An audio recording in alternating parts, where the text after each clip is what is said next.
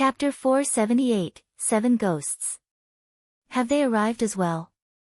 Yolan's beautiful eyes widened upon hearing Feng Xuanyang's words, shock coloring her features. Although the underworld guards were the core combatants of underworld, they were not the peak combatants. Even so, the underworld guards were only slightly inferior to the peak combatants of other first-rate guilds. They were more than enough to deal with second-rate guilds. Since Feng Xuanyang had said as much, the new arrivals were not members of the underworld guards. Instead, they should be the peak combatants of underworld, the 7 ghosts. That's right. To eliminate Zero Wing quickly and ensure that we obtain White River City, upper management has sent us 2 ghosts. With the 2 of them, Black Flame's good fortune will come to an end, Feng Xuanyang laughed. Since 2 of the 7 ghosts have arrived, Black Flame's hunting spree will no longer be an issue. On the contrary, this is our chance. Yulan nodded as she revealed a smile. Underworld was a massive organization, and those who joined the Underworld Guards were already considered experts. Meanwhile, the 7 ghosts stood out among the Underworld Guards and stood at the peak of the organization. The 7 ghosts held very high positions in Underworld, and even Feng Xuanyang had to treat them with respect. Every one of the 7 ghosts was an extraordinarily talented expert carefully selected by Underworld. Moreover, they had received Underworld's unreserved nurturing and hell-like training. Their strength had long since surpassed the realm of ordinary humans. If several ghosts worked together, even an expert like Summer Sunshine would be helpless. Now that Black Flame was going all out in his hunt of the Underworld Guards, this was very good news for Overwhelming Smile. If the 2 ghosts found Black Flame while he was on his hunting spree, perhaps they could kill Black Flame and utterly destroy Zero Wing. Just as Feng Xuanyang and Yulan discussed Shifeng, the man currently faced off against 2 Underworld Guard parties in the Watch Cemetery. Good luck. What an arrogant little brat. The 2 Underworld Guard parties glared at Shifeng, before turning to each other, smiling. The members of Zero Wing also watched Shifeng, who currently hid his appearance under his black cloak, astonishment filling their eyes. Shifeng had accidentally appeared and claimed to have good luck. Did he not know that the 2 parties surrounding them were the famous killing gods? Every one of these players was a demon who could slaughter people without batting an eye. Those who encountered these killing gods had only one ending, death. We have to hold our ground. Our guild's Tier 1 experts are almost here. We'll be saved as long as we hold on for a little longer, the leader of Zero Wing's team said, gritting his teeth. A thread of hope appeared in the eyes of Zero Wing's members. When they looked at the 2 Underworld Guard parties surrounding them, their gazes burned with fighting spirit. Oh. You guys must have a death wish. Old 6, you deal with these guys. I'll deal with the new brat, a youthful-looking level 26 swordsman named 5th Ghost ordered with a deep voice. The youth was tall and robust, and he was currently garbed in golden battle armor. Brother 5, you're too cunning. This is the first expert we've found after such a long hunt, yet you're sending me to deal with the trash while you steal the expert for yourself, the level 26 berserker named 6th Ghost complained. That brat is a swordsman. I'm also a swordsman, while you're just a berserker. Naturally, I should deal with him. If we meet a berserker, you'll deal with them. Deal? 5th Ghost laughed. The berserker named 6th Ghost could only nod in response. He then looked towards the Underworld Guards, saying, leave these people to me. You guys only need to prevent them from escaping. Yes, the Underworld Guards immediately took up their formation. However, when Zero Wing's members heard that the man named 6th Ghost intended to deal with them alone, they rejoiced. Each side had about the same number of players. If the enemy faced them as a team, they stood no chance. If only one person attacked, however, they could probably kill that player and escape. We'll charge together. After we get rid of him, we can take the opportunity to break through the encirclement, the ranger team leader whispered. At this moment, when Shifeng saw 6th Ghost approach the group, he suddenly said, no, you guys aren't his match. In a moment, run in the opposite direction.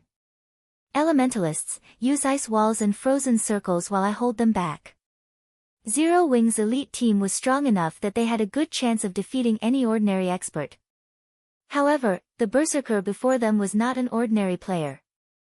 The killing intent and pressure he radiated did not belong to an ordinary expert, so much so that even Shifeng sensed danger from the berserker.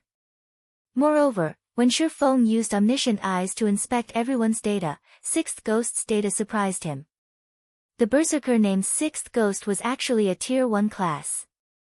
This was the first time Shifeng had encountered a Tier 1 class belonging to another guild. The swordsman named Fifth Ghost was also a Tier 1 class. Judging from the respectful attitudes the underworld guard parties showed these two players, Shifeng guessed that the two were not ordinary characters. They were definitely high up in underworld. Originally, Shifeng intended to hunt down underworld guards. Now, however, rather of hunting a cat, he had found a tiger. Thank you for the warning. However, we are the elites of Zero Wing. Even if he is powerful, he can't take us down easily if we work together, the ranger team leader said confidently.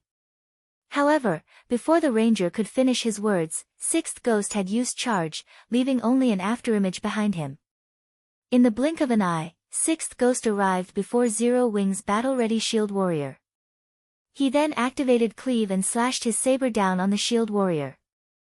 Just as this shield warrior was about to block the attack with his shield, Sixth Ghost's saber suddenly vanished. The saber instantly reappeared in the shield warrior's blind spot and struck its target, sending the shield warrior flying backward. A damage of over -2,600 points appeared above the shield warrior's head, reducing his HP by more than half. The entire process was as smooth as flowing water.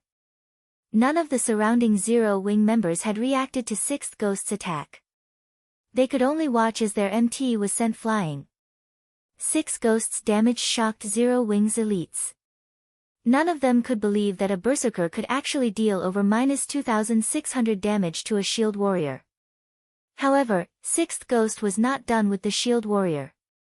Twisting his feet slightly, Sixth Ghost transformed into an afterimage as he weaved through the crowd of players.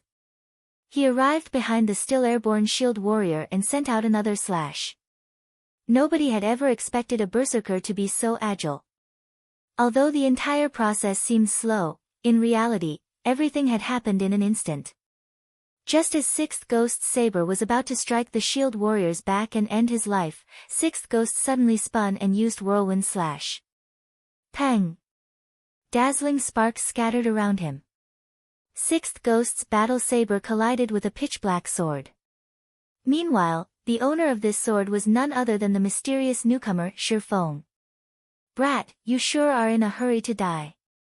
Sixth Ghost licked his lips, a hint of excitement appearing in his eyes as he smiled at Shifeng. Since you can attack soundlessly, you should have also reached that realm. If not for his many years of combat experience and his senses picking up on Shifeng's faint killing intent, he would not have detected Shifeng's attack. Fortunately, he sensed the attack at the very last moment and instinctively used whirlwind slash. Otherwise, Shifeng's attack would have been successful. Other than his sparring sessions with the other ghosts, this was the first time he had encountered such a situation. Chapter 479, Triple Cut. Saber and sword intersected, scattering sparks. Following which, Sixth Ghost and Shifeng exchanged moves continuously. Both Shifeng and Sixth Ghost possessed frightening strength, the ground beneath them cracking under the pressure. Surprisingly, neither expert had actually taken a single step back. However, it was a different story for the players watched from the sidelines. Due to the resulting impact from the weapon's collision, the spectators were forced to retreat. They are so powerful. Even from this distance, I can feel how intense the impact is. No wonder Little Horse was sent flying, the ranger team leader muttered as he watched the scene before him. Fear filled his gaze as he watched Sixth Ghost. Since he had started playing God's Domain, this was the first time he had seen a player with such ferocious strength. It was simply terrifying. However, the fact that Shifeng could contend with such a monster was just as astounding. At this moment, the Tier 1 swordsman, Fifth Ghost, gaped at the two combatants with utter disbelief. Just who is that? He can compete with old 6 strength. Fifth Ghost's gaze sharpened as he began to watch Shifeng carefully. In terms of strength, a Tier 1 Berserker was definitely the strongest of all the classes. Moreover, Fifth Ghost knew how Sixth Ghost had allocated his free attribute points. They had all gone into his strength. Every piece of Sixth Ghost's equipment was also strength-based. Yet, a swordsman like Shifeng was on equal footing with Sixth Ghost. It was inconceivable. Among the 7 ghosts, Sixth Ghost's strength ranked 3rd. Even a swordsman like himself refused to confront Sixth Ghost directly, relying on techniques to achieve victory instead. Now that an expert, capable of matching Sixth Ghost's strength, had appeared, Fifth Ghost could not help but focus on the fight. "Brat, it seems that you're a Tier 1 class as well. I won't continue playing games, then." Sixth Ghost roared, and suddenly, the skin covering his entire body turned red. His momentum had also changed as a violent aura surged forth from his body. This move was a Tier 1 skill belonging to Tier 1 Berserkers, Bull's Rage, which increased the player's strength by 20% for 15 seconds. Sixth Ghost's strength had already been quite high. Now that it had increased by another 20%, simple gestures were enough to crack the land beneath his feet. "You are 10 years too early if you think you can compete with my strength." Sixth Ghost swung his battle saber, which was as tall as he was, slashing the blade down on Shifeng. Both his speed and power far surpassed his previous attacks. Yet, Shifeng did not try to dodge this attack. Instead, he swung the abyssal blade in his hand towards Sixth Ghost's saber. Everyone was confused. Even Fifth Ghost, who watched from a distance, revealed a disdainful sneer at this sight. Sixth Ghost's Bull's Rage was not the average skill. Rather, it was an enhanced skill. Unlike the normal version, the enhanced version of Bull's Rage increased a player's strength attribute by 30%. Although it was just a measly 10%, to Sixth Ghost, that 10% was the equivalent of more than 30 points in strength. Having an additional 30 points in strength was like wearing an additional piece of top-tier equipment that added strength. In terms of a Tier 1 player's levels, this increase equated 4 or 5 additional levels. After activating Bull's Rage, Sixth Ghost was the strongest among the 7 ghosts. A Tier 1 swordsman stood no chance against Sixth Ghost's strength. Shifeng overestimated himself if he thought he could challenge Sixth Ghost's attack head-on. The only way to deal with Sixth Ghost's attack was to dodge.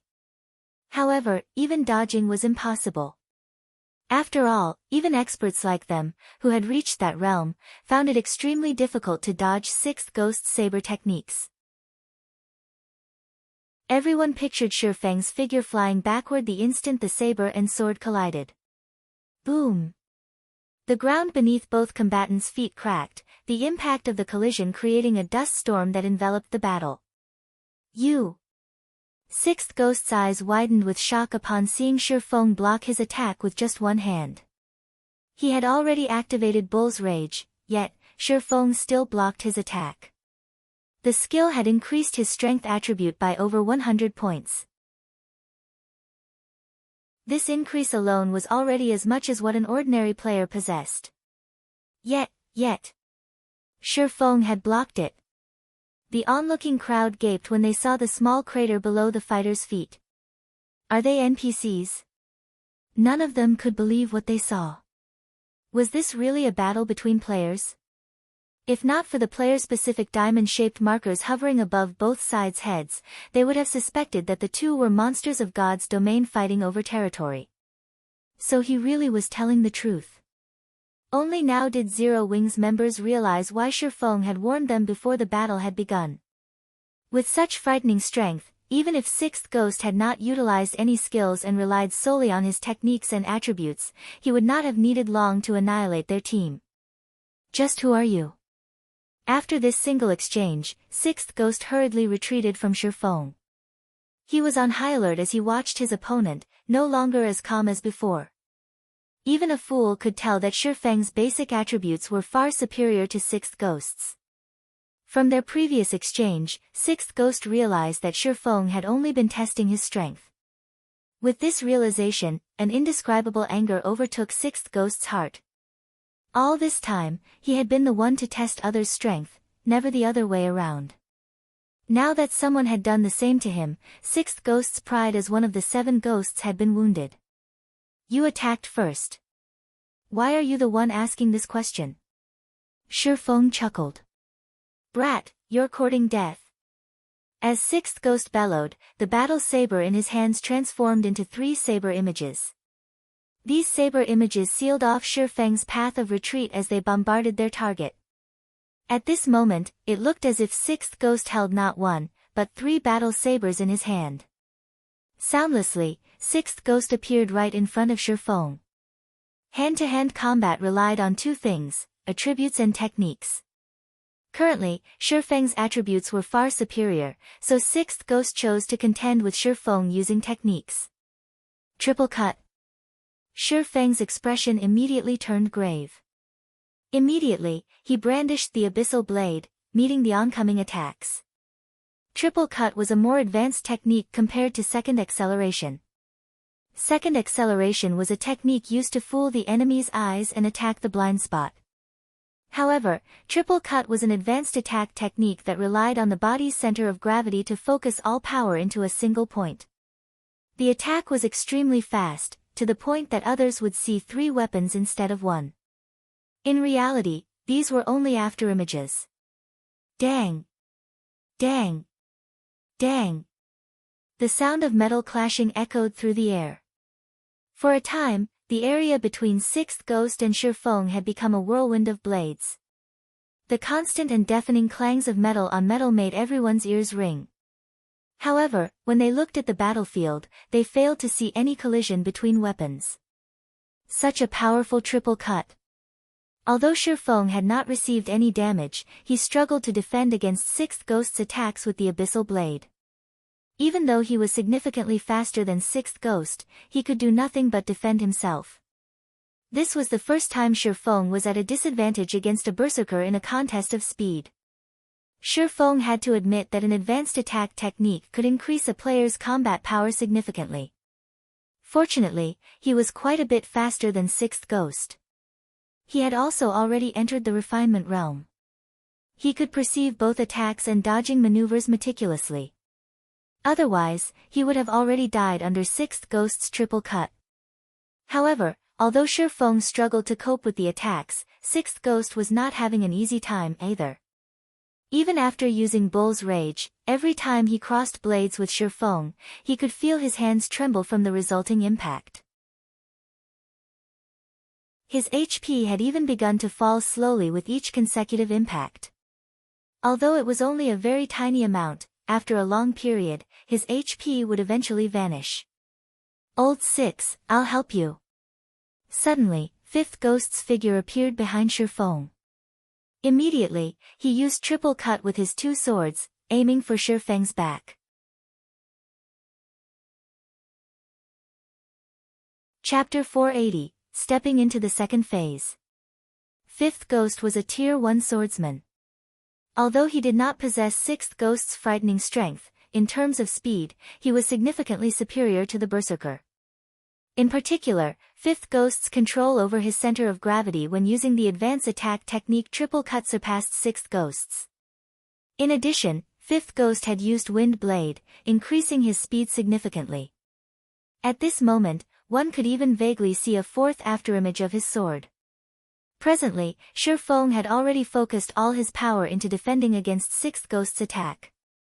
He simply had no time to consider Fifth Ghost. When Fifth Ghost saw his sword piercing Shifeng's chest, a sinister smile appeared on his face.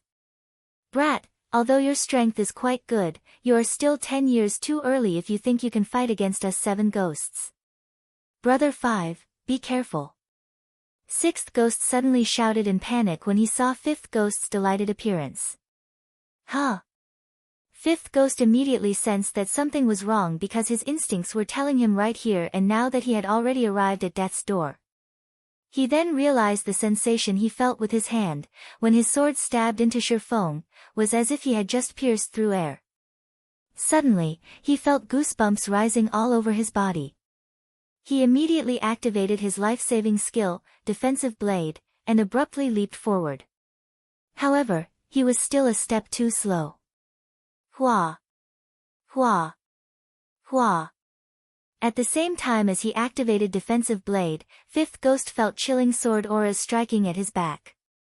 These piercing sword auras were the attacks Shifeng had launched at Fifth Ghost upon arriving behind the latter using silent steps. If Fifth Ghost had not activated Defensive Blade at the first sign of danger, allowing him to negate several instances of damage, he would have become a corpse by now. Just who are these people? Shifeng knitted his brows slightly. Shifeng found it truly hard to believe that such experts would actually appear in Underworld. He had also never heard of such experts in his previous life. After using silent steps, he had swung the Abyssal Blade immediately. At such a short distance, as well as with the element of surprise, experts of the same level definitely would not be able to react in time. Yet, Fifth Ghost actually managed to activate Defensive Blade and leap forward before the Abyssal Blade landed on his body. Furthermore, from the attack Fifth Ghost had sent out before, Shifeng could clearly perceive just how powerful Fifth Ghost was. When Sixth Ghost used Triple Cut, he was able to apply the technique only to a normal attack. He could not use the technique with a skill. On the other hand, Fifth Ghost was able to integrate Triple Cut together with a skill. In fast-paced close combat like this, other than some special skills like silent steps and instantaneous movement, the difficulty of using attack skills in battle was extremely high. Such attack skills simply had too long a cast time and required one to go through fixed motions before the skill could be activated.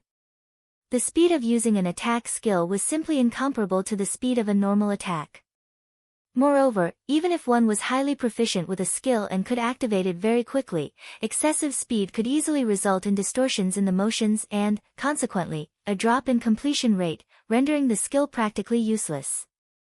Hence, the fact that Fifth Ghost was able to integrate an attack skill into the battle was something extremely difficult to achieve. Performing such a feat was no longer something feasible for ordinary men. Even Shifeng's current self would not be able to do so.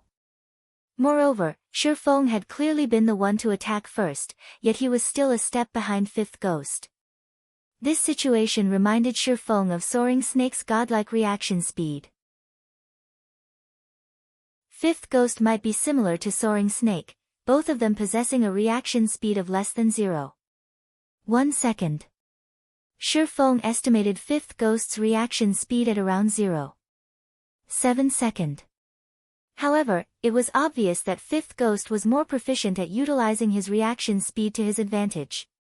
Originally, Shifeng had thought of following up his victory with a hot pursuit. However, upon noticing Sixth Ghost charging at him, he had no choice but to shift his focus. Brat, not bad. Not only are your attributes so overpowered, you actually possess that sort of skill as well. You very nearly did me in just now. However, you will no longer get another chance like that. After regaining his composure, Fifth Ghost turned around to look at Shifeng, a hint of greed flashing across his eyes.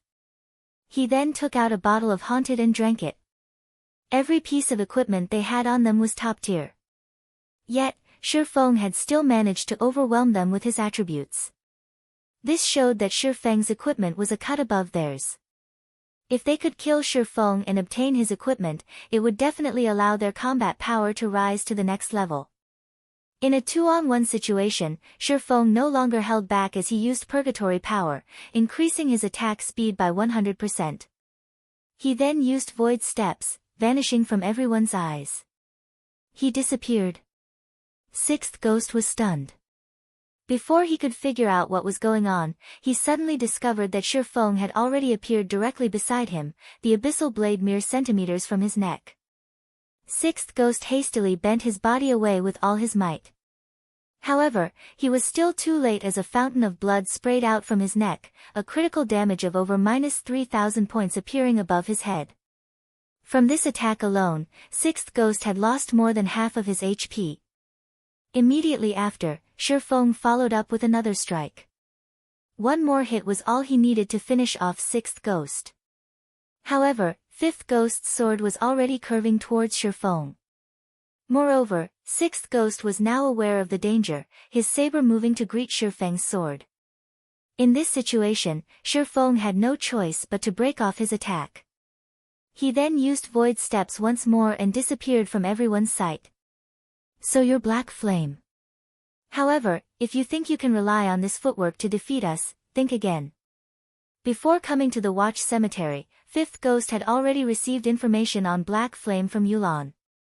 He had also watched the battle between Black Flame and Summer Sunshine, so Shifeng's void steps was still fresh in his mind. Now that he was seeing the footwork in action, he determined Shifeng's identity right away. Then, Fifth Ghost abruptly changed his sword's trajectory, swinging the weapon at the empty air beside him.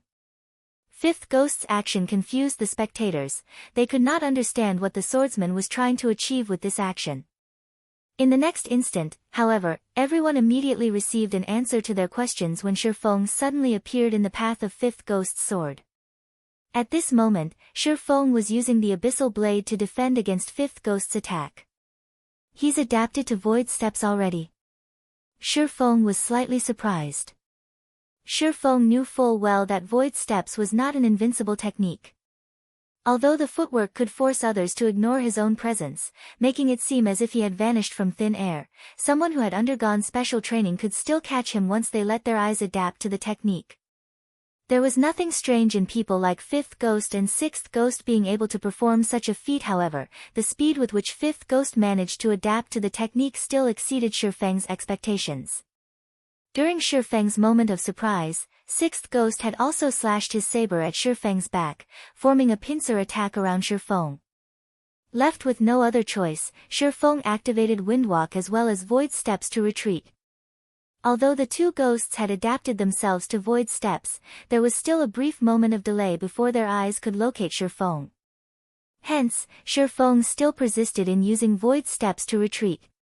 For a time, both sides entered a stalemate. The exchange between saber and swords created a storm that engulfed the audience. The surrounding spectators were shocked by this scene, and not even their eyes could keep up with the three combatants' actions. Looking at the high-speed battle between the three, even breathing seemed superfluous. Despite Shifeng's attack speed receiving a huge boost and the significant effect of void steps, Shifeng was still forced into passivity. The two ghosts' attacks were extremely tricky to deal with. In particular, Fifth Ghost's attacks would always strike from various different blind spots and never once would the swordsman face Shifeng in a direct confrontation. If not for the fact that Shifeng had already entered the refinement realm, his grasp over attacks and movements becoming extremely precise, he would have long since lost his life to the two ghosts. Although Shifeng was currently locked in a passive state, he was enjoying every moment of this high-speed battle. Ever since the increase in his brain activity, he had not had a chance to familiarize himself with the sudden boost to his perception as well as the sudden enhancement in his control over his own body. This battle was the perfect opportunity to get used to his new improvements. Chances to fight against experts were extremely rare, let alone against experts who were capable of forcing him into such dire straits, where even the slightest mistake could cost him his life. Moreover, Shifeng could not help but admit that the coordination between Fifth Ghost and Sixth Ghost was indeed very amazing. Regardless of how he tried to attack or dodge, he could never fully defend against the attacks of the two ghosts. As a result, he had lost close to half his HP already.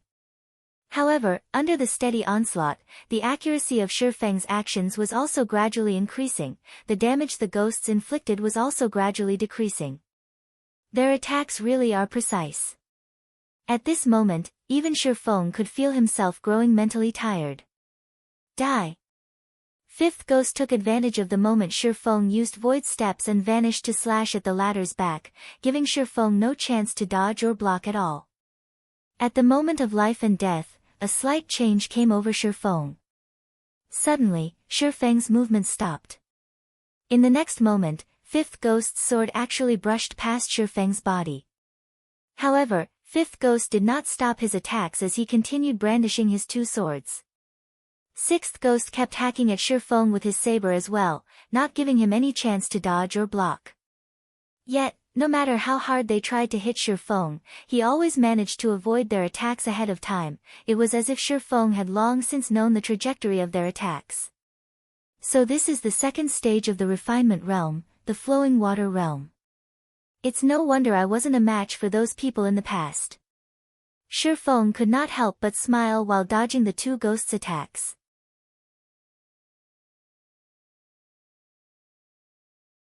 Chapter 481, Flowing Water Acceleration. Fifth ghost and sixth ghost immediately detected the sudden change in Shifeng, and the two ghosts promptly distanced themselves from their target. As experts of God's domain, their perception of danger was far superior to ordinary players. On the other hand, the dazed players watching Shifeng's battle were confused by the two ghosts' actions. There were no visible changes to Shifeng's outer appearance, and neither were there any changes to his attributes. So, why did fifth ghost and sixth ghost suddenly choose to back away from him? Was it just my imagination? Fifth ghost somewhat doubted his own senses. He could not understand why Shifeng would suddenly undergo such a drastic change. Originally, the pressure fifth ghost felt from Shifeng was that of a tiger. However, in the blink of an eye, Shifeng had transformed into a violent dragon. Moreover, it was a violent dragon with extremely sharp fangs and claws. Let alone them, even ordinary people would know to distance themselves from Shifeng upon sensing such a radical difference. Since you guys aren't going to take action, then don't mind if I do, Shifeng said as he revealed a meaningful smile. He then raised his sword and slowly approached his two opponents. The refinement realm could be said to be what differentiated a true top-tier expert from an ordinary expert. As for players who set foot into the refinement realm, not one of them was not an expert who could single-handedly turn the tides of a battle. Once players entered the refinement realm, they would be able to exert the minimum amount of strength to achieve the maximum effect. This was especially notable when players were attacking or dodging. Despite the opponent's speed greatly surpassing their own, players in the refinement realm could easily dodge their opponent's attack using the simplest of movements. Not only could they dodge with greater efficiency, but they could also take the opportunity to better detect their enemy's weaknesses, to give their enemy a fatal blow. Due to this reason, the refinement realm became the dividing line for true experts. Meanwhile, there was an even higher realm above refinement, and that was the flowing water realm. Through detailed observation of the opponent, players could place themselves in their opponent's position in order to understand their opponent's every action. They could then anticipate their opponent's next action, or even multiple subsequent actions, and make the most appropriate response. In other words, before their opponent had even taken action, players in the flowing water realm could have already known what their opponents were going to do next and carried out appropriate countermeasures. Compared to responding only after the opponent had begun taking action, players would have a lot more time to react and perform swifter and more precise actions. Hence, for Shifeng, who had already seen through the coordinated attacks of fifth ghost and sixth ghost, it was very easy for him to dodge and react to his two opponents' attacks.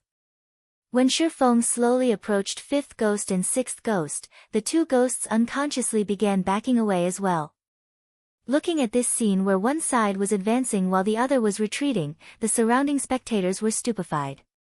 In particular, the underworld guards' jaws nearly fell to the ground upon witnessing this scene. The seven ghosts were underworld's most formidable weapons. Yet, the two ghosts before them were actually displaying cowardice right now. How could this be any more inconceivable? Meanwhile, Shifeng also wore a helpless expression on his face as he took in this situation. He promptly fished a bottle of Haunted from his bag and drank it. He then used Wind Blade on fifth ghost, his body transforming into an afterimage. In the blink of an eye, Shifeng appeared in front of fifth ghost and swung the abyssal blade at the other swordsman. Shifeng's slash was unimaginably fast. The spectating crowd only saw a flash of black light, they could not make out Shifeng's sword at all. So fast. Fifth ghost was greatly alarmed. It was definitely impossible for him to dodge Shifeng's attack. However, with his godlike reaction speed, fifth ghost still managed to react before Shifeng's sword landed on his body, instinctively using triple cut to block this fleeting sword. Dang! sparks scattered into the surroundings. At the moment of imminent peril, Fifth Ghost succeeded in blocking Shifeng's attack with the sword in his hand. As a result of the impact, however, Fifth Ghost was forced to retreat numerous steps before he could stabilize his body. His entire hand also numbed from the impact. How could this be? This is triple cut. Fifth Ghost and Sixth Ghost both looked at Shifeng with horror-filled expressions, as they were extremely familiar with Shifeng's previous attack. Triple cut was an advanced technique that they had trained in bitterly in order to grasp. At this moment, however, Shifeng had actually effortlessly used that technique against them. How could they not be shocked? So there's such an effect as well. Shifeng looked at the abyssal blade in his hand, similarly surprised. Just now, he had taken advantage of the pressure Fifth Ghost and Sixth Ghost had placed on him to enter the flowing water realm. However, he had not expected that, after he entered the flowing water realm, his attack would also receive such a boost. Originally, he had relied on eliminating excess actions in order to increase the speed of his attacks. At this moment, however, maybe because his control over his body had received a huge improvement, the instant he attacked, he was able to apply all his physical power into that single slash. As a result, not only were there no excess movements in his attack, but his attack had also received a huge acceleration, which allowed his sword to reach its maximum speed in the shortest amount of time possible. Taking Fifth Ghost as example, if the initial acceleration of Fifth Ghost's sword was counted as 100 and his sword's maximum speed as 20, then from the moment he started swinging his sword, he would need 0.2 seconds for his sword reach its maximum speed. As for Shifeng, his current initial acceleration would be 200. If his maximum speed was similarly 20, then he required only 0.1 second to reach his maximum speed. Hence, his sword could reach his target much faster than Fifth Ghost's. However, this was assuming both sides possessed the same maximum speed. In reality, as Shifeng's attributes were much higher, his maximum speed was a lot higher than Fifth Ghost's and Sixth Ghost's. Thinking up to this point, Shifeng could not help but grow excited. Hoping to find the feeling from before, Shifeng stepped forward and launched a fierce assault on Fifth Ghost once more. Streaks of black light suddenly appeared before promptly disappearing. Fifth Ghost was forced to go all out to defend against the attacks. However, no matter how hard he tried to defend himself, the attacks were simply too overwhelming, forcing him into a constant retreat. Seeing this situation, Sixth Ghost hurriedly charged forward to aid his companion. Immediately, he used triple cut, slashing his saber at Shifeng's back. Originally, with Shifeng's speed, it had simply been impossible for him to block the attack. However, Sixth Ghost suddenly saw a streak of black light emerge behind Shifeng, the black light deflecting his attack completely. Just what is going on here? Sixth Ghost looked at Shifeng's calm expression in abject horror. At the beginning of the fight, Shifeng had been desperately trying to defend against his saber. Now, however, Shifeng could effortlessly block his attacks without even turning his head around. During the brief moment Sixth Ghost was in a daze, a streak of black light penetrated Fifth Ghost's defenses, piercing right through the swordsman's heart. A critical damage of over -3,000 points promptly appeared above his head as the massive impact sent his body flying backwards. Because of the impact, Fifth Ghost's defense crumbled, allowing several more streaks of black light to land on his body. In the blink of an eye, Fifth Ghost's HP reached 0. At Fifth Ghost's death, the equipment on his body and the items in his bag dropped and scattered across the ground around him. This scene stupefied everyone present. How was the thing in Shifeng's hand a sword? That was practically a laser gun. With just a few shots, Fifth Ghost died without even being able to resist. Only now did Sixth Ghost finally react. Although he wished to help, he was already too late. Right then, Shifeng used void steps and disappeared once more. Don't think that you can easily do me in. Sixth Ghost bellowed as he used whirlwind slash, sweeping his battle saber around himself. In the next moment, however, a streak of black light shot at Sixth Ghost's weapon. Boom! Sixth Ghost's battle saber was abruptly stopped cold. Immediately after, another streak of black light pierced Sixth Ghost's body, instantly ending the berserker's life. Once more, equipment and items were scattered across the ground. The members of the underworld guards shivered and paled at the sight of Fifth Ghost's and Sixth Ghost's bodies lying on the ground. They promptly turned around and fled. As underworld guards, they knew full well just how powerful the two ghosts were. Working together, the two of them could easily annihilate 4 or 5 underworld guard parties. Meanwhile, the fact that Shifeng succeeded in defeating the two ghosts all by himself showed that he was also fully capable of annihilating their two parties. If they did not escape, only death awaited them. Want to escape? Too late. Shifeng immediately changed the aura of space to the aura of wind, increasing his movement speed greatly. He caught up with the fleeing underworld guards in no time, and just like a whirlwind sweeping away the clouds, he practically killed each underworld guard with just one hit. In the blink of an eye, the 10 remaining underworld guards were turned into a pile of corpses, their equipment and the items inside their bags scattering all over the ground around their corpses.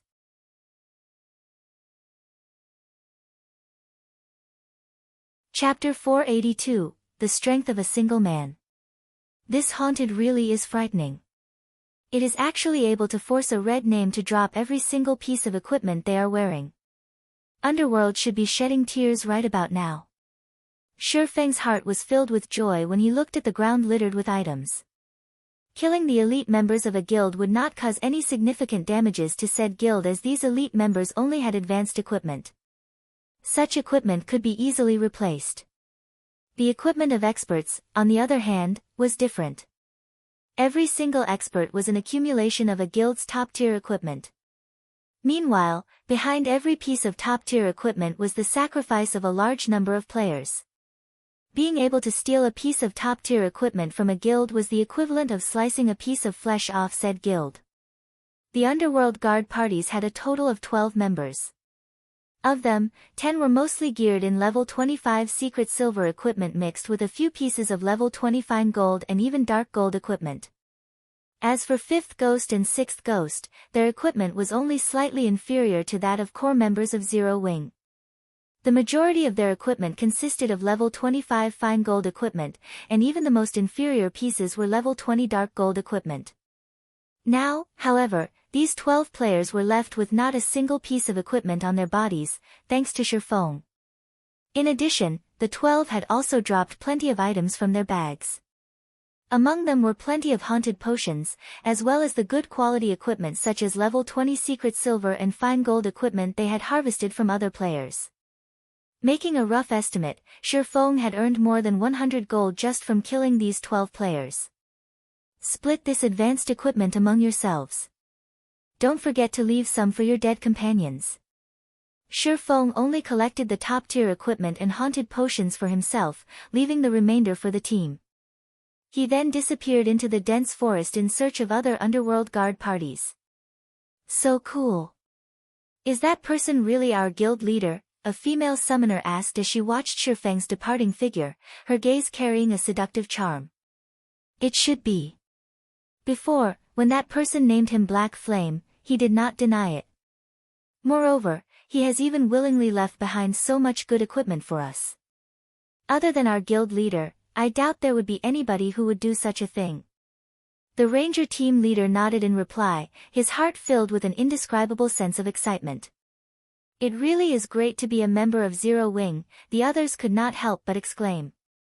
Despite the ongoing war between Zero Wing and Overwhelming Smile, as the leader of a guild, Shifeng had actually taken the initiative to enter such a dangerous location all by himself. He had even rushed to their rescue at the first sign of trouble. With such a guild leader, even if they fell back to level 0 as a result of battling Overwhelming Smile, they would still do so willingly. Although guild leader has left all this good equipment to us, I suggest that after we set aside several pieces for those who died, we should place the remainder in the guild's warehouse.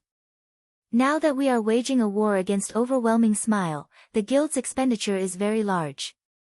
We can't take advantage of the guild at such a crucial period, the ranger said. The others promptly nodded in agreement.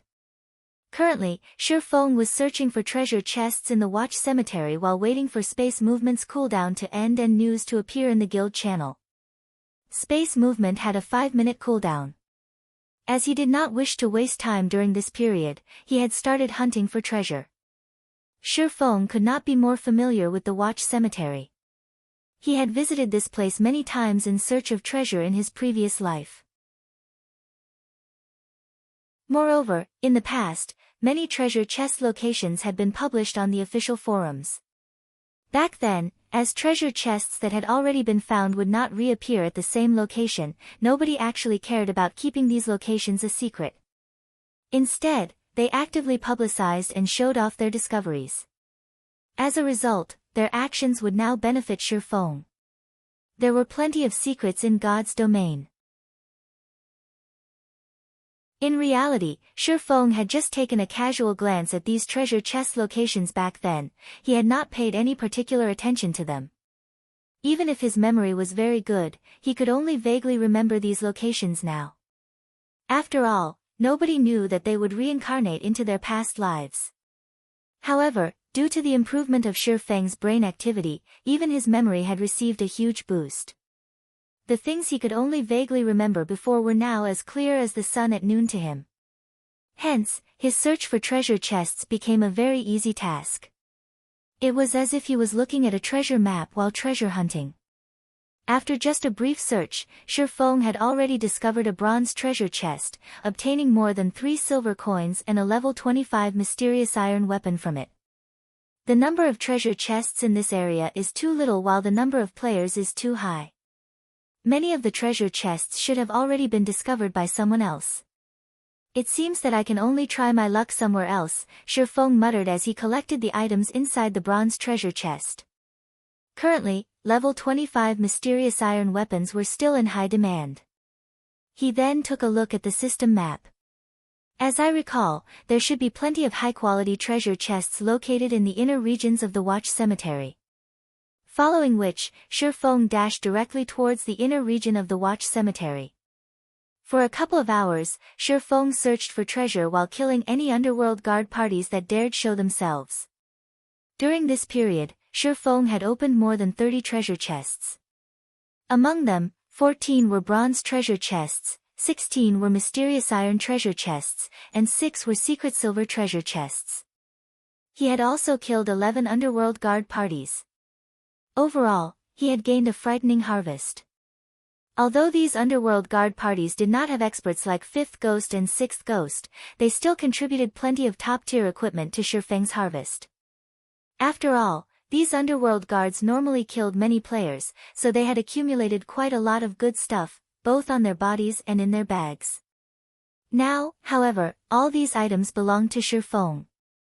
In other words, these underworld guards had just carried out free labor for Shi Feng. Just the number of top-tier equipment Shi Feng obtained exceeded 100 pieces, not to mention advanced equipment. Shi Feng's harvest had instantly made up for much of the losses Zero Wings suffered before. Inside the guild residence of overwhelming smile. 5th Ghost and 6th Ghost died. How is this possible? Feng Xuanyang's eyes widened in shock upon reading the report he just received. He could not at all accept this matter as real. 5th Ghost and 6th Ghost were Underworld's most formidable weapons. Now, not only had both of them lost all their equipment, but they could not even log back into the game right now. Just how was he supposed to report this incident to the higher-ups? This black flame is simply too vicious. Seated to the side, Yulan, who was garbed in a set of alluring purple robes that placed her exquisite figure on full display, knitted her brows tightly, a gloomy expression currently on her face. Contrary to expectations, Yulan was not particularly concerned about this piece of news. Compared to 5th Ghost's and 6th Ghost's deaths, she was more concerned about the number of deaths in the Underworld Guard parties. Currently, statistics showed that more than 80 Underworld Guards had already died. As of this time, Underworld had sent over 200 Underworld Guards to Overwhelming Smile, and close to half had died. Practically all the Underworld Guard parties posted at the Watch Cemetery were dead by now. This loss was already well over the limit they could endure. Yet, Shi Feng had only used a few short hours to wipe out nearly every underworld guard party within the Watch Cemetery. While Feng Xianyang and Yulan were feeling depressed, information regarding Shi Feng's feat spread like wildfire throughout White River City. Players who received this piece of news were thoroughly amazed. 1 hit per person. Shi Feng had actually managed to suppress a powerful guild all by himself, slaughtering Overwhelming Smile to the point where it had no choice but to recall all its members from the treasured land known as the Watch Cemetery. This was simply too frightening. For a time, Zero Wing was once more the topic of conversation in the entire White River City.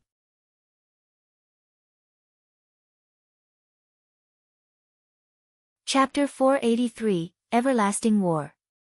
Although the fight in Watch Cemetery had not been on a large scale, it had dealt a massive blow to Overwhelming Smile. This was not a matter of winning or losing. Instead, it was because Overwhelming Smile had conceded. This one point proved that Overwhelming Smile was inferior to Zero Wing. In addition, Shi Feng's stunning performance had calmed the rush to join Overwhelming Smile.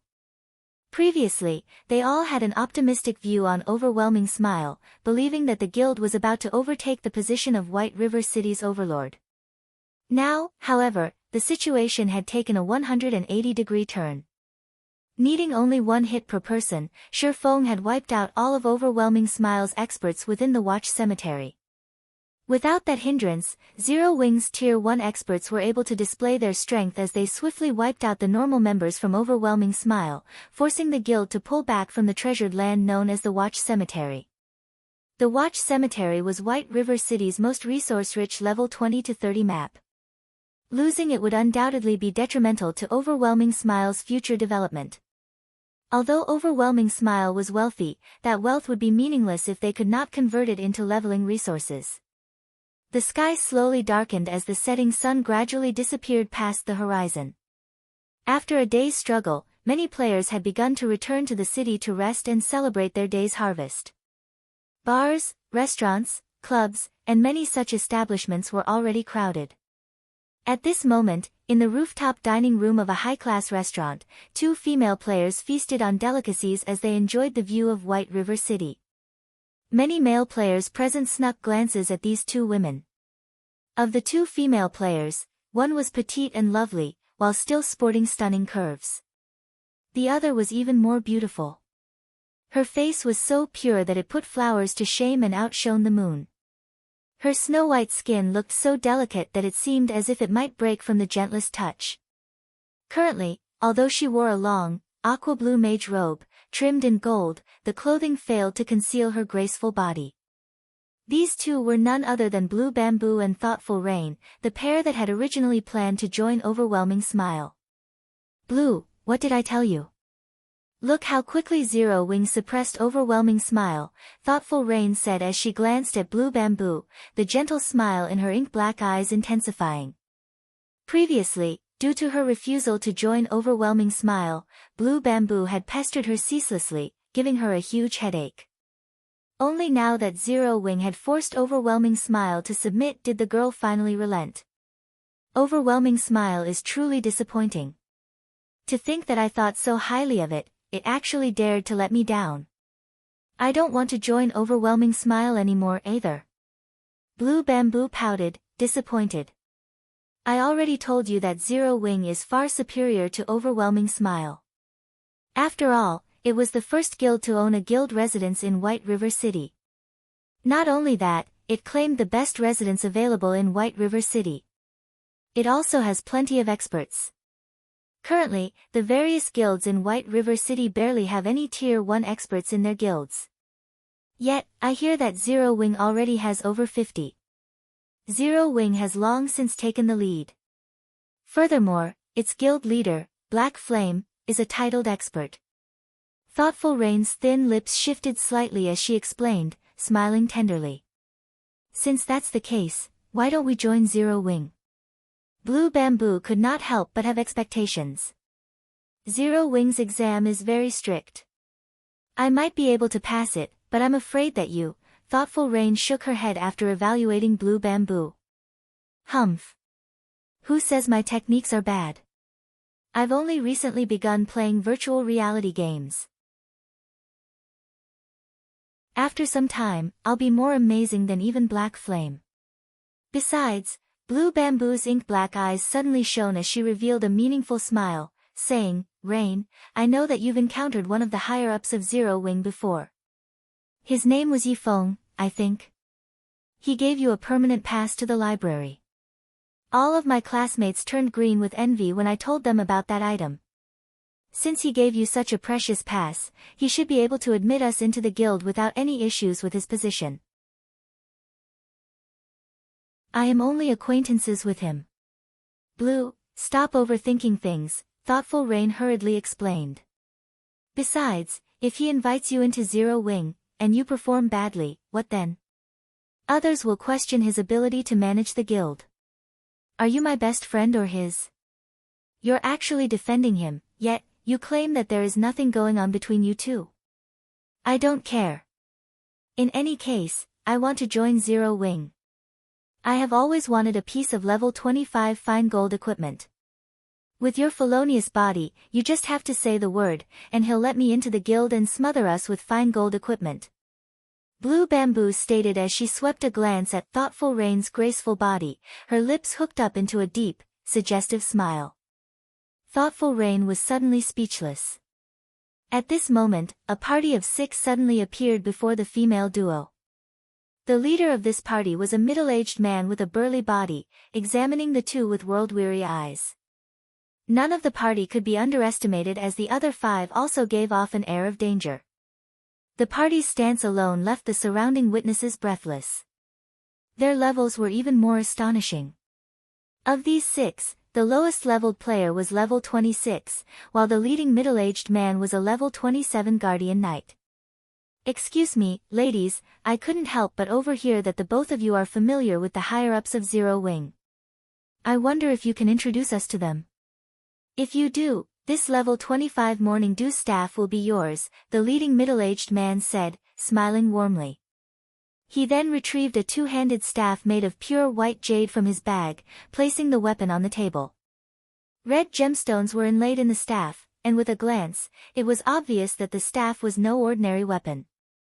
Wah! This is a secret silver staff. Its attributes are awesome. Blue Bamboo was immediately mesmerized by the Morning Dew staff. She then turned to Thoughtful Rain, saying, Rain, we're heading over to Zero Wing anyway, so why don't we take them with us? I don't know.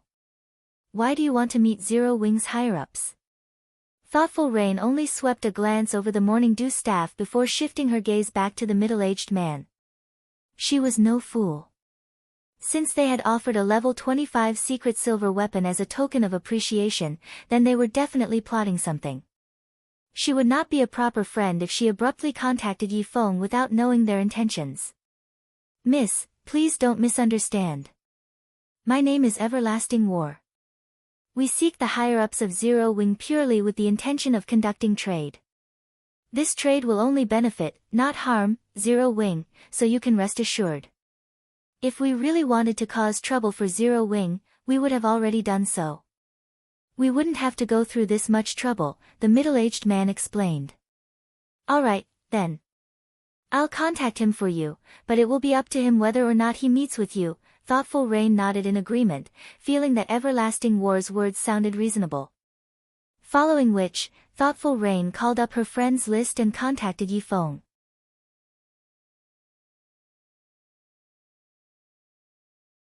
Chapter 484, King. Currently, Shifeng carefully scoured one of the dark, quiet tombs in Watch Cemetery's core region. While he explored, Shifeng had received news from Aqua Rose about Overwhelming Smile withdrawing from the competition over the Watch Cemetery and shifting its focus to several other level 20 maps with fewer resources. The members of Overwhelming Smile had also begun to keep a low profile. With the threat of Overwhelming Smile gone, Shifeng decided to transverse deep into Watch Cemetery's core. The tomb he currently explored was unique. It was a resting place for royalty. It was also known as a king's tomb. Locating this particular tomb had not been easy. As it had been built to prevent grave robbers from plundering the valuables buried with the dead, this place had been carefully hidden. It had been built inside a cave under a steep cliff. After its construction, the original path used to travel to this place had been destroyed. After several hundred years, vines had covered the cliff, making it even more difficult to notice the cave. In the past, a skilled assassin had accidentally discovered this location. Afterward, that assassin had led a powerful team to the king's tomb and successfully plundered the treasure inside. After claiming the treasure, he sold the item for over 1,000 gold, earning everyone's envy. Even so, in the god's domain of that time, the assassin had still taken a loss when he sold the item. Why had it been a loss? Although the item was utterly worthless to an independent player, to guilds, it was priceless. Various large guilds would willingly spend 2,000 or 3,000 gold, much less 1,000. The treasure the assassin had found was a guild residence promotion order. All guild residences started out as a 1-star residence when established. If a guild wished to upgrade it to a 2-star residence, they needed to meet 2 requirements. First, a guild needed a sufficient amount of guild popularity. The second thing they needed was a 2-star guild residence promotion order. If a guild residence reached 2-star status, the guild could establish certain facilities that were unavailable to a 1-star residence. More importantly, a guild residence's private rooms would change. Guilds could only establish 1-star private rooms in a 1-star residence, whereas 2-star private rooms could be established in a 2-star residence. By resting for 24 hours in a 1-star private room, players could store up to 20% of the double EXP buff. In a 2-star private room, however, players could store up to 25% after 24 hours. In addition, a guild could establish a smithy inside a 2-star residence, allowing members to have their weapons and equipment repaired. Moreover, the repair fees as the guild's smithy were 10% cheaper than elsewhere. Repair fees were always expensive. Although there was only a 10% difference, players could still save a significant amount of money. Currently, Zero Wing's popularity had exceeded 5,000 points. It had met that requirement for the upgrade.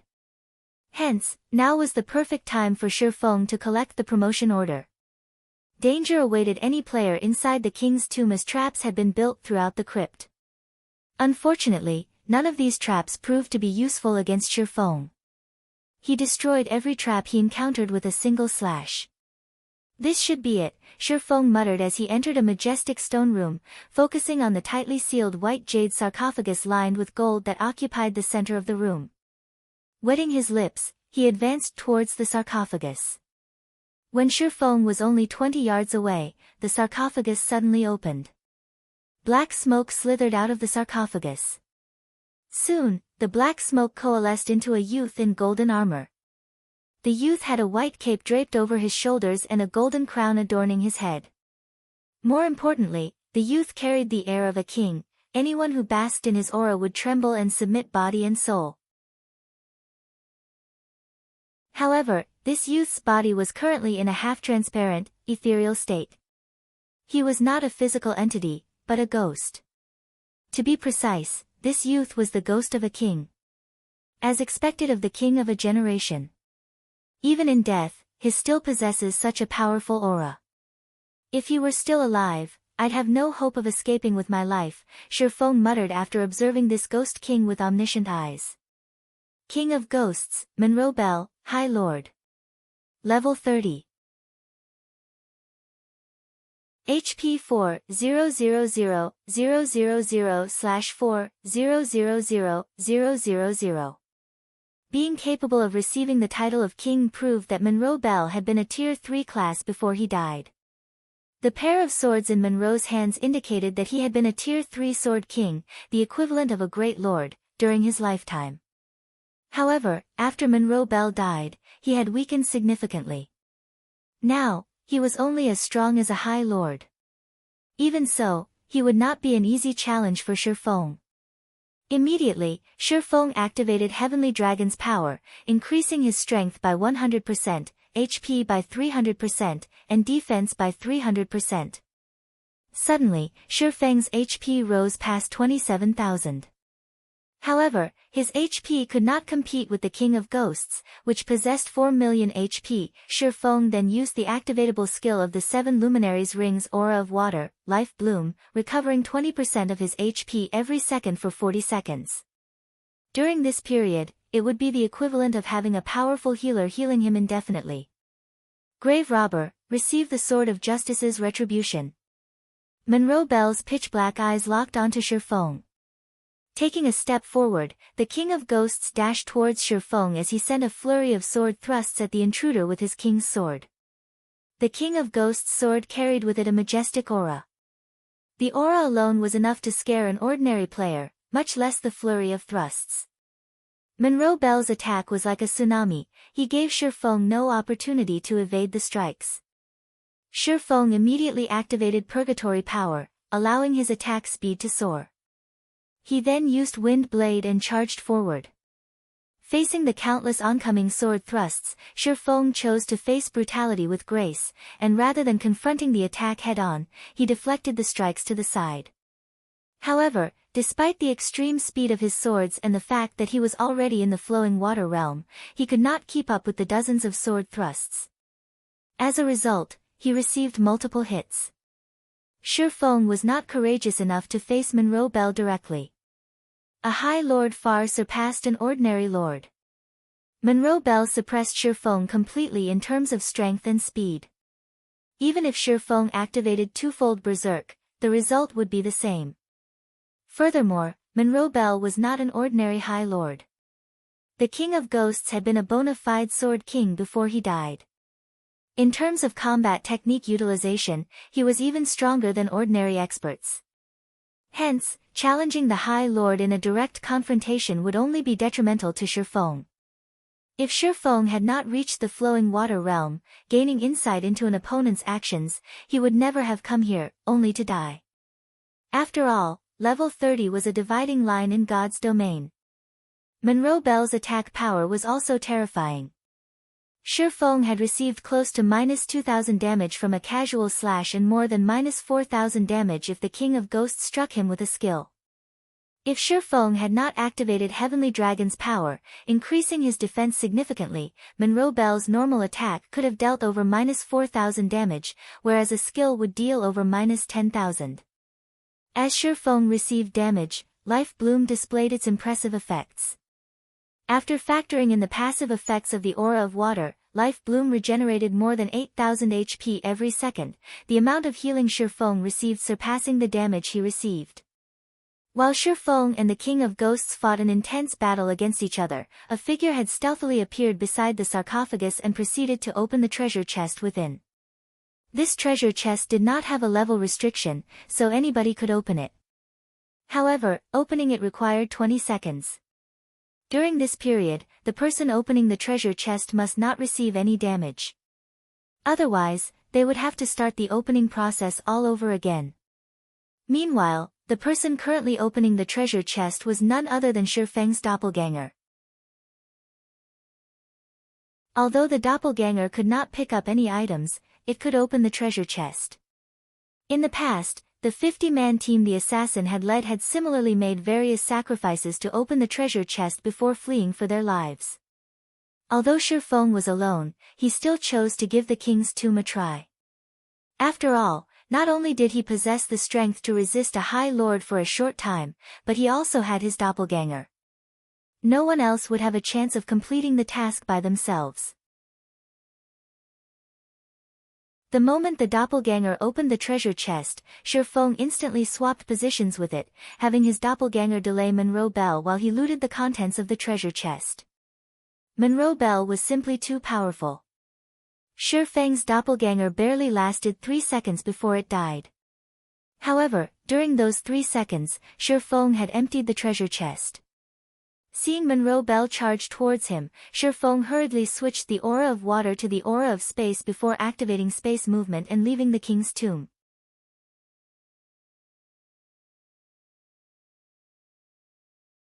Chapter 485, Number 1 Guild. Near one of the mass graves in Watch Cemetery's outer region, a tear in space suddenly appeared in midair. In the next moment, Shi Feng emerged. I finally escaped. Even after Shifeng landed, he could still hear the King of Ghosts' angry roars. However, the tear in space had already closed. Even if Monroe Bell recovered his strength as a Tier 3 Sword King, he could not reach Shifeng now. Now that I have the promotion order, it should be about time to make a trip back to White River City. Shifeng's lips curled up slightly when he saw the glittering silver token in his bag. Originally, he had only intended to retrieve this guild residence promotion order after he reached level 30. However, he had not expected to set foot in the flowing water realm. Even though he was only level 26, he was already capable of delaying Monroe Bell. Other than the promotion order, Shifeng had obtained 3 items from the king's tomb. Of these 3 items, one was a fiery red 2-handed staff, one was an azure 2-handed greatsword, and the last was a silver stone tablet. Appraising these items with omniscient eyes, Shifeng discovered that both the 2-handed staff and 2-handed sword were actually level 30 dark gold weapons. However, the silver tablet surprised Shifeng far more than the 2 weapons. Shifeng was very familiar with this silver tablet. Secret Sword Technique. The pattern engraved on this tablet is too vague and incomplete, and no information can be deciphered. However, some kind of divine power hides within this pattern. If one gathers all of the stone tablets, this vague and incomplete pattern can be restored. Current tablet count, 1/6. The tablet for the Secret Sword Technique. Shifeng had accidentally obtained a part of it while he had completed the Blade Saint's Legacy trial. Back then, he had suspected that the silver tablet was something extraordinary, so he had stored it in his warehouse. He never expected to obtain another piece so soon. Just what is this secret sword technique? Despite examining the tablet, Shifeng could not find any differences between the tablet he had just obtained and the one he had found in the Origin Sword domain. The 2 pieces looked identical.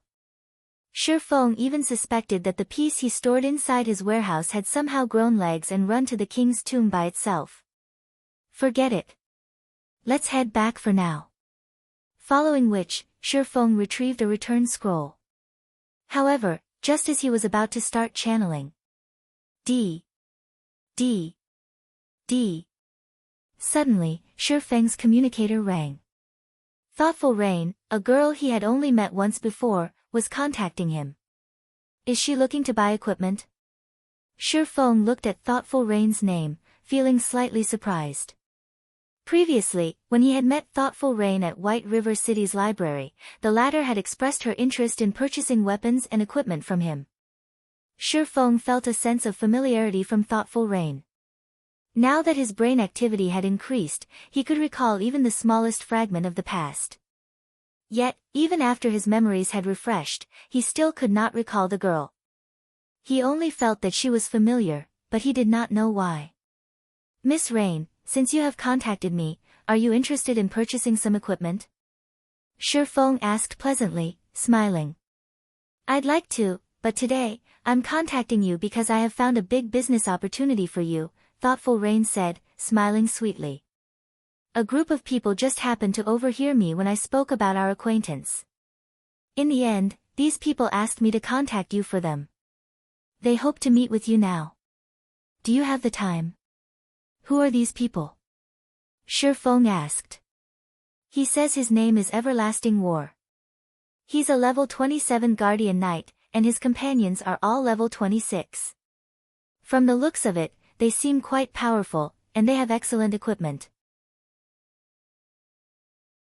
I'm assuming that someone with significant financial power backs them, Thoughtful Rain said. Alright, then let's meet at Zero Wings Guild residence, Shifeng nodded before disconnecting the call. He then activated the return scroll. Shifeng had heard of Everlasting War before. That person had been a famous character in God's domain, having the title of Everlasting War God. He was also an Apex expert, and his fame was not the slightest bit inferior to Summer Sunshine's. In a direct confrontation, even Summer Sunshine would not be a match for Everlasting War. 20 seconds later, Shifeng transformed into a streak of white light as he teleported back to White River City. The sky gradually darkened. A large number of players had returned to the city, and people crowded the streets. Passing through the lively streets, Shifeng soon arrived at the bank. He then stored all of the top-tier and advanced equipment he had obtained in the guild's warehouse. He also placed the level 30 Dark Gold Staff, the Roaring Blaze Staff, and the level 30 Dark Gold Greatsword, the Azure Heart, on full display in the guild's warehouse. For a time, the members of Zero Wing went into an uproar. The war between Zero Wing and Overwhelming Smile had significantly depleted the stock of equipment inside the guild's warehouse. Now, however, over 1,000 pieces of equipment had suddenly appeared. Aside from the large amount of advanced equipment, the stock of top-tier equipment had already exceeded 100 pieces. Beyond that, there were actually level 30 dark gold weapons inside the guild's warehouse. Currently, the players of various large guilds still struggled to obtain level 25 equipment. Bronze equipment was a challenge to obtain, much less mysterious iron. On the other hand, their guild had level 30 weapons, they were dark gold weapons to boot. They were definitely the best weapons in all of God's domain right now. However, shortly after everyone in the guild started spreading the news, Shifeng had arrived at the Adventurers Association. He handed over the guild residence promotion order, officially promoting Zero Wing's residence to a 2-star residence. Star Moon Kingdom System Announcement: Congratulations to Zero Wing for becoming the first guild in Star Moon Kingdom to own a 2-star guild residence. Rewarding 30,000 guild popularity, 500 gold coins to the guild, and 1 guild smithy promotion order. White River City System Announcement: Congratulations to Zero Wing for becoming the first guild in White River City to own a 2-star guild residence. Rewarding 10,000 guild popularity and 200 gold coins. The system announcement repeated 3 times, and every player in White River City heard it loud and clear. Damn! What is this crap? Our guild hasn't even obtained a guild residence, yet, already, Zero Wing has a 2-star guild residence. What's this 2-star residence thingy? Lots and lots of money. Suddenly, Star Moon Kingdom's official forums exploded with activity. Everyone discussed Zero Wing, and the various large guilds had also begun asking around about the benefits of a 2-star guild residence.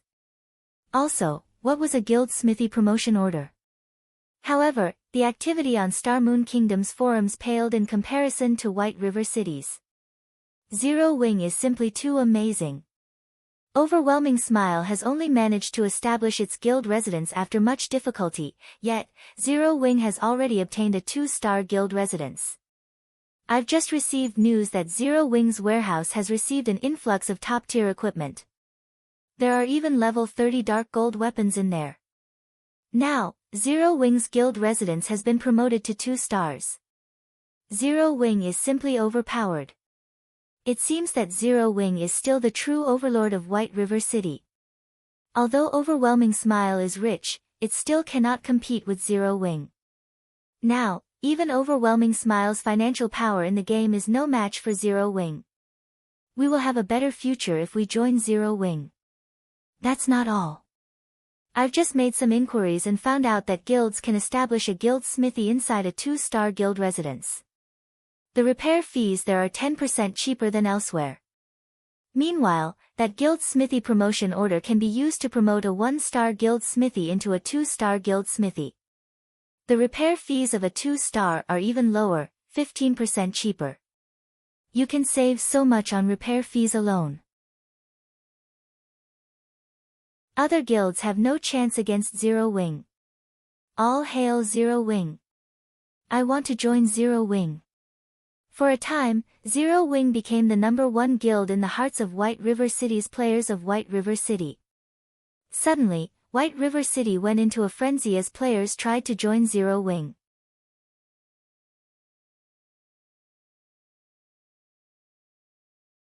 Chapter 486, Generous Benefits.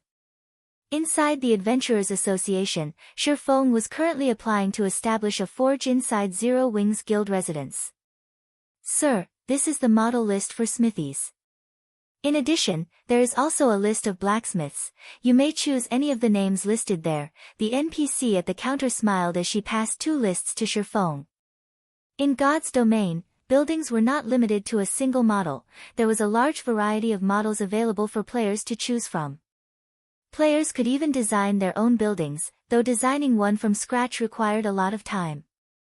If not for highlighting the uniqueness of one's own guild, most players would choose one of the hundreds of models that were already available. Promotion of buildings only required a promotion order. There was no need to spend any money. However, constructing a new building or reconstruction required a large sum. Depending on the size of the building, the materials required, and the building's function, the price of construction would vary. A guild's smithy was extremely important. Hence, Shifeng needed to decide carefully. Smithies were differentiated by 3 grades: ordinary, refined, and luxury. Though the price of each smithy was higher than the last, each grade was also more efficient. Ordinary smithies cost between 100 gold and 200 gold. Aside from repairing weapons and equipment, guild members could also sell their unwanted items to the NPCs at the smithy. Refined smithies cost between 300 gold to 500 gold.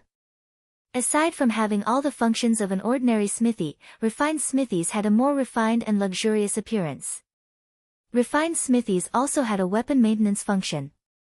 If a player left their weapon in the smithy's care, its durability consumption rate would drastically reduce for a period.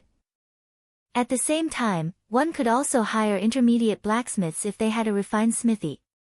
One should not underestimate the function of blacksmiths. These blacksmith NPCs all possess different capabilities. For example, some blacksmiths might take less time than others to repair weapons and equipment, other blacksmiths might produce stronger maintenance effects. Hence, hiring a powerful blacksmith was of utmost importance. Lastly, luxury smithies cost between 800 gold and 1000 gold. Aside from having all the functions of a refined smithy, luxury smithies had a rest area that allowed guild members to accumulate the double EXP buff. However, 48 hours of rest was required to accumulate 20% of the buff. In addition, luxury smithies contained forging rooms. Moreover, these were advanced forging rooms, which were far more effective than those at the Starstreak trading firm. One could also hire advanced blacksmiths. For the guild's future development, we'll get the most benefits from the best option. Let's choose this 1000 gold model, then. After looking through the model list, Shifeng chose one of the largest luxury smithies available that allowed him to invite up to 10 blacksmiths. After deciding on the model, he began to choose his blacksmiths. Shifeng had received 700 gold from the system reward alone. In addition, he also received over 300 gold for each dragon scale set equipment that sold at the Blackwing auction house. At this point, he had already sold more than 20 sets. Currently, Shifeng had more than 8,000 gold on his person, making him wealthier than any single guild in Star Moon Kingdom. Moreover, gold would continue to fill his bags as more sets of dragon scale set equipment sold. So, he did not mind constructing the best smithy available. Following which, Shifeng chose to hire 10 advanced blacksmiths. These 10 NPCs were the most skilled blacksmiths one could currently find. Their monthly wages ranged between 3 and 5 gold. After Shifeng finished dealing with the smithy, he searched for a secluded location to adjust his appearance back to Yifeng. He then hailed a horse carriage and returned to Zero Wings Guild residence. When Shifeng arrived at the residence, he discovered a sea of players crowding the entrance, creating an extraordinarily lively atmosphere. There were currently 2 berserkers in dragon scale set equipment standing guard and maintaining order at the residence's entrance. The fine gold rank glow from the sets thoroughly awed the players who had come to sign up for the guild. Is that a fine gold set equipment? I've seen it on the forums before. I think it's the dragon scale set equipment. Currently, a single set costs more than 300 gold. Zero Wing is just too rich, they actually bought 2 sets. Not just 2. I hear that Zero Wing's warehouse also has 1 set available for trade. As the crowd discussed Zero Wing's wealth with astonishment, the newly constructed smithy also attracted their attention. The smithy's construction was not as tedious as the guild halls. The smithy required much less time as it had fewer functions. As long as the guild paid the construction fees, the smithy could be completed in less than 10 minutes. Zero Wing's smithy was 3 stories tall. The smithy's luxury-grade appearance dazzled the onlookers, and many among the crowd even believed that they had arrived at the capital city's advanced smithy. The smithy was large enough to accommodate several hundred players, and it was even larger than an ordinary guild hall. This is my first time seeing such an extravagant smithy.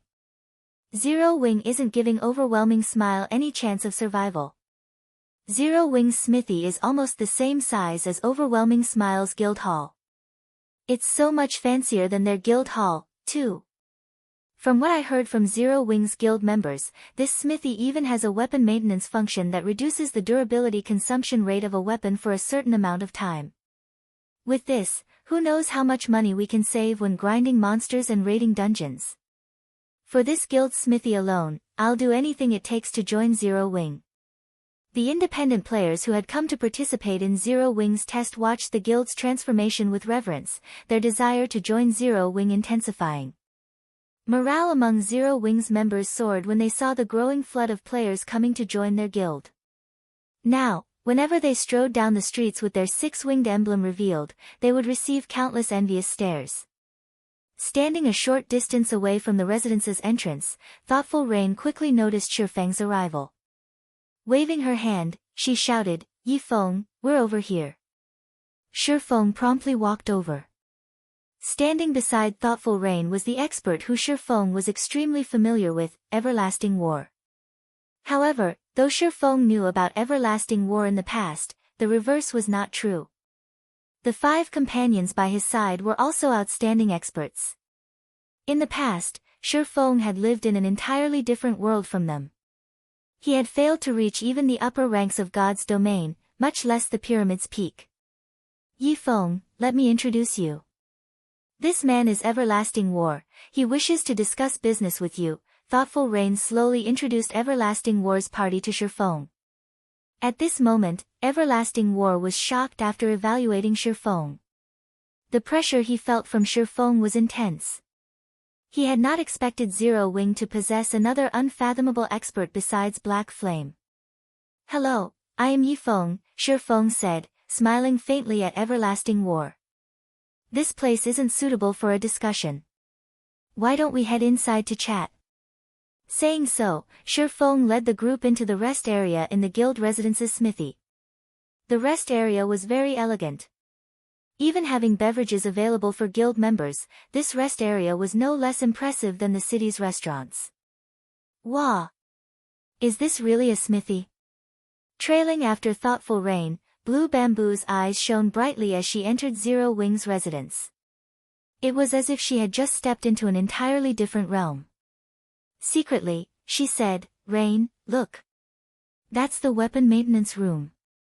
There are such high-quality weapons inside. Even the blacksmiths are the rarely seen advanced blacksmiths. Rain, make sure you say something to Yifeng later. With such awesome guild benefits, it would be a huge shame if we didn't join."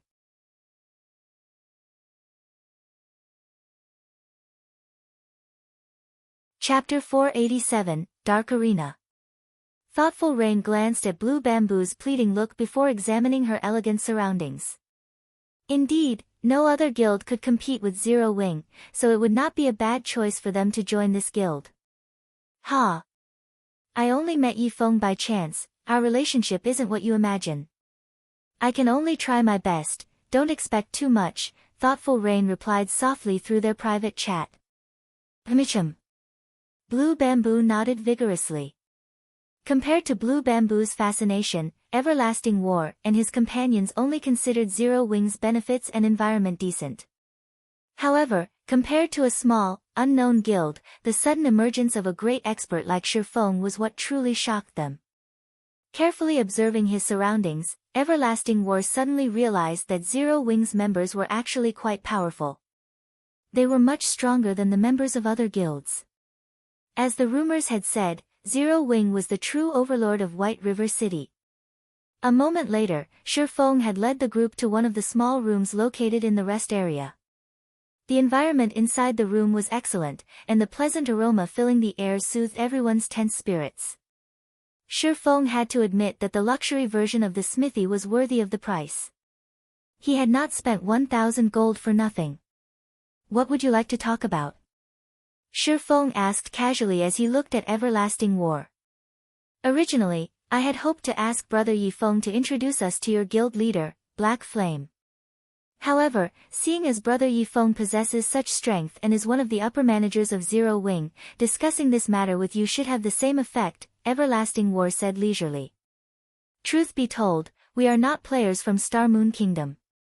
Rather, we are from the Beast Empire, the 8th strongest country in God's domain. As you can see, although we are independent players, our weapons and equipment are not the possessions of ordinary independent players. Indeed, the majority of your party's equipment consists of level 25 fine gold equipment. The level 25 shield and weapon in your hands are even dark gold rank, something extremely rare throughout God's domain. There are not many guilds in Star Moon Kingdom capable of obtaining those items. Shi Feng nodded in agreement.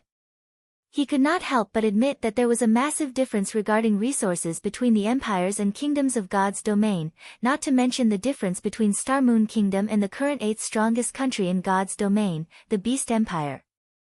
Their weapons and equipment are all level 25 fine gold and dark gold rank. How is this possible? Blue Bamboo looked at Everlasting War's party, her eyes widening with surprise.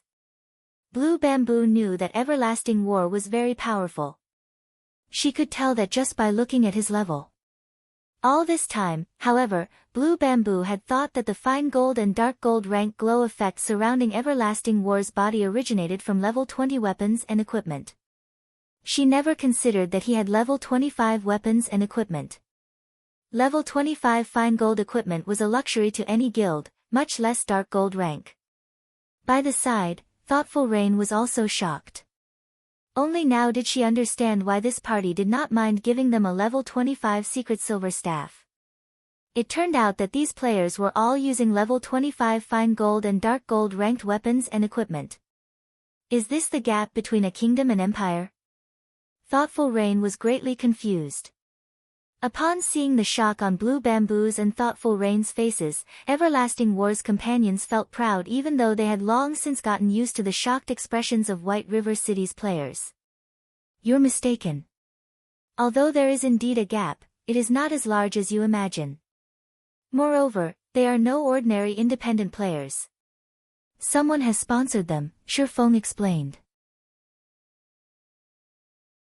In God's domain, both players in kingdoms and in empires face similar difficulties when leveling up. However, since empires mirrored the major cities in the real world, claiming the players who lived in said cities upon character creation, empires had far more players within their borders. As a result of the astounding player population of an empire, the competition in an empire was far more intense than in a kingdom. The intense competition, in turn, gave birth to greater motivation, which resulted in empire players improving their techniques faster. Naturally, the levels and equipment of empire players were slightly better than kingdom players. As for Everlasting War's party, even in empires, they were far above ordinary players. So, how could the ordinary players of White River City possibly hope to compete with them? Shi Feng's declaration stunned Everlasting War's companions, shock coloring their expressions as they stared at Shi Feng's calm smile. Shi Feng's words were not incorrect in the least. It was as if he had seen through every detail about them. Brother Yi Feng is as amazing as expected. Someone has indeed sponsored our weapons and equipment. This is also why we have come in search of guild leader Black Flame. Everlasting War did not deny Shi Feng's statement. Slowly, he said, you might not know this, but a few days after God's domain launched, the various major corporations around the world began to invest in the game. In order to prevent an overly intense struggle, these corporations began hidden competitions with each other. These competitions take place in the dark arena. The various major corporations send their experts to face each other, taking the chance to probe the opponent's strength. The victors earn large amounts of gold, credits, rare materials, and other benefits that you cannot even begin to imagine. I have come here today with the purpose of inviting guild leader Black Flame to join our battle team. If our battle team wins, it will benefit a guild such as Zero Wing that lacks funding. Not only can you obtain a large sum of credits, but you can also obtain a large sum of gold coins and top-tier equipment that you cannot even imagine exists. Now, however, I want to invite Brother Yifeng to join us, instead. What are your thoughts on this? Although Everlasting War's voice was soft, it was sufficient to shock everyone present. This was a competition between the top 500 corporations around the world. This competition was several times more intense than the competition between first-rate guilds. The experts that were invited to participate were on an entirely different level. I understand. I can agree to your invite, but I have a request, Shi Feng calmly said. He had long since known about this dark arena. It was a gathering place for experts. However, the experts there were far more powerful than the experts one usually saw in the virtual gaming world. Moreover, the financial power these people possess was several times greater than a first-rate guild's. If one could obtain consecutive victories in the dark arena, it was even possible to obtain more credits than what Underworld possessed. Take Everlasting War for example. Originally, he had not been a professional virtual reality gamer. Before God's Domain came into existence, he had been a top-class professional bodyguard tasked with protecting world-class characters. He had undergone both specialized mental and physical training. Ordinary people could never hope to be a match for him. Only, the price the Dark Arena had offered was very high. It was enough to tempt even Everlasting War to play God's Domain. In the end, Everlasting War had become the Everlasting War God of the Dark Arena, one of the apex existences of God's Domain. In the past, Shi Feng had been fortunate enough to witness some of the matches in the Dark Arena. However, he had never even come near to qualifying to participate. As this was a competition between major corporations, only those who were invited were allowed to participate in the Dark Arena. Request. Everlasting War could not help his surprise. He had not expected Shi Feng to maintain his composure. However, he decided to ask, "May I know what this request is?"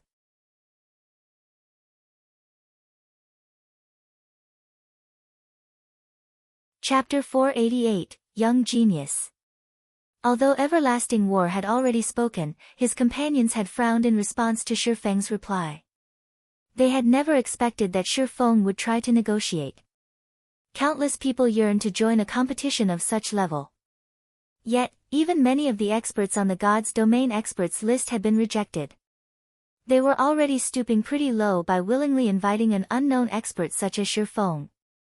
Even world-renowned players fought to join the Dark Arena. Participating in the Dark Arena was already a supreme honor in and of itself.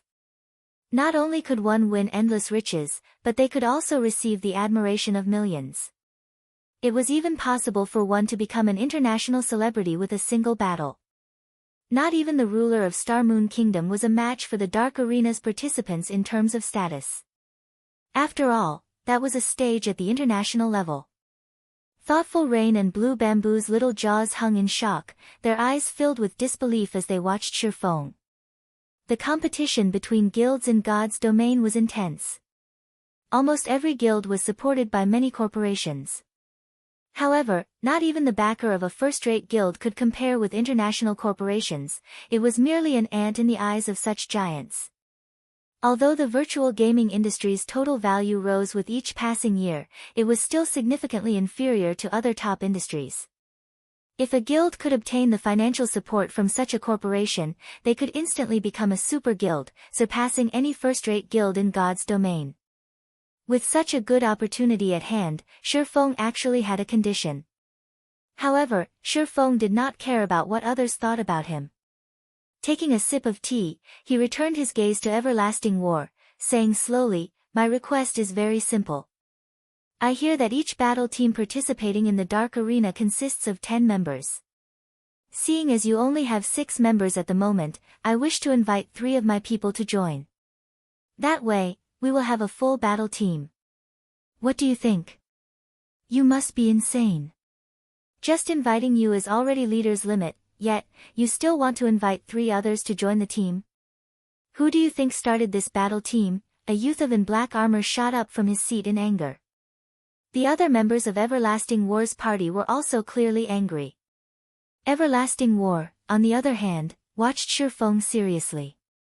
The member limit for each battle team had only been recently confirmed, so only an extremely small group of people know this information.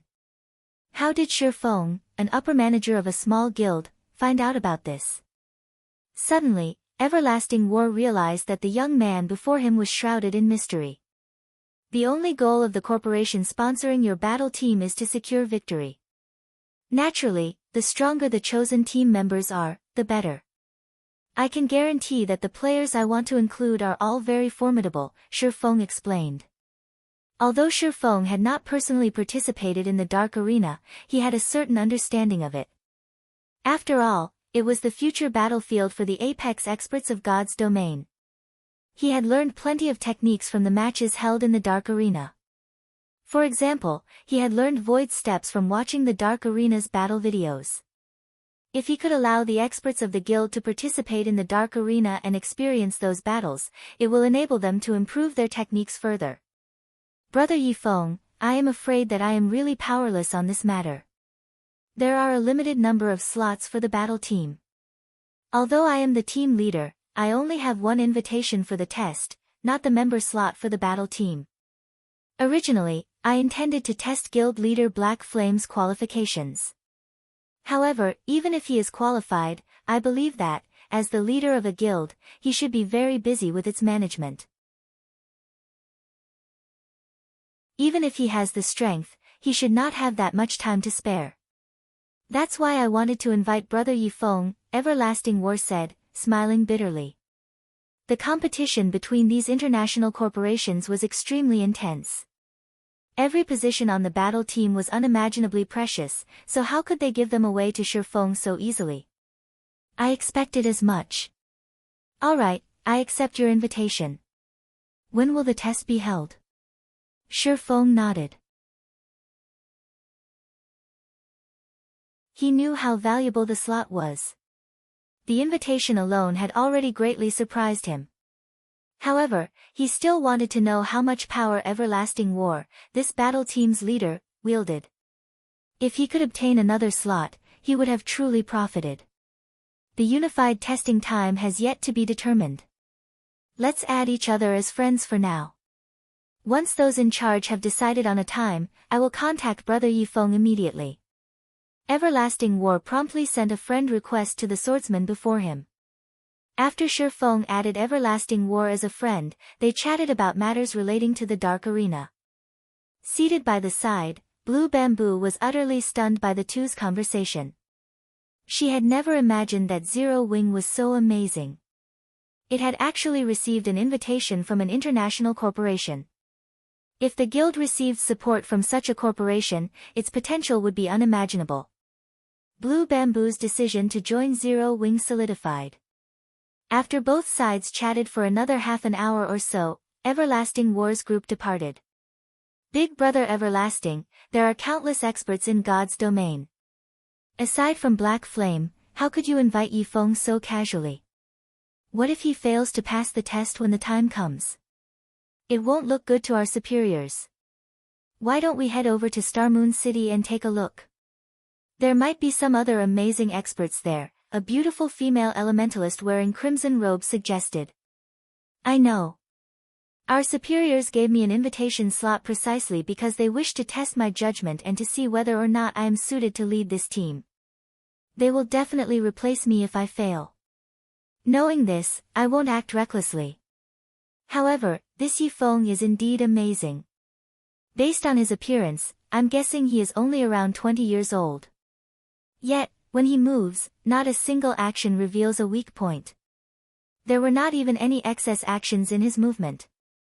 I have already been in the refinement realm for close to 27 years already, so I can tell that he has clearly already set foot into the refinement realm. Moreover, his progression into the realm is also not shallow. This Yifeng is simply unbelievable. He is truly a young genius. As for Black Flame, I have already watched his battle videos. Although Black Flame is indeed amazing, his performance shows that he has only taken half a step into the refinement realm. He only displays such overwhelming might due to his equipment and skills. With the power backing me, I can easily obtain things such as top-tier equipment. Otherwise, I would not have chosen Yifeng. Refinement realm experts are as rare as phoenix feathers in God's domain.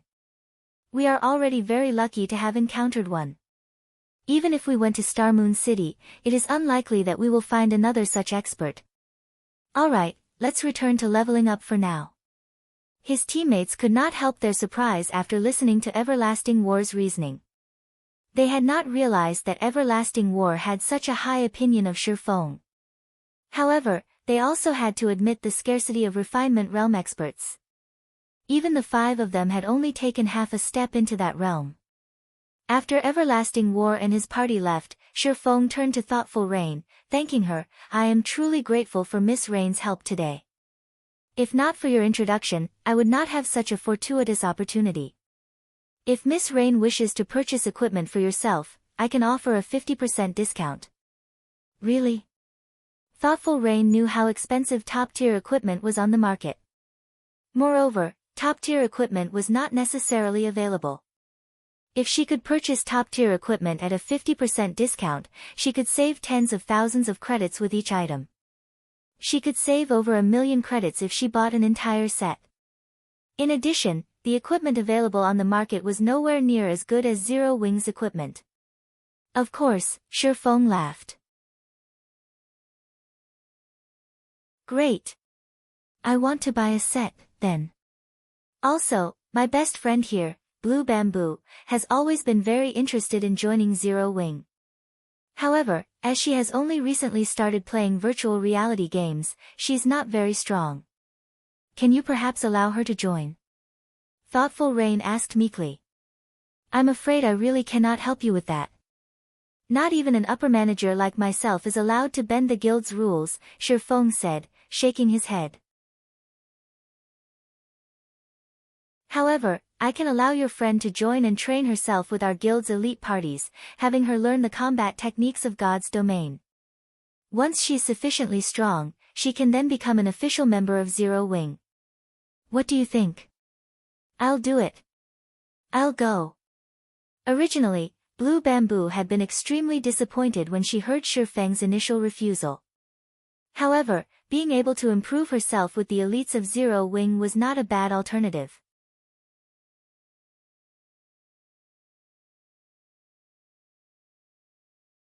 Chapter 489, Shop. Upon hearing Blue Bamboo's agreement, Shifeng immediately contacted Aqua Rose and had her organize an elite dungeon raiding party. A dungeon was a very good place for players to improve their techniques. Independent parties normally only raided normal mode dungeons.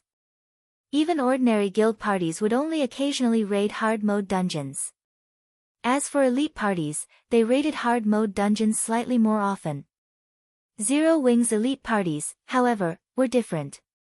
When they raided dungeons, hard mode was the lowest difficulty they would choose, though they would often challenge hell mode. To raid a hard mode dungeon, players only needed to meet the minimum requirement for equipment. The requirement for techniques was not very high. However, it was a different story for hell mode. Hell mode had a very high technique requirement. Even if players' equipment was good enough to overwhelm the monsters that waited inside the dungeon, that did not guarantee that they could clear it. Their techniques needed to reach a certain standard before they could raid the dungeon successfully, so it was a very good place to train one's techniques. Zero Wing also had a requirement set for its elite members. Every week, elite members needed to raid hell mode dungeons a certain number of times. Although this was a stringent quota, members who fulfilled it would earn plenty of guild points as compensation for the deaths they suffered inside the hell mode dungeon. This was also why Zero Wing's elite members were so much more powerful than the elite members of other guilds. As long as Blue Bamboo trained diligently and polished herself in hell mode dungeons for a time, she should not have any issues passing Zero Wing's evaluation. Following which, Thoughtful Rain and Blue Bamboo each purchased a set consisting of level 25 secret silver and fine gold equipment for elementalists and clerics, spending over 1,000,000 credits in total. Despite such a large expenditure, however, both girls were extremely satisfied with their purchases. They even felt that they had profited significantly. They knew very well that, should they purchase level 25 top-tier equipment from the virtual trade center, they would have to spend over 2 million credits at the very minimum. Moreover, there was no guarantee that the equipment would be available. After all, every guild was in dire need of top-tier equipment.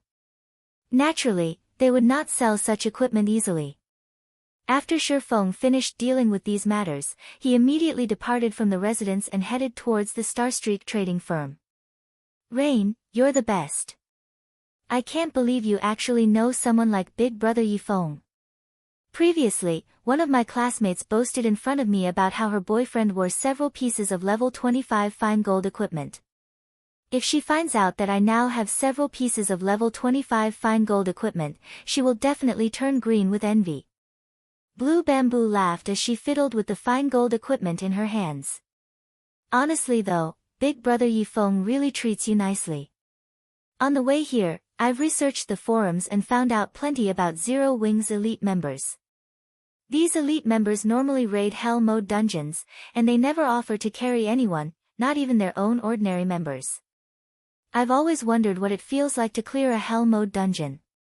Now that Big Brother Yifeng has arranged for us to accompany Zero Wings elite parties to improve our strengths, it won't be long before we become experts, too. Seeing as how Big Brother Yifeng is such a young and handsome man, do you think he has a girlfriend? If he doesn't. Hee. Rain, this could be a good opportunity for you. Even an international corporation is trying to recruit him to their battle team. Once he becomes famous, who knows how many people will be gunning for him. Your chances with him will decrease significantly if you wait. You little girl. Thoughtful Rain blushed slightly. Snapping, she said, I'm going to ignore you now. Seeing that Thoughtful Rain had turned around and was about to leave, Blue Bamboo hurriedly pulled her friend back, panicking, no. White River City, Starstreak Trading Firm. Smile, how many strengthened armor kits have you guys produced? Shifeng asked. Guild leader, the three of us have forged over 10,000 pieces. Are we going to put them up for sale now? Melancholic Smile asked. Bring all of the strengthened armor kits and follow me. Right, also bring the gold we've earned so far, Shifeng said. Although the strengthened armor kits were inferior to the mana armor kits, with 3 people producing them, Shifeng did not have to forge the armor kits himself. Naturally, the stock they had created was astounding. With the burden of 30,000 gold on his shoulders, Shifeng felt that it would be best if he dealt with the problem as soon as possible. After all, there was not much time remaining. The looming penalty for failing the epic quest was also quite stressful. Moreover, Horizon Alliance had already nurtured quite a number of lifestyle players, forgers in particular. They had also recruited close to half the advanced forging apprentices from White River City's 7 neighboring cities. The Horizon Alliance even employed basic forgers, which no other city possessed. Once Shifeng accumulated the 30,000 gold, he would no longer have a connection to the Starstreak trading firm. Hence, Shifeng had been planning and accumulating his wealth, preparing to open his own market. And now was the perfect time to do so. Fortunately, he had accumulated a sufficient number of gold coins. It was time to display his strength. Guild leader, I have everything with me. Aside from strengthening scrolls, we also have the 13,000 plus gold that we've accumulated, Melancholic Smile said as she placed the money and the items on the table. This was the first time she had ever seen so much money. There were more than 13,000 gold coins stacked on the table. This was the accumulation of all the money Starstreak trading firm had earned from the 8 cities it occupied, including White River City. There was not a single guild in Star Moon Kingdom that could compete with the Horizon Alliance's wealth. A guild would be quite well off with only 1/10 of the Alliance's fortune. If converted to credits, 13,000 gold was worth hundreds of millions. One had to admit that God's domain's money-making potential was formidable. Moreover, the game had only launched less than a month ago. However, no fool would exchange so much gold for credits, yet Melancholic Smile had no idea what Shifeng intended to do with so much gold. After giving the items on the table a casual glance, Shifeng quickly stored them in his bag. "Follow me," Shifeng said as he exited the forging room. Melancholic Smile promptly followed. After leaving the Starstreak trading firm, Shifeng led Melancholic Smile to White River City's City Hall. "Lord Viscount, how may I be of service today?" a female manager asked politely, smiling when she noticed Shifeng enter the building. "I wish to purchase some land," Shifeng said. "Please follow me." Saying so, the female manager led Shifeng and Melancholic Smile to a VIP meeting room. After a short wait, a tall, middle-aged man entered the room. "Lord Viscount, I have prepared a list of all available commercial land. My lord may choose any plot of land on this list, and because of your esteemed status, you will receive a 10% discount on all land." "Okay." Shifeng only glanced through the pages, not bothering to read them in detail. He then said, "I want these two plots next to the bank and the auction house." If one pointed out the most valuable plots of land in White River City, the first would be the plot directly beside the auction house, the second was next to the bank, the third was near the two aforementioned establishments, and the fourth was next to the Virtual Trade Center and the Adventurers Association. This held true for every city in God's domain. In the past, these plots of land had been highly sought after. Renting one of these plots for just a month could be astronomically expensive. Moreover, as God's domain developed, the money one could earn would grow. Naturally, it also cost a significant sum to purchase these plots of land. Moreover, one must also possess certain status if they wanted to purchase land. Money alone was not enough. As a viscount, Shifeng could only purchase a limited number of plots. Thus, he chose only one plot per location to begin his shop's operation.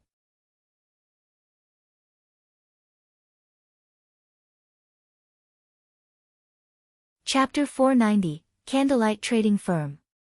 Without hesitation, Shifeng requested the two most popular plots of land in White River City.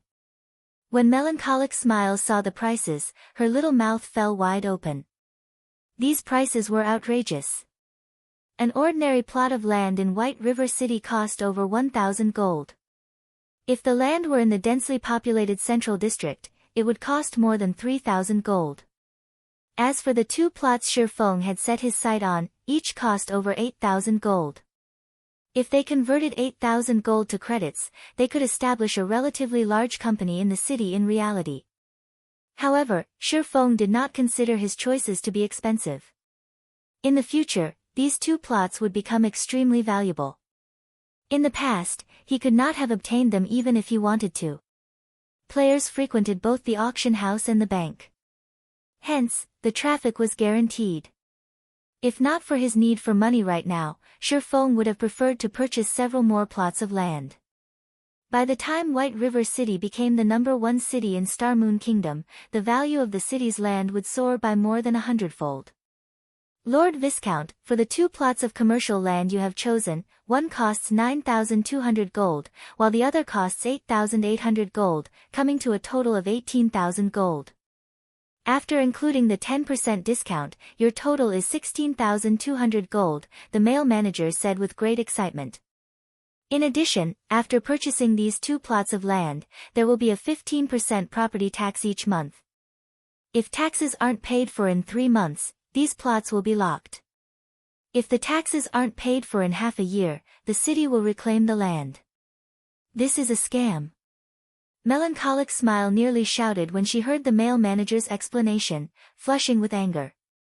They had already spent so much money to purchase these two areas, yet, they were still required to pay a 15% property tax every month. In total, they were required to pay 2,700 gold in property taxes for the two plots of land.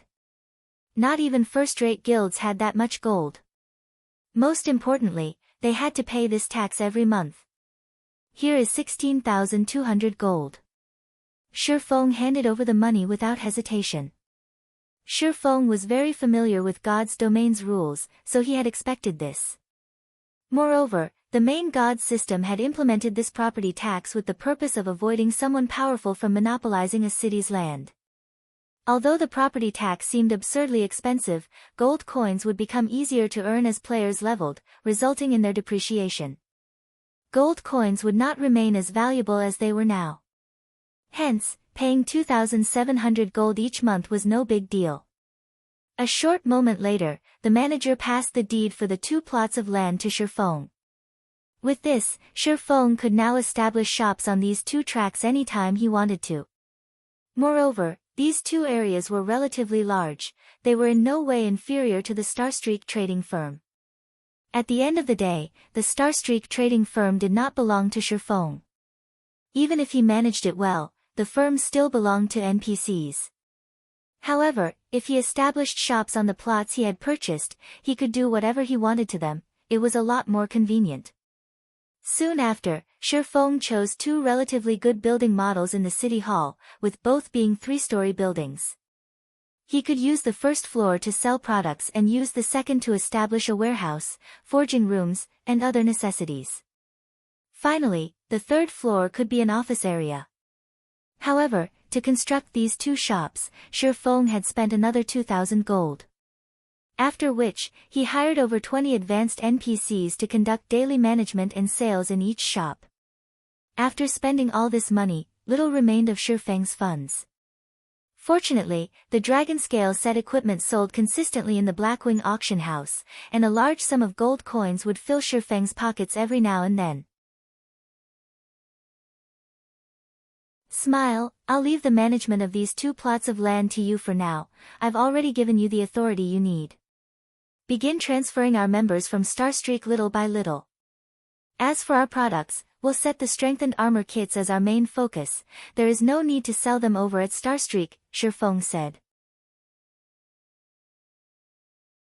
Guild leader, if we only sell the strengthened armor kits at these 2 locations, it will divert traffic from Starstreak, impacting our business there, Melancholic Smile said, concern filling her voice.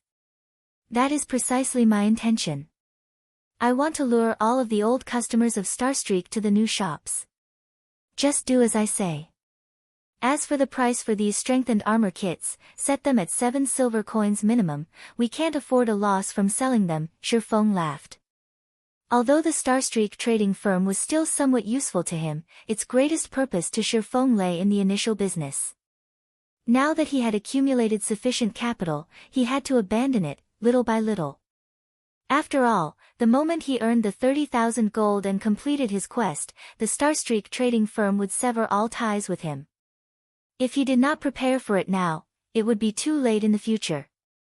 Guild leader, rest assured, I will make sure the prices of the strengthened armor kits stay above 7 silver coins, Melancholic Smile said. She was very confident about the strengthened armor kits they had produced.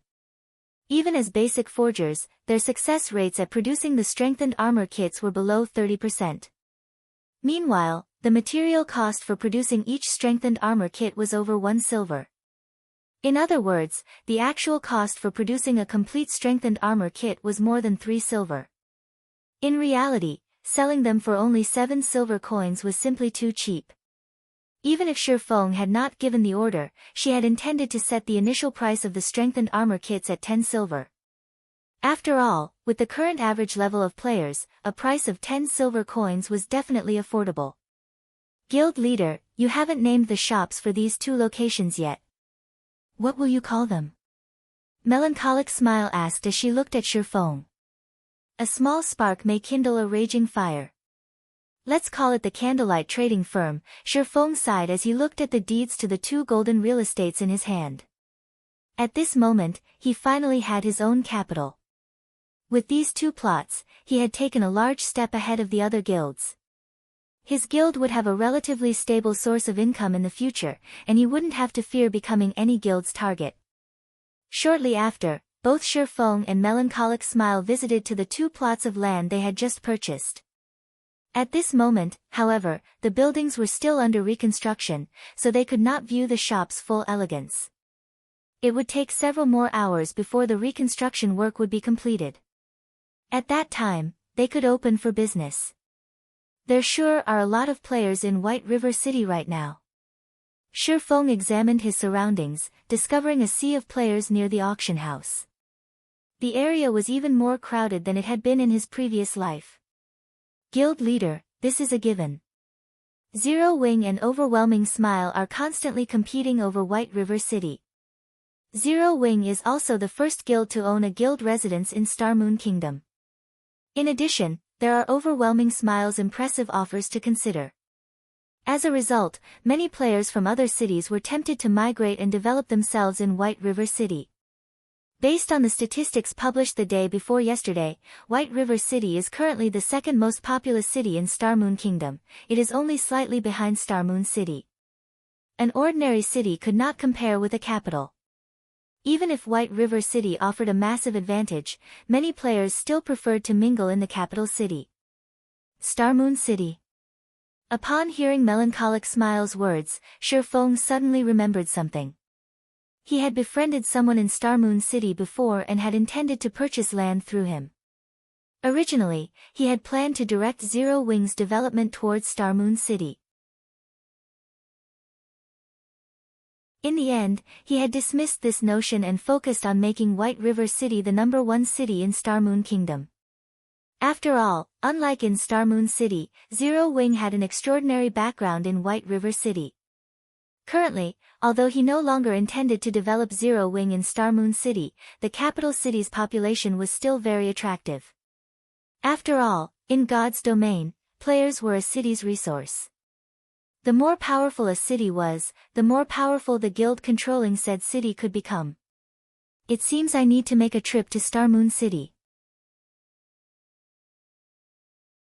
Shi Feng suddenly thought of a plan that could advance White River City's development further.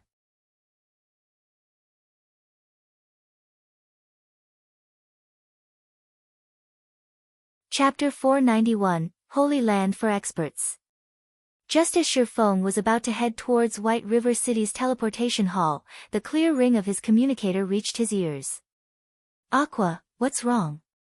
Shi Feng asked after accepting the call. Guild leader, good news. Previously, your feat of killing so many of Overwhelming Smile's experts boosted our guild's morale. Currently, our members are flooding the fields to participate in the war. As Overwhelming Smile's expert parties are no longer appearing on the battlefield, we've gained significant advantages. We have already taken out over 20,000 Overwhelming Smile members.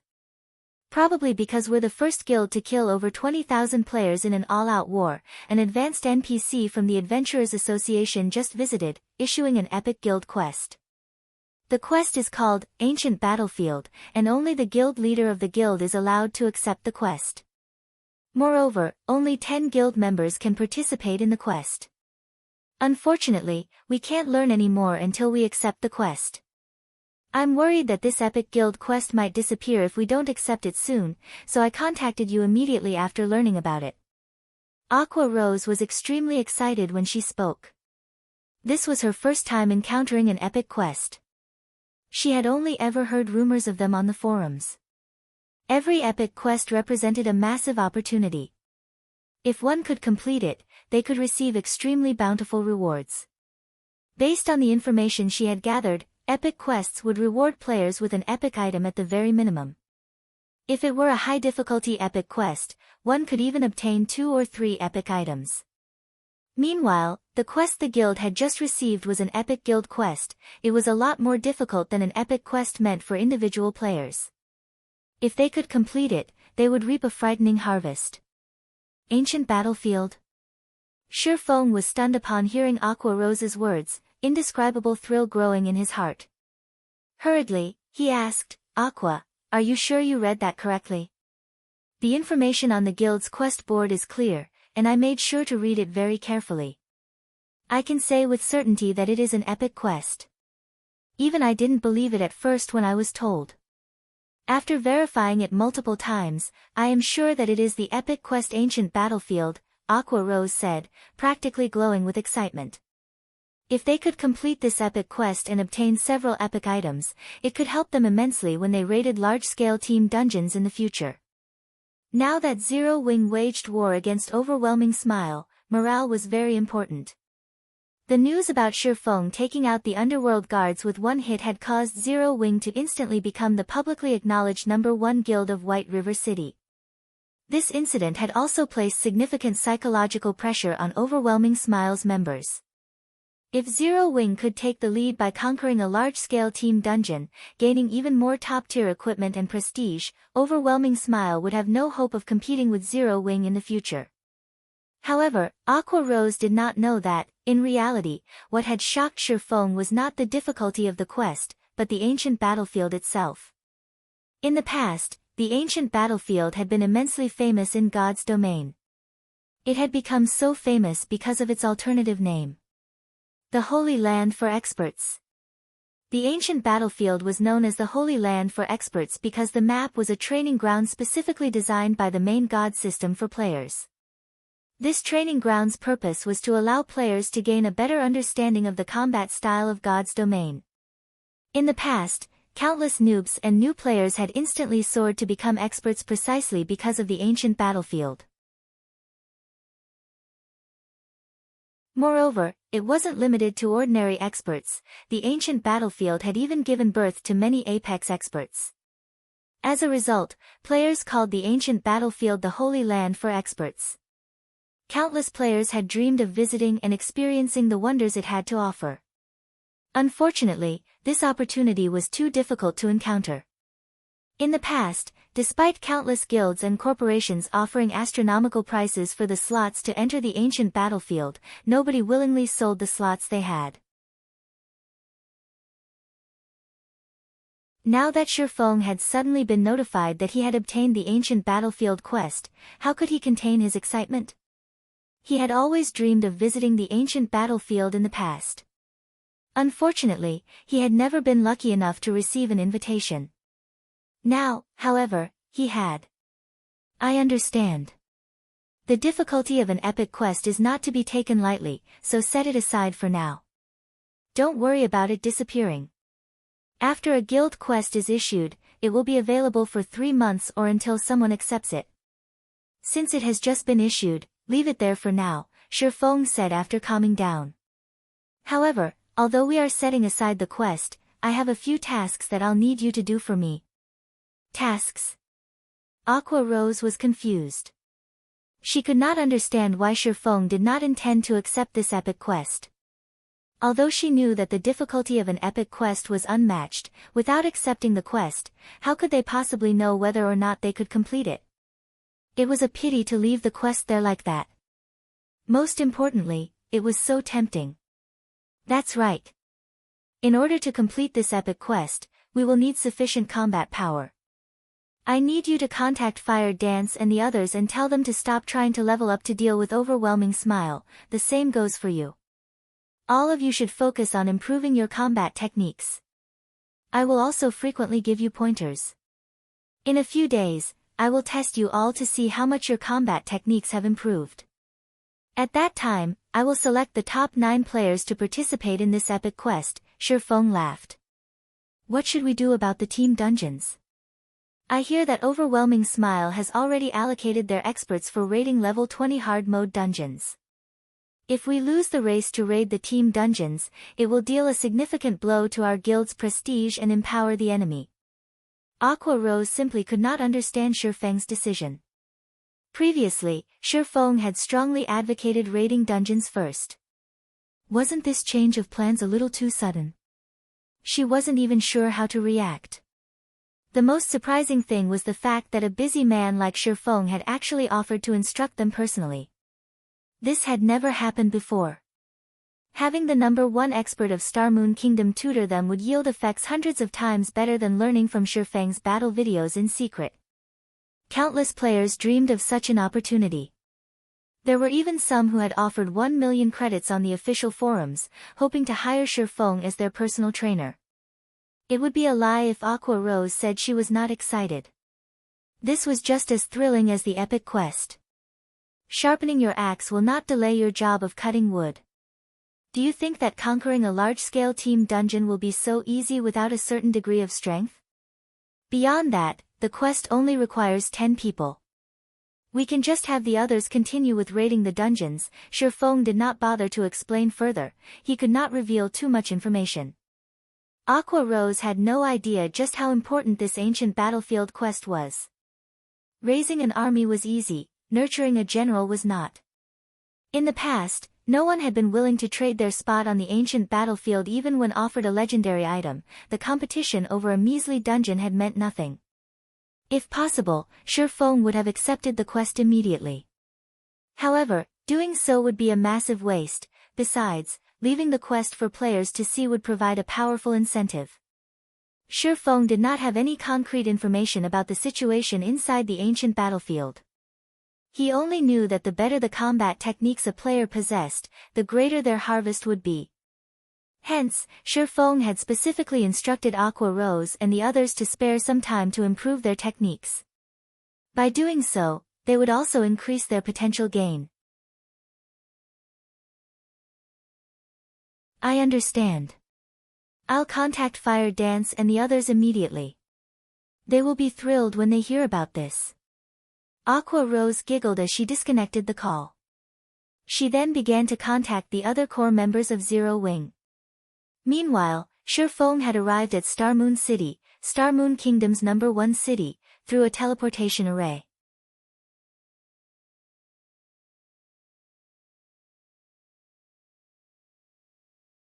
Chapter 492, Plundering Resources. With a clear moon and few stars, it was already night time in God's domain.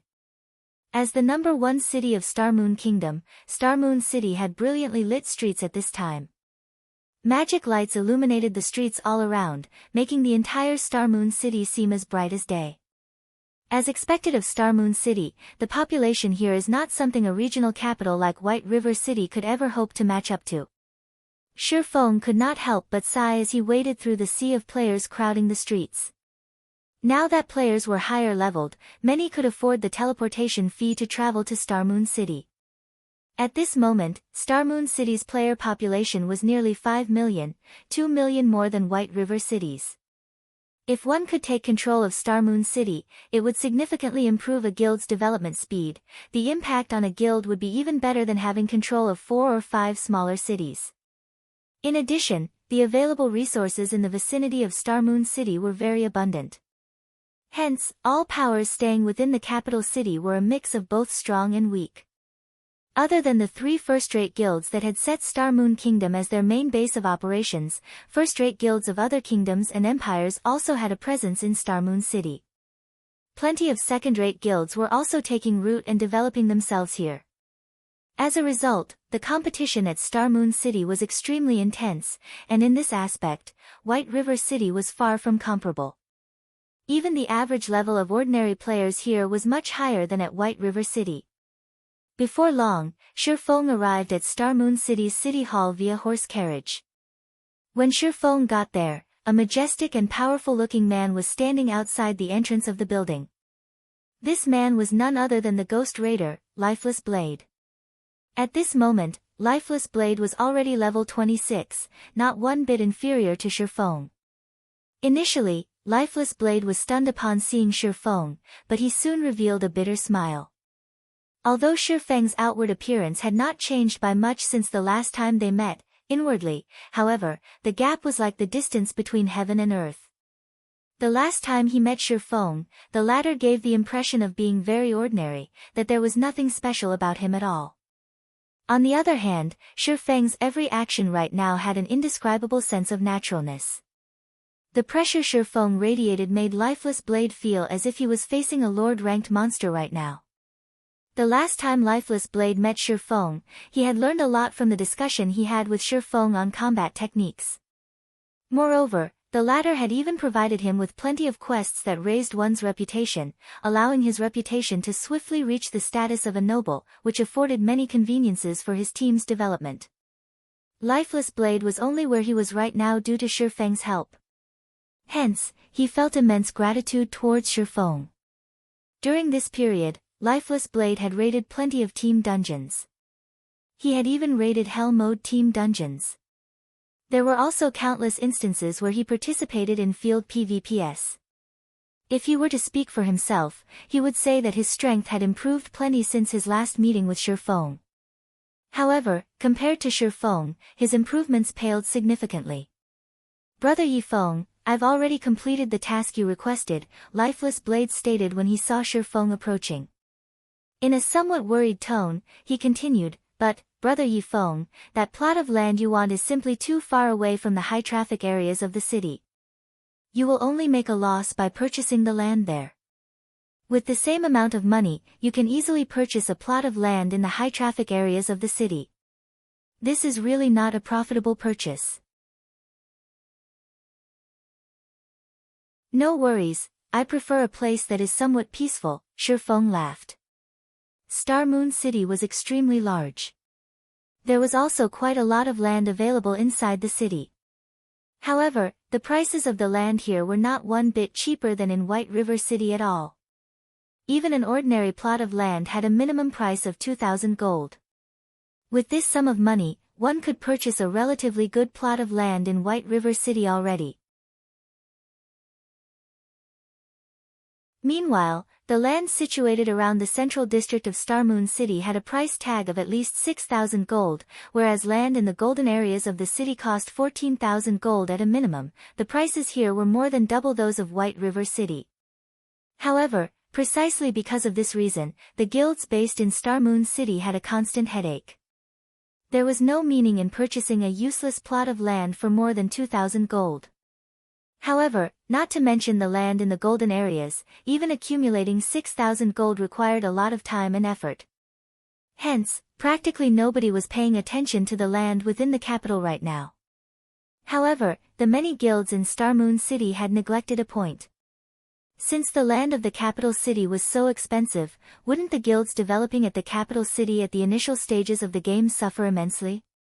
Not to mention the expensive land, but there was also the high difficulty of earning reputation in Star Moon City. No matter how one looked at the situation, guilds that were developing themselves in the capital city would be at a disadvantage during the early stages of the game. In reality, however, that was not the case.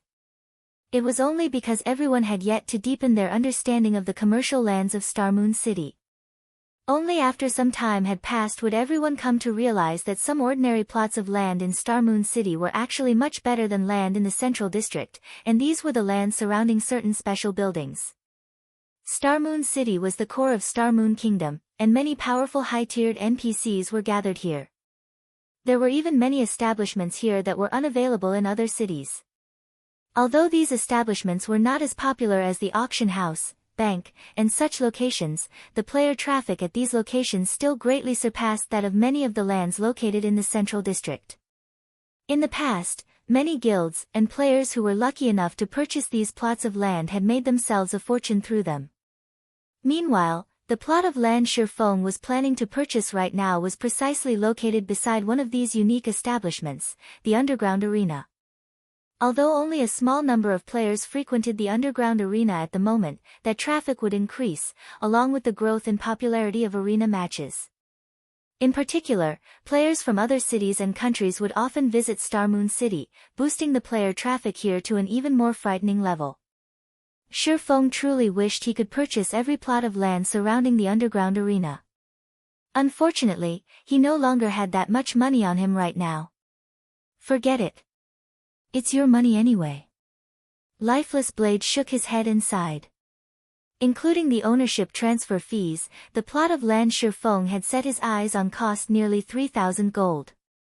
That was enough money to purchase a relatively good plot of land close to the central district. Following which, Lifeless Blade led Shifeng into the city hall and carried out the purchase and transfer procedures. After 10 minutes or so, Shifeng had obtained the best plot of land close to the underground arena. Moreover, he had also spent over 1,000 gold to construct the best available shop there, and had even hired 15 advanced NPCs to manage the daily affairs of the shop. Witnessing how Shifeng had spent close to 4,000 gold coins so casually nearly shut down Lifeless Blade's brain. This was his first time seeing a spendthrift like Shifeng.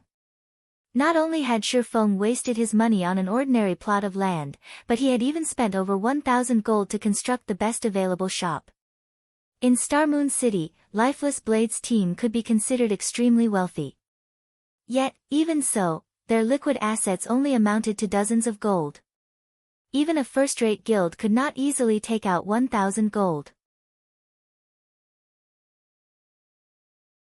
Yet, Shifeng had spent it casually, as if he was buying vegetables at a market.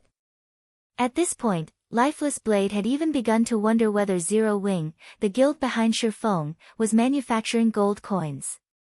In the face of Lifeless Blade's stunned reaction, Shifeng simply gave the man a smile. He did not bother giving any explanations. Now that he had established a branch of candlelight trading firm on this plot of land, he had the foundation to begin plundering the resources of Star Moon City. As long as he sold the strengthened armor kits here in limited quantities, the players here who needed these items would end up heading over to White River City's candlelight trading firm to purchase them when the local supply ran out. With this, Shifeng could secretly steal the player population of Star Moon City. Over time, the players of Star Moon City would become White River cities. By the time the guilds competing over Star Moon City realized their situation, everything would be too late. Afterward, Shifeng discussed matters relating to Star Moon City's situation with Lifeless Blade. He then logged out of the game to rest as he patiently awaited the completion of Candlelight Trading Firm's construction.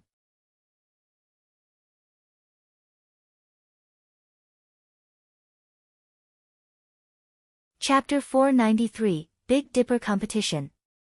After logging out of the game, Shifeng exited his virtual gaming cabin and began today's training plan. Ever since his brain activity increased, it was as if Shifeng had entered a whole new world in regard to his control over his own body. During this period, he had continuously been adapting to the new changes. A human's body was subject to the brain's control. The brain controlled processes such as hormone production, cellular immunity, and physical power control. As these processes involved a lot of information, the brain carried out these processes automatically. Just like a computer, which ran its system programs in the background, the human brain had long since been set to deal with these processes automatically without requiring conscious effort from the brain. This was a sort of self-protective mechanism for the human brain. However, with the increase in brain activity and, simultaneously, brain usage rates, humans could actively control these processes instead of leaving the brain to passively control them. If brain activity increased to a sufficient level, humans could even control their own body's hormone production, fine-tuning their own bodies to increase their own lifespans, maintain a youthful appearance, and so on. In particular, with a high enough brain activity, one could even control their brain's subconscious inhibition of their body's physical power. If an ordinary person, who might originally have had a punching power of 100 kilograms, was able to remove the inhibition their brain placed on their physical strength, then they could instantly multiply that power by over a dozen, or even several dozens of, times. Like in the news, during times of emergency or danger, many people would suddenly display explosive power that they never possessed. As for the reason why these people could display such power, it was because their brains had removed the limiter placed on their physical bodies. However, it was exceptionally difficult to remove this limiter. There were also many people who failed to remove it, despite encountering a dangerous situation. Or even if they did manage to do so, it would be for only a very brief period of time. Nevertheless, with the increase in brain activity, one could consciously remove the limiter placed on their physical power. This was the case with Shifeng right now. The increase in his brain activity had boosted his brain usage rate. Originally, Shifeng was unable to control the limiter placed on his physical power. Now, however, he could adjust it slightly. As far as Shifeng knew, many martial arts grandmasters in the past had undergone long periods of training, in addition to consistently increasing their brain activity, in order to grasp this technique. Moreover, due to the popularity of God's Domain, as well as the fact that the game played a significant role in developing a player's brain, many people in the past had also been able to reach this step. At this moment, Shifeng's goal was to reach this step. During this period of training and learning, Shifeng could sense that he had already touched the gateway. If he could grasp this technique, then his combat power in God's Domain would definitely improve by leaps and bounds. However, if he wished to grasp a hold of this power, he needed to increase his brain activity once more. It was just that breaking through his own mental limit placed a heavy demand on his brain cells and required a large amount of energy. Meanwhile, only with S-rank nutrient fluids could he solve these problems. Although Shi Feng had the money, he could not purchase any S-rank nutrient fluids by himself. Shi Feng really wished to have a sufficient number of virtual gaming cabins and S-rank nutrient fluids in order to immediately nurture Aqua Rose, Fire Dance, Cola, and Violet Cloud into true top-tier experts and have them set foot into the refinement realm. At that time, Zero Wing's strength would definitely soar, and it would no longer be an impossible task to capture the several cities surrounding White River City. Just when Shi Feng had completed his morning training and was about to have his lunch, the quantum watch on his wrist rang. "Mr. Shi Feng, I am Mr. Xiao Yu's assistant. Your competition today is scheduled at 5 p.m. I have come to pick you up in advance. The car is already waiting downstairs," the young and beautiful woman who appeared in the video call said, smiling. "All right, I'll be there in a moment," Shi Feng replied before disconnecting the call. Meanwhile, on the ground floor of Shi Feng's apartment, a maglev limousine was currently parked outside the building. A man and a woman stood quietly beside the car, waiting. The woman wore a black dress. She had fine black eyelashes and a glamorous face with skin as white as snow. Her long hair was draped over her shoulders. Overall, she had a bright and beautiful appearance. As for the man, he was tall and ferocious. Wearing a black suit and a pair of sunglasses, he was like a ferocious beast, his entire body radiating a hostile aura that made others consciously distance themselves from him out of fear. When the residents of the community saw this scene, they thought that a big shot had come visiting. "This guy sure knows how to take his time." The female assistant, Liang Jing, looked at her quantum watch. In an impatient tone, she grumbled, "Just what does Chairman Xiao see in him to actually have us come fetch him?" She was the head assistant for Big Dipper Training Center's chairman. Yet, now, she was actually sent to escort a youth. The man standing beside her right now was also no ordinary character. He was called Lu Jihong, and he was the personal bodyguard of Chairman Xiao. Lu Jihong's strength was simply amazing. He could easily deal with 7 or 8 ordinary people simultaneously. Even if he participated in the city's fighting competition, he would have no problem obtaining a good ranking. At the moment, the company lacks the support of a martial arts master. Chairman Xiao is naturally trying to create a grander scene, Lu Jihong replied indifferently. He's just slightly over 20. How could he possibly be a martial arts master? Liang Jing had noted Shi Feng's appearance through the video call just now. No matter how she looked at it, she could not relate Shi Feng to those 30 to 40-year-old masters. I hear that his opponent this time is quite amazing. Even Master Chen Wu has referred to that person as a fighting genius. That person has even defeated several martial arts masters before. I really cannot understand why Chairman Xiao still insisted on holding the competition this time around. The result of this competition is so obvious, he could clearly just choose that person, instead. She had personally seen martial arts masters before. Even from afar, every one of these masters gave off an imposing air that made others feel reverence for them. However, Shi Feng did not possess such a feeling. If not for Chairman Xiao personally confirming that Shi Feng was indeed a martial arts master, she really dared not believe that such a youthful master actually existed. While Liang Jing and Lu Jihong were conversing with each other, Shi Feng came downstairs. When Liang Jing saw Shi Feng's blue sports attire, however, she was immediately stupefied. How was this a master? Whether in terms of temperament or power, he was clearly just an athletic youth. At this rate, he would simply be seeking his own death by challenging a martial arts master. Contrary to Liang Jing's reaction, however, the bodyguard standing beside her revealed a completely different expression. Despite the faint smile Shi Feng had on his face, Lu Jihong felt as if he was staring at a dormant beast. Lu Jihong could not sense anything from Shi Feng's every action. That was right. He could not sense anything at all. For a seasoned bodyguard like himself, there was nothing more dangerous than being unable to pick up anything from someone's action. It was as if someone were pointing a gun at his head, and he still thought the other person was joking. If Shi Feng were to take action, Lu Jihong felt that Shi Feng could easily defeat him in just a few moves. Before the female assistant could even speak, the previously silent Lu Jihong hurriedly opened the car door, respectfully saying, "Master Shi Feng, please, get in. We will take you to the venue immediately." "Thanks." Shi Feng smiled as he entered the car. However, the female assistant, Liang Jing, was stupefied. What was this situation? She had never seen Lu Jihong act so respectfully to anyone before.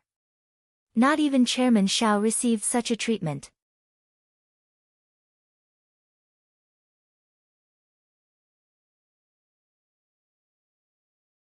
Chapter 494, Gathered.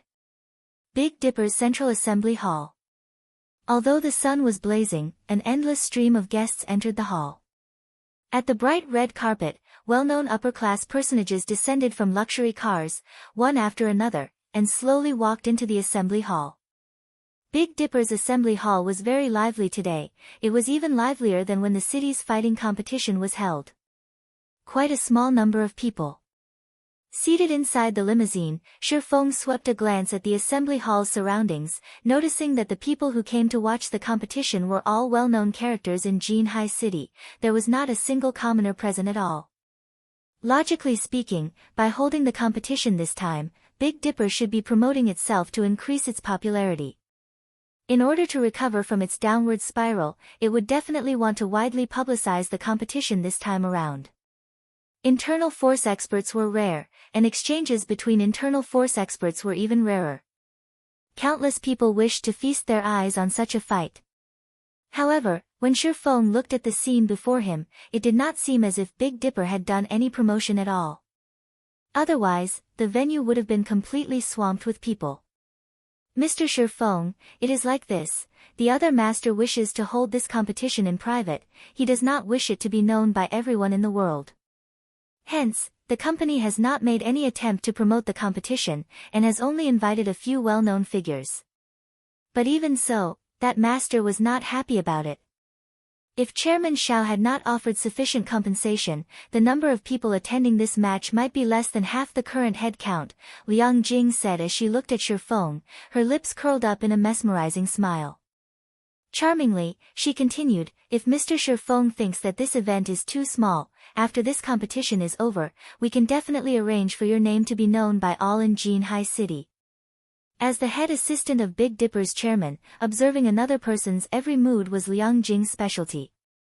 After seeing Lu Jihong's respectful performance before, even if she was a fool, she would have realized that Shi Feng was not as simple as he appeared to be.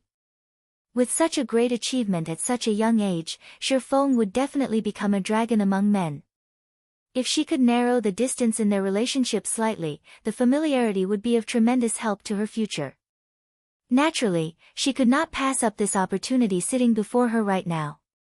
That person sure likes to keep a low profile, but it's fine. I don't like being watched by too many people either, Shi Feng laughed. Originally, Shi Feng had no intention of making himself famous. He wanted to develop himself while maintaining a low profile. If not for the 15 bottles of S-rank nutrient fluids and 5 virtual gaming cabins, he really would not participate in this competition. Soon, Shi Feng followed Liang Jing to the backstage of the assembly hall to rest there as he quietly awaited the start of the competition. At this moment, the competition hall inside Big Dipper's assembly hall was already packed with people. Every one of these attendees held considerable status in Jinhai City. Plenty of well-known figures from other cities had also turned up this time around. Meanwhile, seated inside the VIP room on the second floor were the few titans of Jinhai City. At this moment, Xiaoyu was entertaining these VIPs. If Shi Feng were present in this room, he would definitely discover a lot of people he was familiar with here. Seated in the center of the room was none other than Jinhai University's headmaster and chairman, Su Wenqing. Seated beside him were Zhao Jianhua of the Zhao Group, Master Chen Wu of Jinhai City's #1 dojo, and many more high-profile characters of Jinhai City. Little Xiao, you've surely given me a big surprise this time. You were actually able to invite 2 martial arts masters to conduct a competition with each other.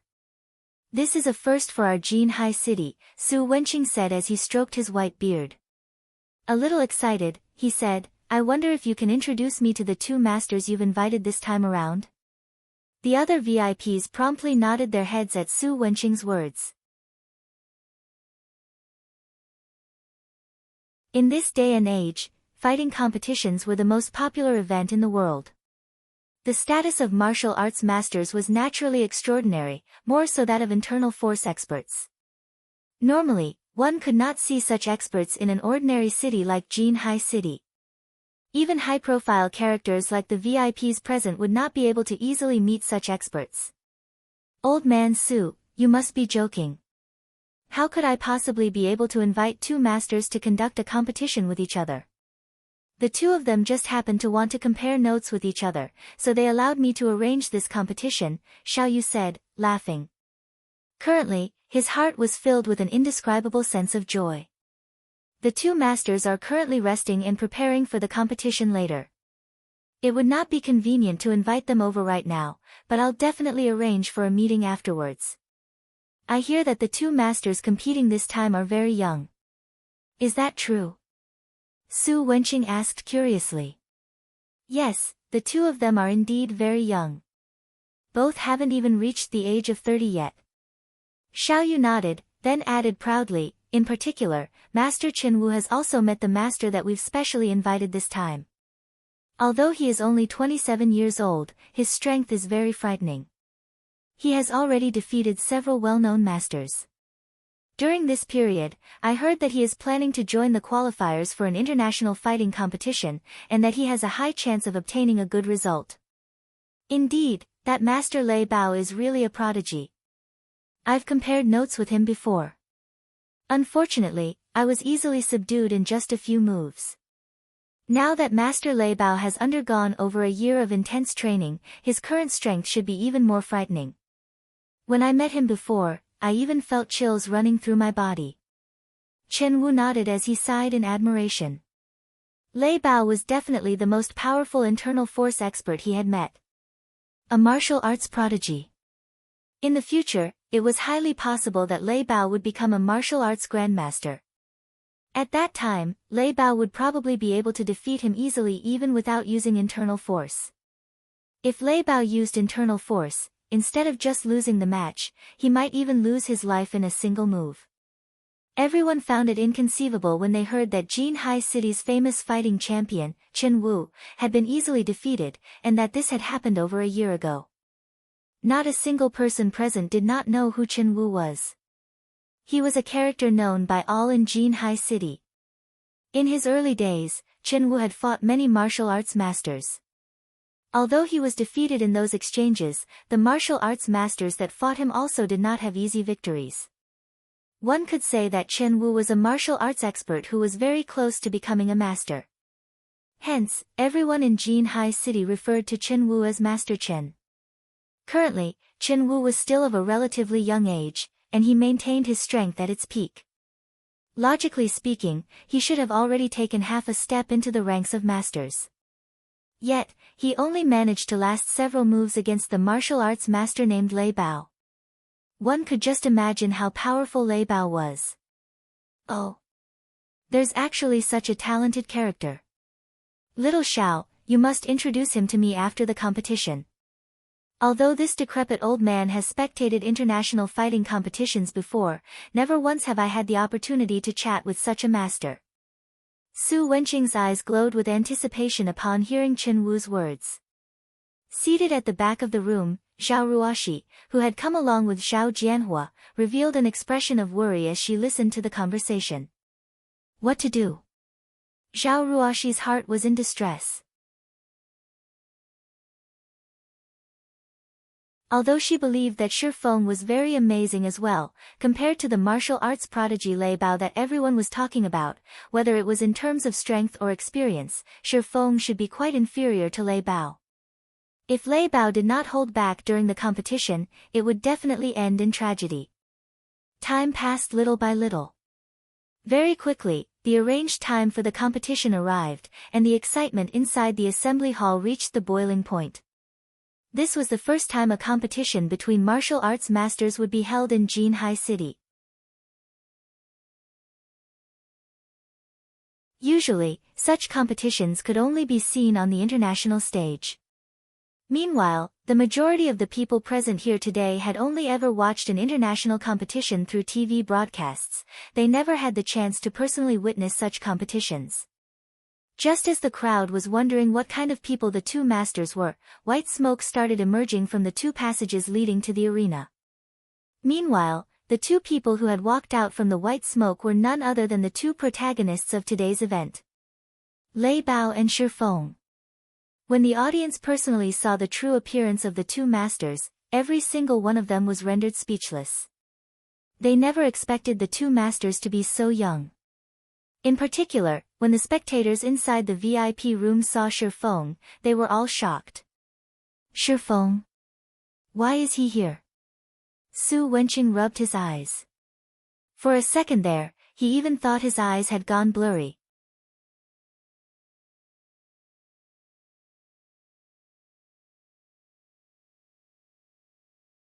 Chapter 495, Strength of 1,000 Kilos. Su Wenqing's memory of Shi Feng was still fresh in his mind. Previously, not only had Shi Feng defeated the university's #1 fighter, Zhang Luowei, but he had also earned high praise from Qin Wu. Su Wenqing had not expected Shi Feng to actually appear at this place right now. It can't be, right? Qin Wu was similarly stunned upon seeing Shi Feng. As he recalled, Shi Feng was very amazing but had yet to reach the level of using internal force. At this moment, however, Shi Feng was actually participating in this competition. It was truly shocking. When both sides stood in the arena, Lei Bao and Shi Feng contrasted sharply. Lei Bao wore a black vest that placed his bronze muscles on full display. His muscles were not bloated, but instead were sleek like a cheetah's, giving others the feeling that his muscles were packed full of power. His disheveled hair coupled with his bestial aura and aquiline gaze made him seem exactly like a wild, ferocious beast. People would not dare to get even half a step closer to him.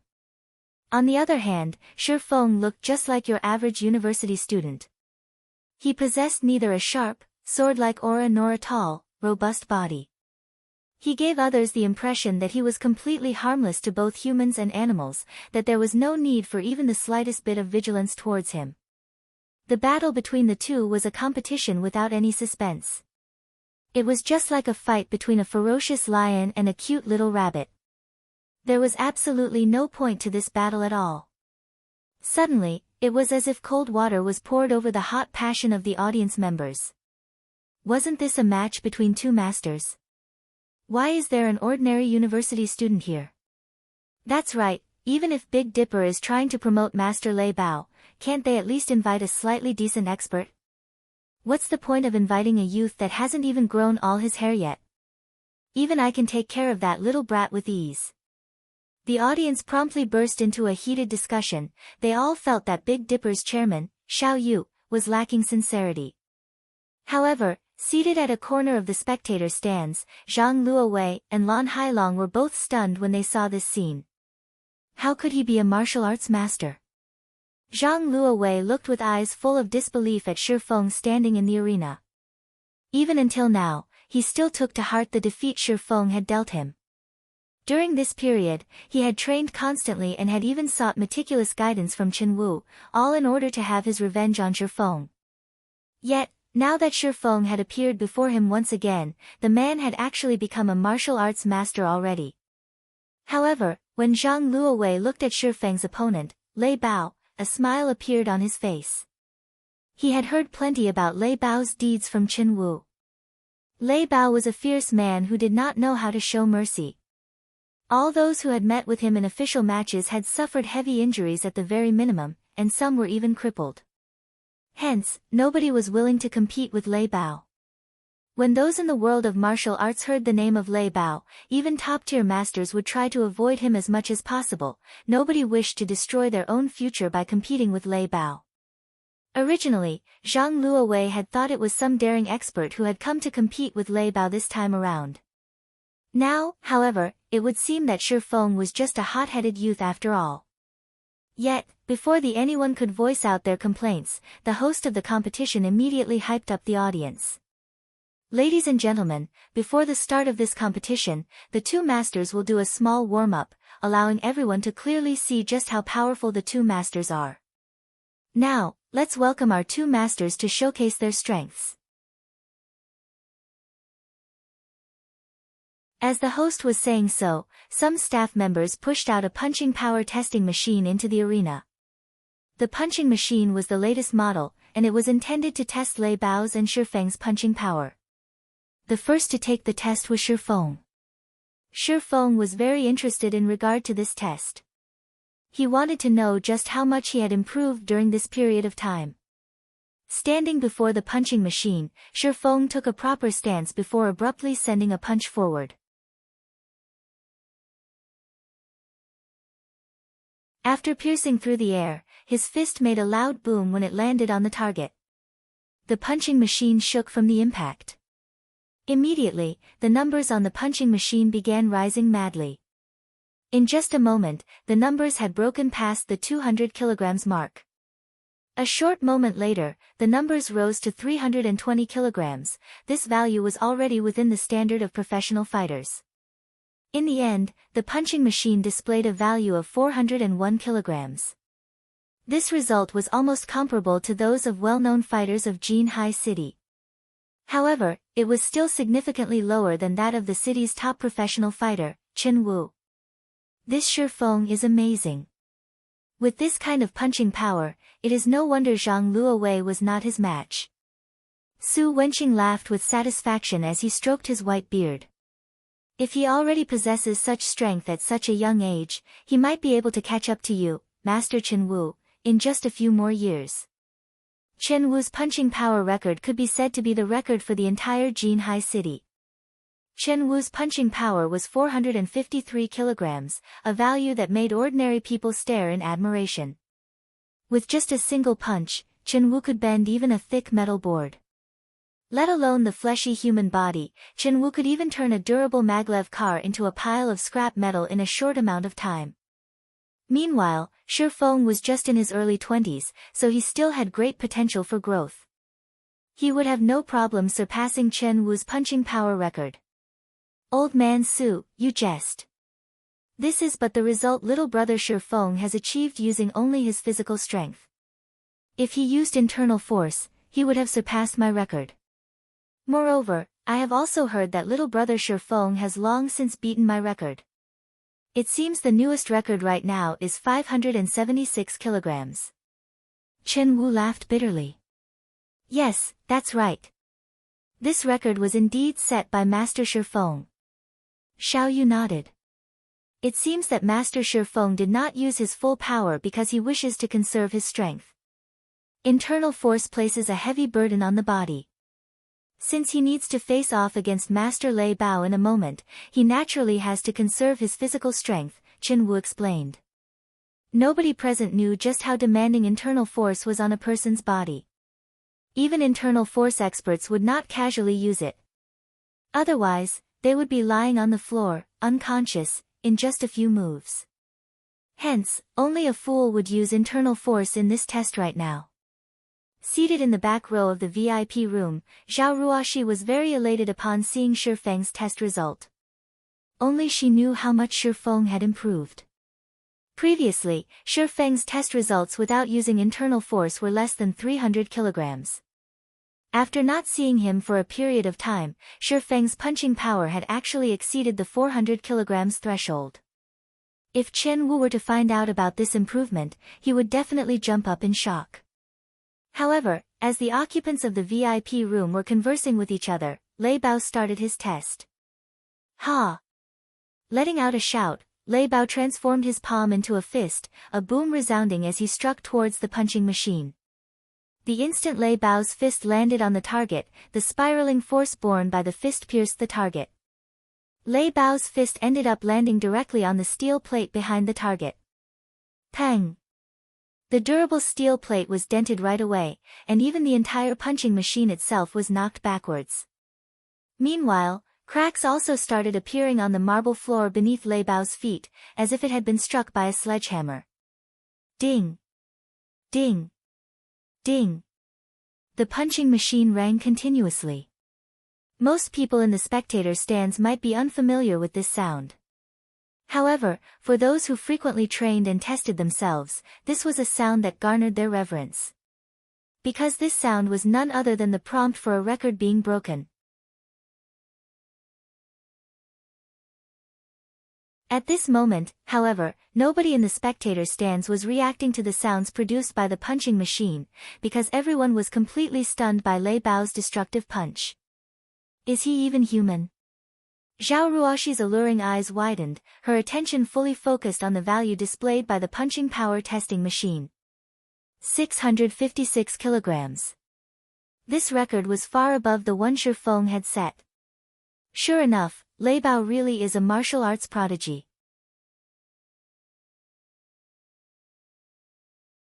Even the strength he has achieved through training is incomparable to that of ordinary people, Chen Wu said, shocked.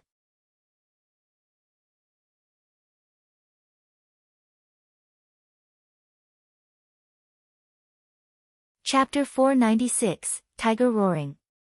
Lei Bao's punch had stunned the entire assembly hall. A moment later, a loud round of applause, as well as gasps of admiration, filled the room. When this punch landed, it was as if a small car had struck the punching machine. In particular, if the steel plate were swapped with a human being, the end result would be horrifying. Master Chen Wu, is this the power of internal force? Zhao Jianhua could not help but ask. This was his first time seeing such destructive force from another human being. No. Chen Wu shook his head. He then explained, I've previously said that using internal force places a heavy burden on the body, and internal force experts would not casually use it. The same holds true even in a battle. Master Lei Bao achieved this result before us right now without using internal force. This is just his normal strength. This is also the reason why I am so shocked. Despite being called the fighting genius of Jinhai City, Chen Wu's maximum punching strength was only 453 kilograms. In comparison, a martial arts prodigy like Lei Bao had managed to achieve a punching power of 656 kilograms without even using internal force. He truly possessed a strength of 1,000 kilos. The gap between them was like the difference between heaven and earth. Little brother Shi Feng will not have an easy time in this match. Chen Wu grew more alert as he looked at Lei Bao. Master Lei Bao is famous for not knowing how to hold back. Even when I sought him out to exchange pointers back then, he ended up breaking 3 of my ribs. I had to stay in the hospital for over a month for a full recovery. Now, he has even surpassed his strength from back then. If little brother Shi Feng is not careful, it is quite possible that he will be hospitalized for over half a year, and there might even be residual damage. Upon hearing Chen Wu's words, Zhao Ruoxi, who was seated at the back of the VIP room, grew even more anxious. Though she wished to stop this competition right now, she was powerless to do so. Both parties were martial arts masters. Since both sides had long since agreed to this match, and even the invited audience had already arrived, things had passed the point of no return by now. Shi Feng's normal punching power was just slightly over 400 kilograms. Even if he used internal force, he would at most reach the level of Lei Bao when the latter was not using internal force. However, just how taxing was internal force? On the other hand, Lei Bao's every action carried the strength of 1,000 kilos, he could send an endless stream of these powerful blows. It was highly unlikely that Shi Feng would emerge victorious in this competition. In truth, not even Xiao Yu had expected the gap between the two to be so wide. If he had known about this earlier, this competition would be absolutely unnecessary. It seems that I can only make amends with Shi Feng after this event is over. Xiao Yu had never expected Lei Bao to be so strong. With the addition of Lei Bao, Big Dipper Training Center could definitely become one of the top training centers in the country. As for Shi Feng, although he was a young genius, he was still significantly inferior to a current powerhouse. However, it remained necessary to maintain a good relationship with such a talent. In the arena, Lei Bao looked at the destroyed punching machine, feeling very satisfied with his own masterpiece. He then shifted his chilling gaze to Shi Feng. "You're very good. Despite being so young, not only have you mastered internal force, but you are also able to behave so fearlessly while standing before me. You will certainly have a promising future. If not for my need to become Big Dipper's head instructor, I would not mind letting you have this competition." Although Lei Bao's voice was not particularly loud, everyone present in the assembly hall could hear his every word clearly. The arrogance in his tone was also unwavering, and one could not help but want to submit to him, heart and soul. "I have always looked fondly upon martial arts geniuses. I won't try to bully you in this match. If you can last 10 moves against me, this match will be considered your victory." Listening to Lei Bao's words, everyone present found themselves admiring the man's magnanimity. Sure enough, a martial arts master would not bully those weaker than themselves. The audience members became even more reverent towards Lei Bao now. "What if I lose?" Shi Feng calmly asked, completely unmoved by Lei Bao's words. "You really are smart," Lei Bao laughed. "If you lose, take me as your teacher, I will pass on all my skills to you. I assure you that you can definitely surpass me in the future. This should be a worthwhile trade, right?" Before this fight was arranged, Lei Bao had already heard about Shi Feng. He knew that Shi Feng did not have a master, so Shi Feng should be a self-taught martial arts master. In other words, Shi Feng was a true genius. Martial artists were very picky when it came to accepting disciples. After all, they would only be humiliating themselves if they chose a weakling as a recipient of their legacies. Hence, martial artists would always carefully choose their disciples. Meanwhile, a youth like Shi Feng who had already learned how to use internal force at such a young age was naturally a prime candidate for a disciple. Just before, even Chen Wu had been tempted to take on Shi Feng as his disciple. Unfortunately, Shi Feng's current strength was no longer beneath him, so he had to dismiss this idea altogether. Lei Bao, however, was different. He was significantly more powerful than Shi Feng, so he naturally had the qualifications to become Shi Feng's master. Everyone was stunned upon hearing Lei Bao's words. Master Lei Bao was trying to solicit a personal disciple. Many in the spectator stands immediately turned to look at Shi Feng in envy. A single glance was all it took to tell that Lei Bao was a top-tier martial arts master. It even was highly possible for him to become a martial arts grandmaster in the future. Countless people out there wished they could become the personal disciple of a generation's grandmaster. Yet, such an opportunity had actually landed in Shi Feng's lap right now. Why is it him? At this moment, Zhang Luo's eyes became bloodshot. Originally, he had been taking delight in Shi Feng's misfortune. Now, however, his heart was filled with an indescribable sense of jealousy. With a generation's grandmaster carefully tutoring and nurturing him, Shi Feng would definitely soar to become a dragon among men. In the future, he might even be able to vie for the championship of an international fighting competition. At that time, Shi Feng would definitely become the focal point of the entire world. What did the guild leader of some random guild in God's domain amount to? Even if it was the guild leader of a first-rate guild, they would be far from comparable to a world-class fighter. These people were all monsters who had surpassed the limits of the human body. Countless corporations would be willing to sponsor them. The money and status they could obtain were beyond the reach of a guild leader inside a virtual reality game. Ha ha ha. So this was your intention all along? Shi Feng could not help but laugh. He could tell that Lei Bao was wholeheartedly trying to take him in as his disciple. Okay, I'll agree to your conditions. However, if I defeat you in 20 moves, you have to promise to do one thing for me as well. How about it? Suddenly, the entire assembly hall went silent. Has he gone mad? He's actually provoking a top-tier master. He's literally insane. Not to mention the guests sitting in the spectator stands, even the crowd inside the VIP room was stunned. They had not thought that Shifeng was actually so daring. Ha ha ha. As expected of the person I have set my sights on. You certainly have a domineering spirit. Lei Bao had started laughing loudly as well. The more he looked at Shifeng, the more he liked the young man. Ever since his debut into the world of martial arts, nobody had dared speak to him so arrogantly. Now that he was 28 years old, he was only a hair away from reaching the rank of Grandmaster. Unfortunately, even until now, he had yet to find a person to pass his legacy to.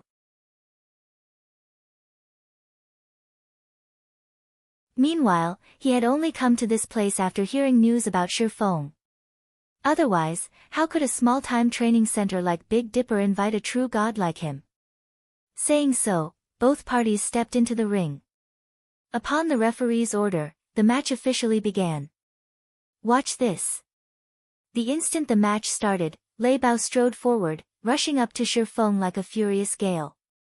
Immediately after, his fist made a turn as he did a half-step collapsing punch. There were no fanciful movements in Lei Bao's technique. His punch was simple and straightforward, yet fast and fierce. When sending out his punch, Lei Bao's body had also released the thundering roars of tigers. Peals of thunder echoed throughout the assembly hall, the sounds were absolutely breathtaking. Tiger roaring, muscle and bones singing. Shifeng was stunned. Lei Bao had actually trained both the inside and outside of his body to the peak.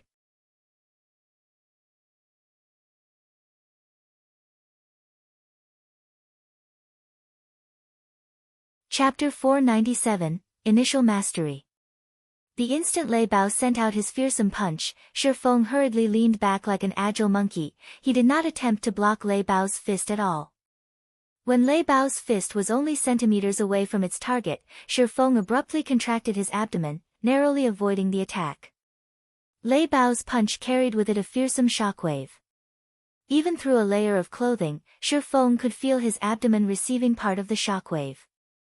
If that violent force landed directly on his body, the consequences would be unimaginable. The members of the audience were stupefied once again. Tiger roaring. How is this possible? Seated in the VIP room on the second floor, Chen Wu saw Lei Bao's punch, and his eyes glowed brightly and his heart thumped madly. The ecstatic expression on his face made it seem as if he had just seen a peerless beauty.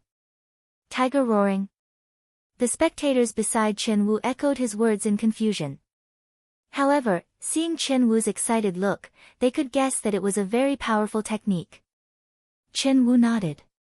With great excitement, he explained, only when a person has managed to merge both their internal and external power can they produce that kind of sound. One could say that it is the proof that one has trained their body to its limits. Normally, only experts at the Grandmaster level are capable of such a feat. I never imagined that Master Lei Bao had actually managed to achieve it so soon. With this, it won't be long before Master Lei Bao breaks through his limits and becomes a generation's Grandmaster. Countless martial arts masters had trained themselves desperately, yet still failed at combining their internal and external forces. On the other hand, before even reaching the age of 30, Lei Bao had already succeeded in pushing his body to its limits.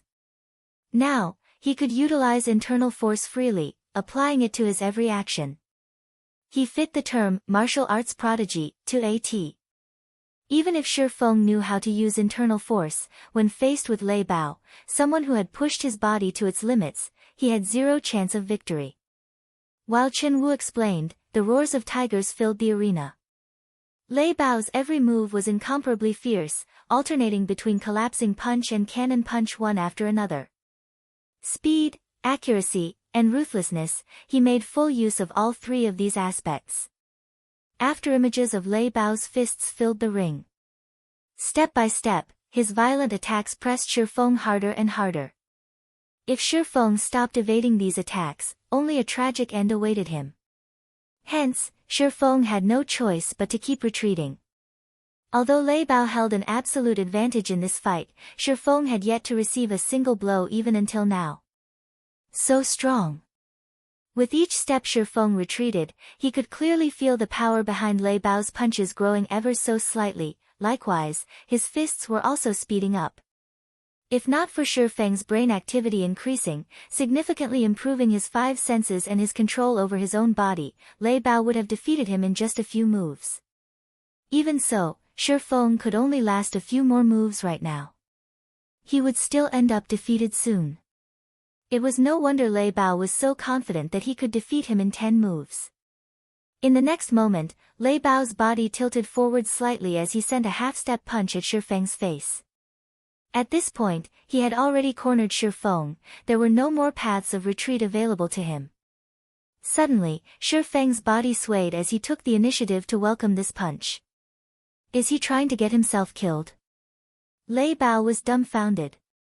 Meanwhile, outside the ring, everyone in the spectator stands thought they could foresee the ending scene of this competition. Many already envisioned the instant Shi Feng's head exploded into tiny little pieces. Some of the more timid women, who could not bear to watch this gruesome scene, had immediately shut their eyes. It's over. Chen Wu could not help but exclaim. Lei Bao's punch could dent even a sturdy steel plate. Yet, Shi Feng was actually using his head to meet Lei Bao's fist.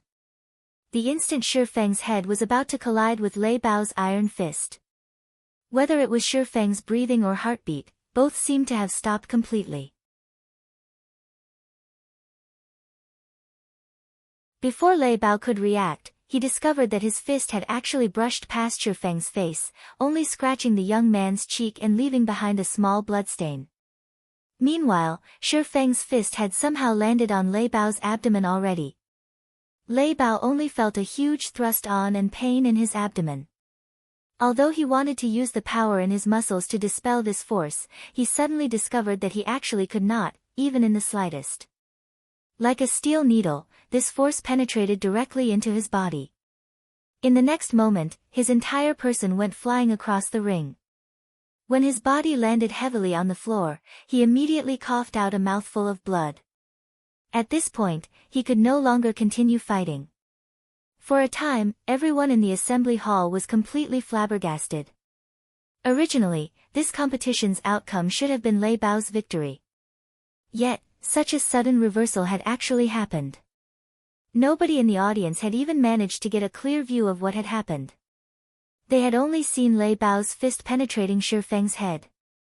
In the next moment, Shi Feng's fist was already on Lei Bao's abdomen, and in the end, Shi Feng was the victor of this competition. Master Chen Wu, you are an expert yourself. Can you tell us what exactly happened just now? Su Wenqing was extremely curious about this situation. Everyone else seated near Chen Wu promptly turned to look at the martial arts master as well, hoping to obtain an answer from him. After some time passed. I have no idea either, Chen Wu said as he shook his head. The two's exchange had simply been too fast. Their speeds were already beyond what he could respond to. Hence, not even he knew what Shi Feng had done exactly. He only knew that Lei Bao's lethal punch had not landed on Shi Feng. However, who was Lei Bao? Back then, the situation had already reached the point of no return. Even if Lei Bao did not wish to kill Shi Feng, he could do nothing to change the sudden development. Yet, Shi Feng had actually managed to evade Lei Bao's punch.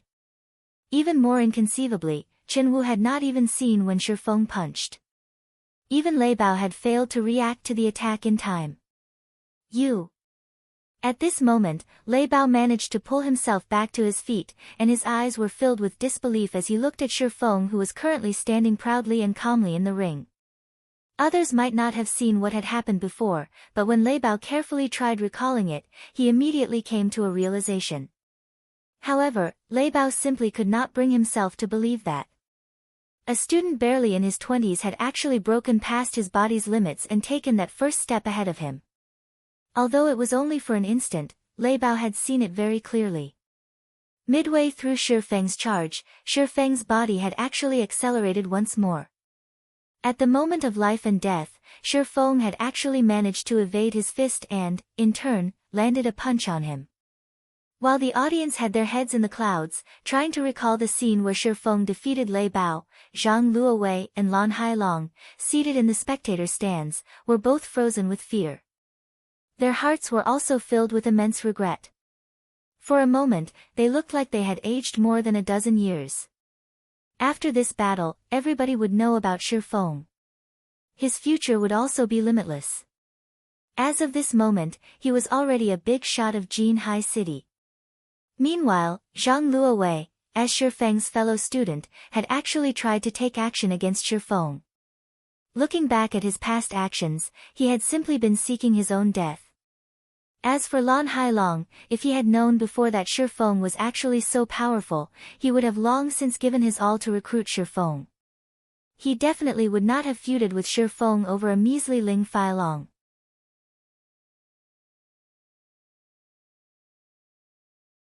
At this point, both Zhang Luowei and Lan Hailong entertained thoughts of getting rid of Ling Failong. If not for that damnable Ling Failong's little tricks, they would have long since climbed onto Shi Feng's massive boat and ridden along his waves of success, instead of being enemies with Shi Feng as they were right now. Luowei, tomorrow, you and I will both go and meet with Shi Feng. If we do not dispel the rage in his heart, our future will be grim, Lan Hailong whispered helplessly. Indeed. Fortunately, we only have a minor dispute with Shi Feng.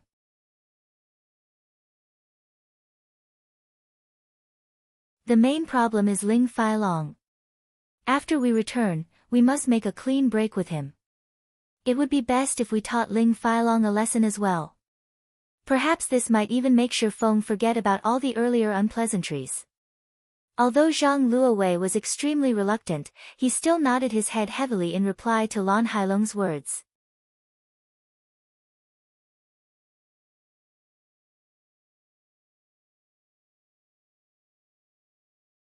Chapter 498, Overnight Fame.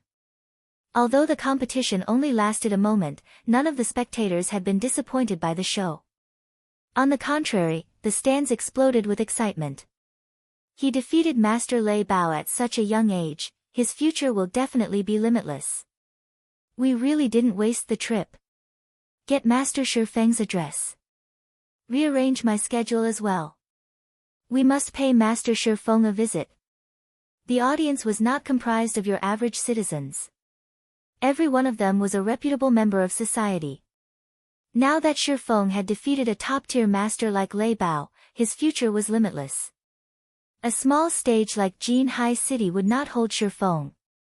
He could only shine brightest on the world stage. If they did not try to befriend Shi Feng now, they would never qualify to do so in the future. However, compared to these guests, the chairman of Big Dipper, Xiao Yu, was so happy that he had nearly failed to contain his grin. He had originally thought that Lei Bao's willingness to become the training center's head instructor had been Big Dipper's greatest fortune. Xiao Yu had never expected Shi Feng to be so powerful, even capable of defeating a top-tier master like Lei Bao. This was a top-tier master. Even throughout the whole country, such mighty individuals were as rare as phoenix feathers. If Big Dipper Training Center employed such a martial arts master, its popularity and business would undoubtedly skyrocket. Uncle Xiao, how do you plan to thank me? After all, it was I who introduced Shi Feng to Big Dipper. Zhao Ruoxi grinned, her eyes flashing with pride and excitement. She felt as if Shi Feng's victory were her own, and she basked in the success. Of course, we can't forget about you. In a moment, I'll have a diamond member card prepared for you. Big Dipper has only ever given out 5 of these member cards, so you'll be the 6th, Xiao Yu laughed. Zhao Jianhua could not help his shock when he heard Xiao Yu's words. Big Dipper's diamond member card was extraordinary. As a diamond member, one would receive a 50% discount, and all monthly expenses under a certain amount would be waived. Throughout Jinhai City, only 5 people had received such privileges, and neither Zhao Jianhua nor Zhao Ruoxi's father were of those 5. Yet, his niece had actually become the 6th person to become one of Big Dipper's diamond members. Indescribable feelings colored Zhao Jianhua's stern expression. Before they, the older generation, could even reach this far, the younger generation surpassed them. Of course, this was all accredited to Shi Feng's achievement. Now that Shi Feng had defeated Master Lei Bao, becoming famous overnight, even the giants in flourishing, first-rate cities would scramble to recruit Shi Feng, much less those in Jinhai City. At this moment, Xiaoyu was deeply afraid he could not hold back a true dragon like Shi Feng. Now that he had a chance to solidify Big Dipper's relationship with Shi Feng, he would maximize their generosity. After the competition ended, although Lei Bao had suffered relatively severe injuries, with the aid of modern technology and S-rank nutrient fluids, he would quickly recover to his peak condition. Master Shi Feng, I am convinced of my loss in this competition. Please don't hold back and state your conditions. Since I have made the promise, I will not go back on my word, Lei Bao said weakly as he joined Shi Feng in the lounge. At this moment, Lei Bao was still slightly pale. Lei Bao did not think that it was a coincidence that Shi Feng just so happened to have broken past his limits, obtaining power and physical reactions beyond his body's capabilities, in the moment between life and death. At the very least, Shi Feng should have already touched the boundaries of that realm. Shi Feng was just a young man in his early 20s, yet, he had already reached such mastery. Shi Feng was easily stronger than Lei Bao himself. Lei Bao could not wrap his mind around it. Even if Shi Feng began training while still inside his mother's womb and had received all sorts of resources, he should not be able to obtain the power to surpass his physical limitations at such a young age. If Lei Bao was a martial arts prodigy, then the man before him was a demon. Even if he were not convinced of his defeat, he had to accept it. Since Master Lei Bao has agreed, then I want you to join my workshop, Shi Feng laughed. Lei Bao was a top-tier master who had trained both his inner and outer body to their limits. Shi Feng had only been able to defeat Lei Bao due to luck. Fortunately, Shi Feng's brain activity had improved before participating in this competition. He had even grasped the beginnings of the technique to unlock his brain's physical limiter. Although he had only overcome the limiter for an instant, it had been enough for him to reach a new level of strength, allowing him to defeat his opponent. In addition, Lei Bao had also been caught unprepared. Otherwise, there was more than a 90% chance that Shi Feng would have suffered defeat in this competition. To Shi Feng's current self, it was still somewhat early for him to overcome his brain's limiter. The brain limited a person's strength to protect the body. Before the physical body reached sufficient durability, actively trying to remove this limiter would only do more harm than good. Not to mention, Shi Feng had yet to grasp this power fully. It might seem that Shi Feng had only received a small scratch during the competition, but in reality, his body had been significantly damaged due to the explosive force he had displayed. Even without moving, Shi Feng felt like needles pricked his entire body. Hence, the moment Shi Feng returned to the lounge, he had madly consumed A-rank nutrient fluids to alleviate his pain. After this competition, he would not be able to train for quite some time. Join your workshop. Lei Bao frowned. Every martial artist wished to remain free and unfettered. He barely had enough time to train and improve himself. How would he find the time to work? Master Lei Bao, please relax. My workshop is a virtual gaming workshop that focuses on the most popular game currently, God's Domain. You only need to work at night while you rest. The workshop will not interfere with your life during the day, you can do whatever you want during that time, Shi Feng slowly explained. He knew very well what Lei Bao worried about. Although Lei Bao had never come into contact with virtual reality games, especially God's Domain, Lei Bao was still a top-tier martial arts master. Currently, although Aqua Rose and the others had the potential, their foundations were lacking. They still needed to improve before they could become top-tier experts. However, Lei Bao was different. His combat foundation was extremely sturdy. If he familiarized himself with his body in God's Domain and integrated the techniques he had learned in real life, he could very quickly become one of Zero Wing's top combatants. Okay, I'm relieved to hear that. Lei Bao nodded. He then left the lounge.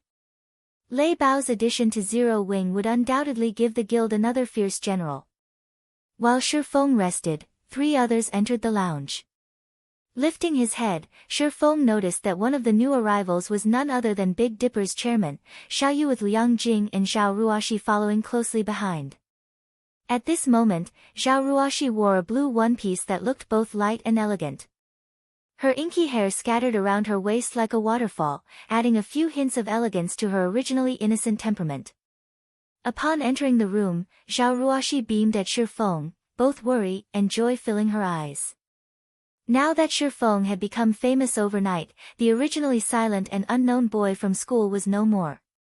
Now, he had become Jinhai City's focal point. Even old man Su wished to have a proper chat with Shifeng.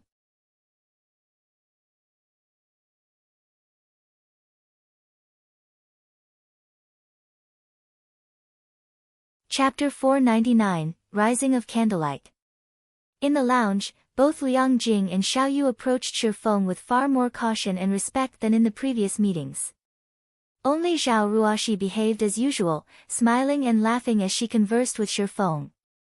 There did not seem to be any signs of a barrier between them. Master Shifeng, based on our previous arrangements, from today onwards, you will be Big Dipper's head instructor. At the same time, you will also become one of Big Dipper's directors, and as you requested, Big Dipper will also come up with an area that will be under your sole management. Saying so, Xiaoyu took out a half-transparent card from his suit's pocket, handing it to Shifeng. This is Big Dipper's diamond member card. The card's information has already been updated. In the future, all of your expenses at Big Dipper will be free of charge. Moreover, Big Dipper will also specially reserve a special training room for your use at any given time. When Zhao Ruoxi heard Xiaoyu's words, even she could not help her shock. The usual training rooms only contain some fitness and testing equipment. However, Big Dipper's special training rooms were different. Big Dipper spared no expense when they had constructed these training rooms. Every item inside was state-of-the-art. The entire room was also controlled by a quantum computer. These rooms were usually only provided to professional fighters. Normally, these rooms contained a dedicated combat robot. Special training rooms also came with full virtual combat videos and combat systems that stored beneficial data, which users could reference and learn from. There was even a gravity control device that allowed one to adjust the gravity in the room in order to produce better results. Furthermore, each room had a health cabin that could help its users alleviate physical fatigue, accelerate physical recovery, and maintain the best quality of sleep each day. Hence, many of Jinhai City's professional fighters loved come to Big Dipper. The training rooms in Big Dipper were categorized into 4 different ranks: basic, intermediate, advanced, and special. While the cost of each room increased with rank, the benefits also increased. It was especially true for the gravity settings. In the basic training room, one could adjust the room's gravity by 2g. The intermediate training room's gravity could be adjusted by 3g. In advanced training rooms, one could change the gravity by 4g. In special training rooms, one could increase or decrease the gravity by 6g. It was impossible for ordinary people to train in such an environment. Even moving one's fingers would be difficult. As for the rental fees, ordinary people could not even afford a basic training room. It cost 3,000 credits to rent a basic training room for a day. That was almost a typical person's monthly salary. Of course, your average citizen didn't even qualify to become a member of Big Dipper, to begin with. To professional fighters, however, this was easily affordable. The intermediate training rooms cost 5,000 credits per day. A majority of the city's professional fighters usually preferred to rent intermediate training rooms. Unfortunately, there was not many available. Big Dipper only had 20 advanced training rooms, and they cost 10,000 credits to rent per day. This was practically the average price of renting a room at a 7-star hotel. As for special training rooms, there were only 5 in the Big Dipper Training Center, or better yet, in all of Jinhai City. The rental for these rooms was 30,000 credits per day. However, one would be lucky if they even had the chance to rent one of these rooms. Yet, now, Big Dipper had specifically reserved one of these rooms for Shifeng. Countless people would definitely turn green with envy if they found out. I'll have to trouble Chairman Xiao, then. Shi Feng did not hold back as he accepted the diamond member card. With the special training room's gravity enhancement, his future training would yield far better results. Master Shi Feng, there is also the matter of the 15 bottles of S-rank nutrient fluids and 5 virtual gaming cabins that we previously agreed to. Our board of directors has unanimously agreed to increase the count to 30 bottles and 10 virtual gaming cabins. We will have the items delivered to you in a few days, Xiao Yu said with a smile.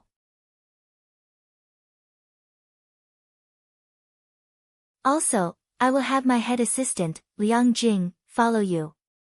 She is always very efficient. If you have any matters in Big Dipper you need to deal with, please let her take care of them for you. Alright. Shi Feng did not refuse Xiao Yu's offer. He had no reason to refuse to begin with. Aside from how important S-rank nutrient fluids were to him, just the 10 virtual gaming cabins could raise Zero Wing's workshop to a whole new level. It would no longer be just your average workshop. As for the assistant named Liang Jing, Shi Feng did not know much about Big Dipper. If he wanted Big Dipper to take care of some matters for him, such as training the members of his workshop, an assistant like Liang Jing would definitely come in handy. She could save him a lot of trouble. Regardless of the other's optimistic view of his development in the fighting world, Shi Feng had no intention of changing career paths. He only had one goal in his heart, God's domain. After all, God's domain held the world's future. After Shi Feng chatted with Xiao Yu and the others for a while, he returned to his apartment. Before he left, Xiao Yu had Liang Jing prepare 5 bottles of S-rank nutrient fluids for him, which would help him quickly recover from the injuries he had suffered during the match with Lei Bao. After returning home, Shi Feng immediately drank a bottle before resting in the virtual gaming cabin and logging into God's domain. A virtual gaming cabin also functioned as a health cabin. Only, it had an additional function of allowing its user to log into God's domain. Hence, when recovering from an injury, it would be best to lie inside a virtual gaming cabin. The time was currently 7 p.m. Although it was still dark in God's domain, the sound of 3 system notifications rang in Shi Feng's ears the moment he logged in. These 3 notifications informed him of the 2 candlelight trading firms' completion in White River City and 1 in Star Moon City. The construction of all 3 firms had finished during the day outside of God's domain. Moreover, all 3 shops had attracted quite a bit of attention, the 2 candlelight trading firms in White River City in particular. Both shops were exquisite 3-story tall buildings. Moreover, as both buildings had suddenly appeared beside White River City's auction house and bank, they had no difficulty attracting notice. In the end, many players had entered the buildings out of curiosity. Before they had investigated these new buildings, they had been ignorant. The moment they did, however, they were immediately startled. Not only were the shops equipped with a full range of items that players required, but the furnishing inside was also luxurious and magnificent. Both candlelight trading firms were far more glamorous than the Starstreak trading firm. There were even lounges available in the 2 shops that allowed visiting players to enjoy beverages while they shopped. Most importantly was the appearance of an item that everyone in White River City thirsted for. That item was the basic strengthened armor kit. Although the basic strengthened armor kits were inferior to the basic mana armor kits, the latter was simply too scarce. Despite many people having heard of the item before, they had never personally seen it. Now that the basic strengthened armor kits had appeared in the 2 candlelight trading firms, the first batch of players to enter the shops fought desperately to purchase them, afraid that the armor kits would sell out in a heartbeat. Shi Feng had given Melancholic Smile the authority to determine the goods prices in the shops, so it was up to her to decide at what price she wanted to sell the basic strengthened armor kits for. Yet, despite having set the initial price of the armor kits at 11 silver coins, it had taken only an instant for more than 100 to sell. As a result, Melancholic Smile had no choice but to raise the price once more.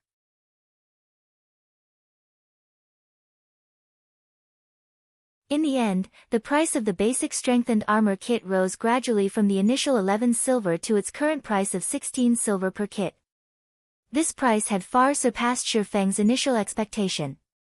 Even so, In a short dozen or so hours, the 3 shops in White River City and Starmoon City sold more than 6,000 kits.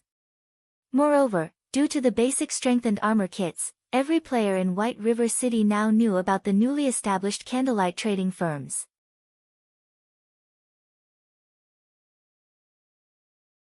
As a result, more players began to visit the trading firms, allowing business at the 2 shops to flourish. By the time Shifeng logged into the game, the 2 candlelight trading firms in White River City were already packed full of people. Everyone rushed to purchase the basic strengthened armor kits. In addition to the several dozen sets of dragon scale set equipment that had sold at the Blackwing auction house, Shifeng had suddenly become a wealthy man again, with more than 10,000 gold in his pockets.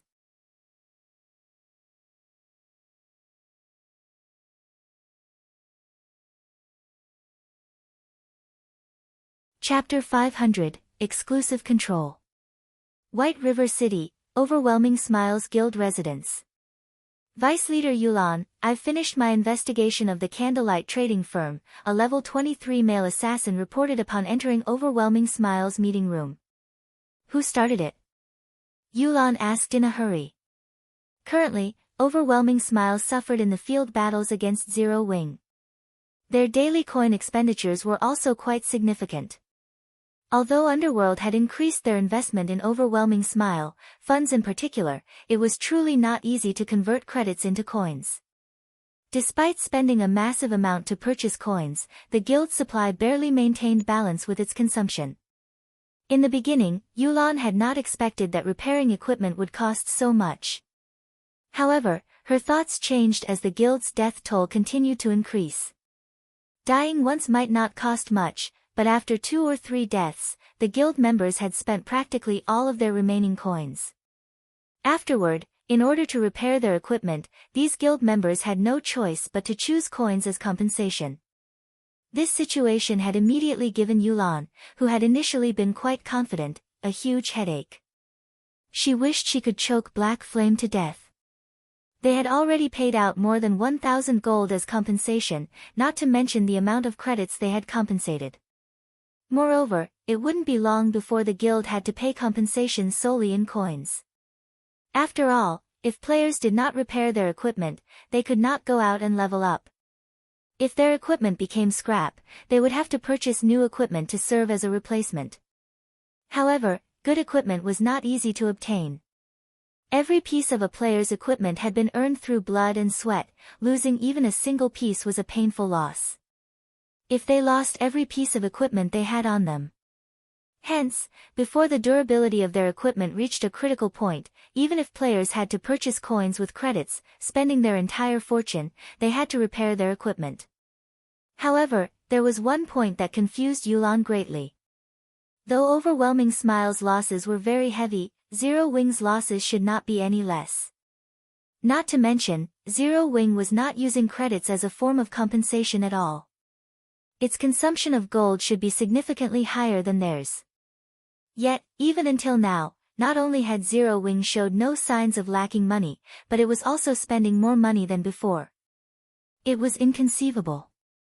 From the information Yulan had overheard, she knew that, aside from constructing the best smithy available, Zero Wing had also purchased several sets of dragon scale set equipment. At the very least, they would have to spend more than 2,000 gold on these purchases. Not to mention, there was also the gold they had to give out as compensation for the war of attrition.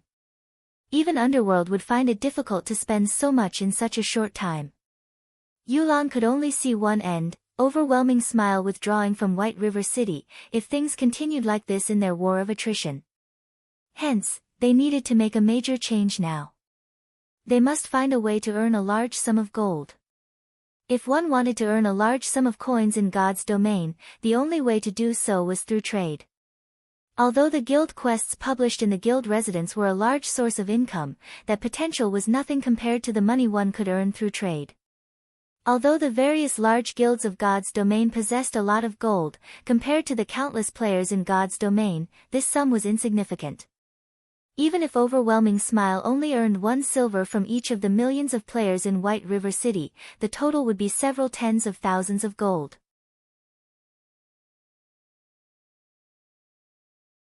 At that time, they could easily afford a war with several other large guilds simultaneously, much less afford to deal with a single Zero Wing. In White River City, the most powerful trading firm was currently the Starstreak trading firm. Not only did the firm occupy a strategic location, but it also possessed land in the 7 cities surrounding White River City, allowing it to sell items to players in 8 cities and earn tons of gold daily. The amount the firm earned each day was enough to make one drool. Unfortunately, the Starstreak trading firm was an NPC's property, not a player's.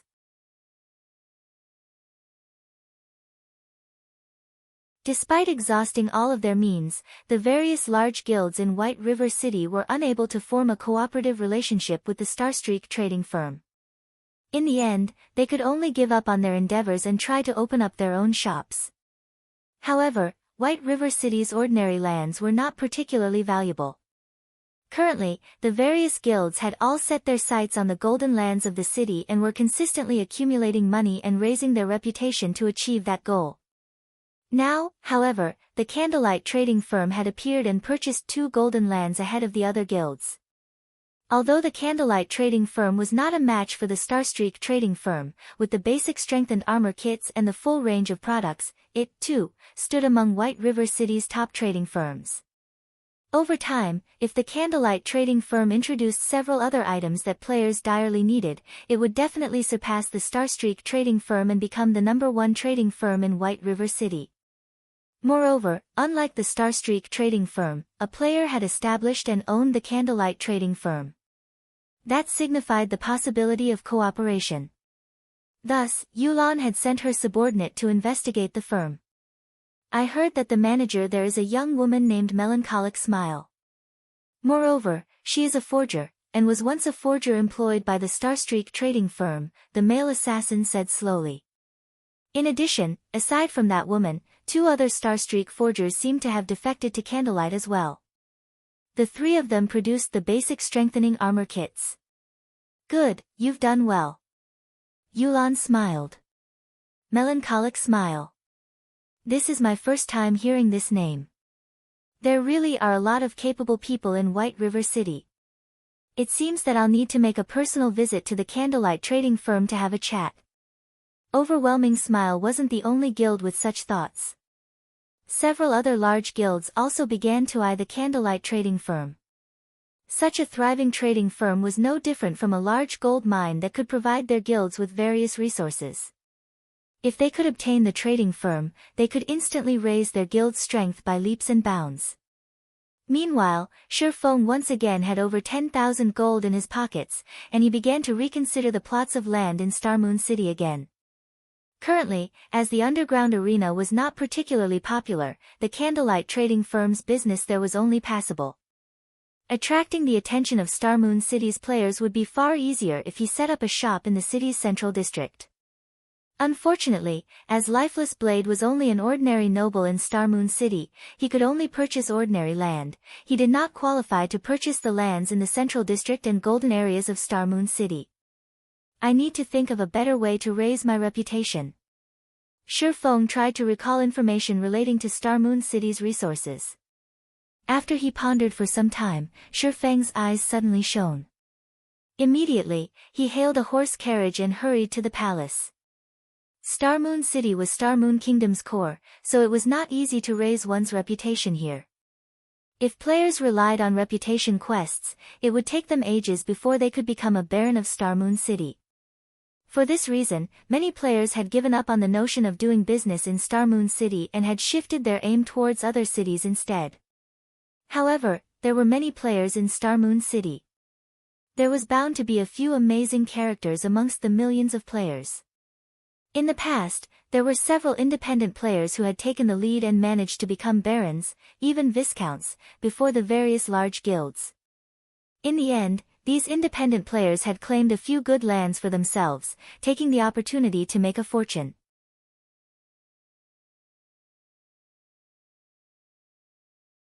The monthly rental they received was enough to allow them to live in luxury for the rest of their days. Despite being independent players, these few individuals were not ordinary characters, they were not penniless individuals. Instead, they were relatively wealthy individuals.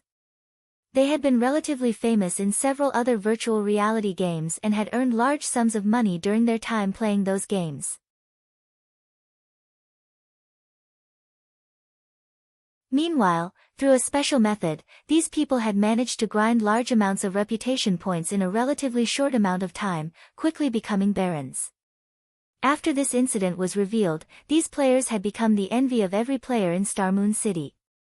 That method was very simple. Players needed to purchase some supplies with coins, then contribute these supplies to a certain Grand Duke to receive reputation points for Star Moon City. Unfortunately, the conversion ratio of coins to reputation points would make any ordinary player curse the system. However, Shifeng did not lack money right now, he only lacked time. Even if it were a more expensive method, he would still employ it.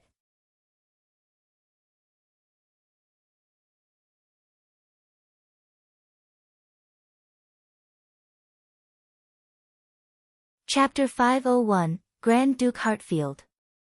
The lights shone brightly outside of Star Moon City's palace. At this moment, the street adjacent to the palace looked as if it held a large-scale celebration. A crowd of players exploded with excitement. Players filled both sides of the street, shouting and selling their wares. Star Moon City was different from the other ordinary cities in Star Moon Kingdom.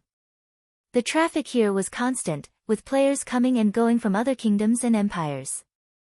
Hence, unlike in other cities where players could only set up their stalls once every 3 or 4 days in specified areas, players could set up their stalls in Star Moon City every day. Only, a fee was required to set up a stall, it was not free. Even with the fee, a large number of players were still willing to set up their stalls to sell items rather than using the auction house and paying a heavier fee. Even if they sold their items at a lower price here, they could still make a higher profit. Normally, players would only choose to sell their items through the auction house if they were in a hurry for money or they wished to obtain a better price for rare and precious items. As the items sold at stalls were much cheaper, many independent players and large guilds would come here to purchase the materials and items they needed. Shifeng had come to this place precisely to purchase some supplies. The method of exchanging coins for reputation points was, in reality, a special quest found in Star Moon City. To players who focused on raiding dungeons and grinding monsters to level up, they might never discover this special quest. However, to players who leveled up slowly and focused more on enjoying the game itself, it was not particularly difficult to find the quest. As long as they listened for information in the capital city, they could obtain some clues leading to the quest. Meanwhile, this clue was that Grand Duke Heartfield's daughter had fallen ill and was in urgent need of a large amount of herbs. The quest only required 1 stack of ordinary herbs. Upon completing this quest, players would receive a certain amount of money and EXP. Meanwhile, players could accept this quest indefinitely. Unfortunately, the amount of money and EXP wasn't quite worth the value of the herbs. In the past, wealthy players who wished to level up quickly had spent money to increase their EXP through such quests. Even so, they did not invest a lot of money in this method of leveling. After all, coins were very valuable during the initial stages of the game. Nobody would spend them foolishly. In the past, as everyone had been convinced that this special quest was merely a method that allowed one to exchange money for EXP, a few insane individuals, who had not wanted to level up in the fields, began to purchase herbs in bulk, turning them in to complete the special quest. In such a way, these individuals each traded in 1,500 stacks of herbs, reaching a critical point of this quest. When a player traded in 1,500 stacks of herbs, Grand Duke Heartfield would no longer reward said player with money and EXP. Instead, the Grand Duke rewarded the player with a thank you gift. One could obtain a variety of items from this gift. Among them, there was a 10% chance to obtain a reputation book. When used, the reputation book would give the user a certain amount of Star Moon City reputation points. This was why Shifeng had come to this bazaar to purchase herbs in bulk, either ordinary herbs or rare herbs. After making a round through the bazaar and investigating the general prices of herbs, Shifeng began shouting through the trade channel, buying ordinary herbs, 40 copper per stack, rare herbs, 3 silver per stack. We'll buy as many as you have. The trade channel was a unique channel only available in bazaars. Any players in the bazaar could receive the messages sent through this channel. However, players who wished to shout their messages needed to pay a fee of 1 silver per message. Though the length of each message was limited to 100 words, it was a valuable promotion tool. With this, Shi Feng could save himself a lot of trouble. The amount and prices of herbs at each stall varied greatly. If Shi Feng had to visit every stall in the bazaar, even if he exhausted himself to death, he would only acquire a small amount.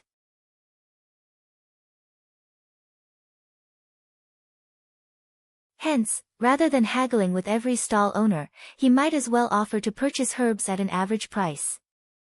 Naturally, interested players would hunt him down to sell their goods. Shortly after Shi Feng's announcement, a large number of players rushed towards him. "Boss, how many herbs do you want to buy?" "Big brother swordsman, look. I have excellent quality herbs. I can even lower the price if you buy them in bulk." The players that had hurried over all looked at Shi Feng like hungry wolves. They crowded around him, rushing to sell their herbs. Their intensity far exceeded Shi Feng's initial expectations. All right, no need to rush. All of you, line up and trade with me." Shi Feng smiled as he motioned for the crowd to calm down. Sure enough, players' enthusiasm in the capital city is a lot more intense. However, after giving it some thought, their enthusiasm was only natural. Players were currently busy with leveling and were not particularly enthusiastic about lifestyle classes. Although guilds nurtured their own alchemists, the guilds could easily supply the amount of herbs their alchemists needed. They didn't need to purchase any. More importantly, the crowd was so excited because the demand for herbs was usually quite low. As useful potion recipes were extremely rare, demand for herbs had dropped even further. In addition, Star Moon Kingdom was not a herb-poor kingdom, resulting in the prices of herbs remaining relatively low. Despite there being 20 herbs in each stack, ordinary herbs only sold for 40 copper per stack. Even rare herbs only sold for 3 silver per stack. One could imagine just how worthless herbs were. Yet, even with such low prices, few people were willing to purchase herbs, which explained why everyone was so excited to see Shi Feng. Players would frequently encounter herbs while adventuring, and they would usually collect these herbs to sell in bulk at a later time. Now, these players' actions benefited Shi Feng. In a short moment, Shi Feng had purchased 2,000 stacks of ordinary herbs and 200 stacks of rare herbs, spending 14 gold in total. To other players, this might be an astronomical sum, but to Shi Feng, this was only a drop in the bucket. "Sorry, but my bag's full. Everyone, please wait here for a while. I'll come back to purchase more in just a moment." Shi Feng hurriedly turned and ran towards the Grand Duke's mansion. Reluctance filled the crowd's eyes as they watched Shi Feng's departing figure. However, when they heard that he would return to purchase more later, they all chose to remain there, quietly awaiting his return. At this time of year, there were simply too few players willing to purchase herbs. Now that one such player had emerged, how could they easily give up on this opportunity? They would wait a few hours if they had to, not to mention a few minutes. The Grand Duke's mansion was only a short distance from the palace. The journey there only took Shi Feng a dozen minutes or so. After entering the Grand Duke's mansion, after the level 150 Great Steward's introduction, Shi Feng arrived before the level 200 Grand Duke Heartfield. After a brief conversation, Grand Duke Heartfield began telling Shi Feng the problem burdening his daughter. After which, Shi Feng received the special quest to acquire herbs. He then retrieved the herbs from his bag, one stack after another. For every stack of herbs Shi Feng turned in, he received 20 copper and 2,000 EXP in return. Though Shi Feng took a loss of 20 copper with each exchange, he did not pay it any mind. Compared to forging, his leveling speed from handing in the herbs was several times faster. As soon as he gave the Grand Duke the herbs, he immediately received EXP. The process was very fast and convenient. In mere moments, Shi Feng had turned in 1,500 stacks of ordinary herbs, earning a total of 3 gold coins and 3 million EXP.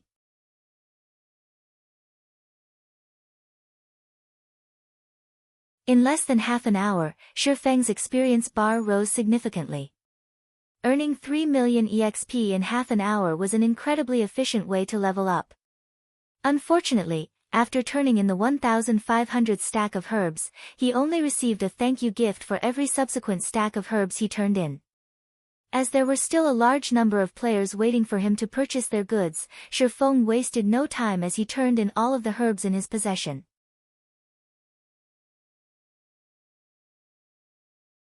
Unlike ordinary herbs, he would receive 10 thank you gifts for each stack of rare herbs. In terms of money, it was much more worthwhile to trade rare herbs for the gifts instead. Unfortunately, rare herbs were too scarce.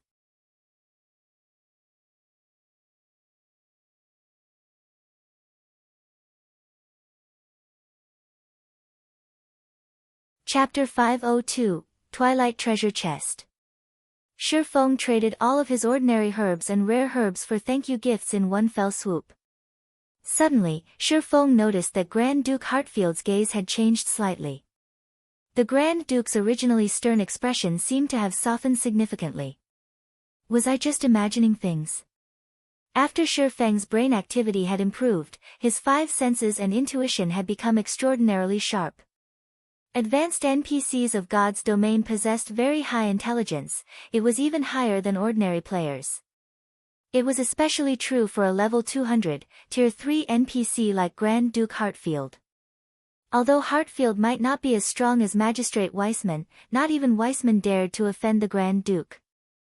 Heartfield was the only Grand Duke throughout Starmoon Kingdom, while the others were just dukes. In Starmoon Kingdom, his position was only below that of the king and equal to that of the kingdom's Grand Marshal, Adolf Serret. Working with the Grand Marshal, they protected the kingdom from both inside and outside threats. If Shifeng could form a relationship with Grand Duke Heartfield, it would greatly benefit his future development in Starmoon Kingdom. Forget it. It's best to just focus on raising my reputation. Shifeng shook his head to clear his mind. He then departed from the Grand Duke's mansion and returned to purchasing herbs. The thank you gifts did not take up a lot of space, with each stack holding up to 1,000 gifts. Shifeng had received a total of 2,500 gifts, which took up only 3 bag slots. Upon arriving at the bazaar in front of the palace. Sure enough, the herb-selling players had not moved. The moment these players noticed Shifeng's return, they immediately rushed over to welcome him. In moments, Shifeng's bag was filled to the brim once more. He then returned to the Grand Duke's mansion and began to trade the herbs for more thank you gifts.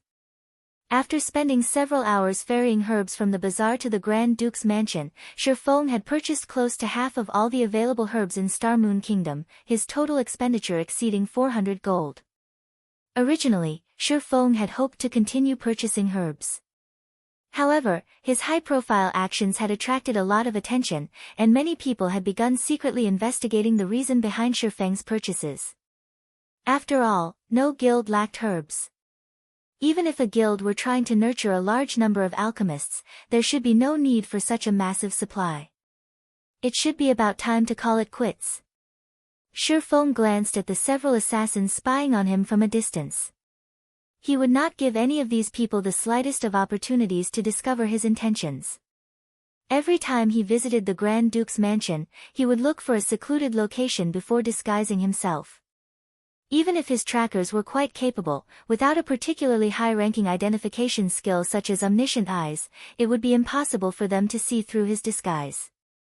In reality, Shifeng did not have to pay these people any heed. Even if they discovered this special quest, no guild would willingly spend so much money to earn some EXP.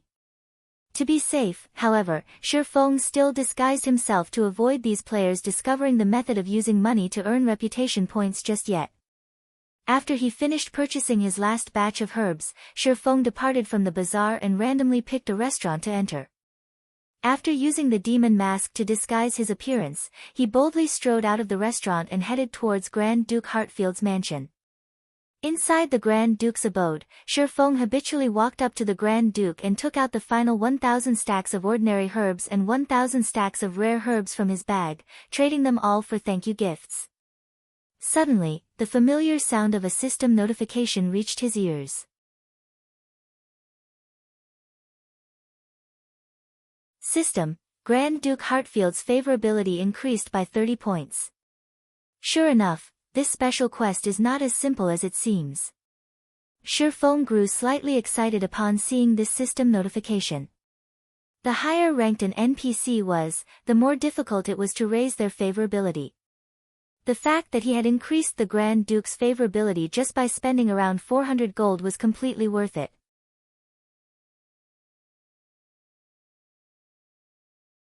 However, giving the situation some thought, Shifeng felt that this result was quite reasonable. After all, he had already earned close to 120,000 thank you gifts. If each stack could hold 1,000 gifts, that was close to 120 stacks. Currently, the prices of herbs were only this cheap due to the fact that players of God's domain were still low-leveled and did not have much use for them. If Shifeng waited 2 more weeks or so, the money he would have to spend to earn 120,000 thank you gifts would most likely increase by several folds. If the Grand Duke had nothing to say even after such a huge contribution, his heart was definitely made of stone. Young adventurer, thank you for your enthusiastic contributions. With this many herbs, I can extract a sufficient amount of herbal essence to cure my daughter.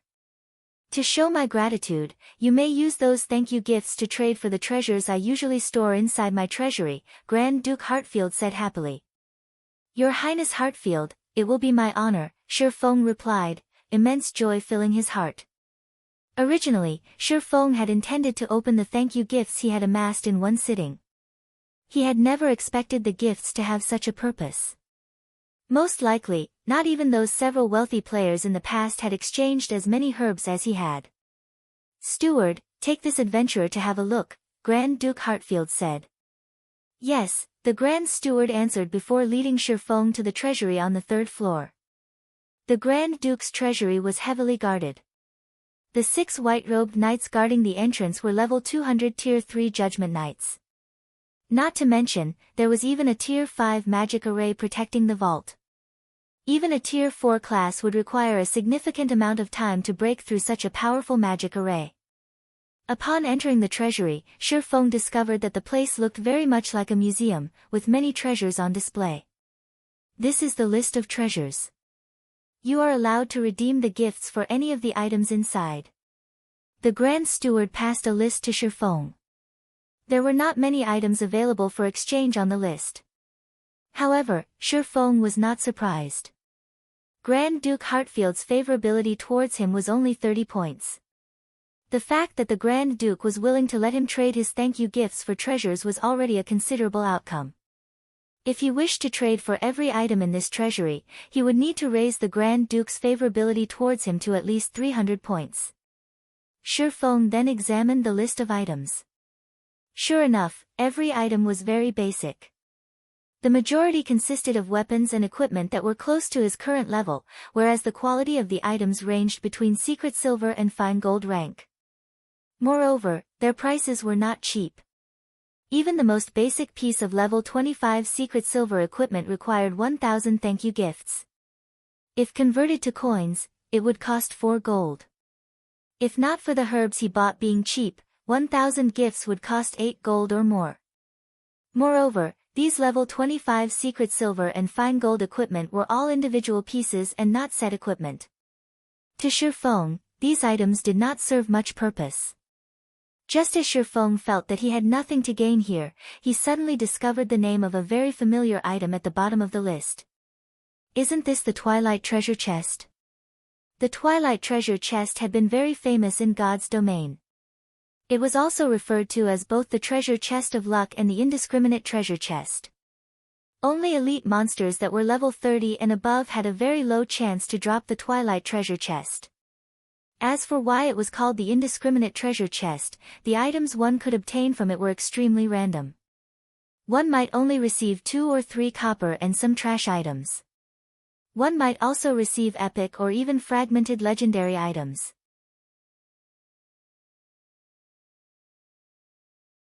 In general, the items one could get from the Twilight Treasure Chest relied heavily on luck. In the past, the majority of the players who had obtained this item would promptly toss it onto the auction house, selling it for around 1 gold rather than opening it themselves. On the other hand, each Twilight treasure chest only required 100 thank you gifts to redeem. In other words, each Twilight treasure chest would cost Shifeng 40 silver, which was significantly cheaper than its price in his past life. Luck?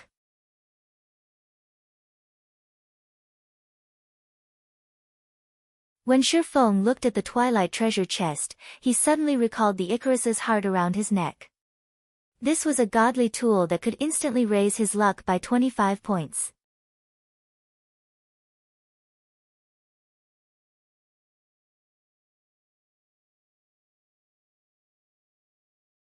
Chapter 503, Yin-Yang Walker. Shifeng looked at the Twilight treasure chest and pondered his situation carefully. Currently, he had nearly 120,000 thank you gifts on him. They were definitely enough to raise his reputation to a sufficient level. The luck attribute could be applied in various aspects. Aside from monster drops, luck also played a significant role in opening treasure chests and gift boxes, though the effects were not as prominent as they were with drops. However, Icarus's heart only gave Shifeng 5 points of luck under normal circumstances. That amount was too little to make a significant difference when opening treasure chests. Based on Shifeng's understanding of the luck statistic, 5 points would not even double his drop rate when opening a treasure chest. Meanwhile, the Twilight treasure chest was famed for being a miser of good items. Only by activating Divine Providence and boosting his luck to 25 points would his chances significantly improve when opening a treasure chest.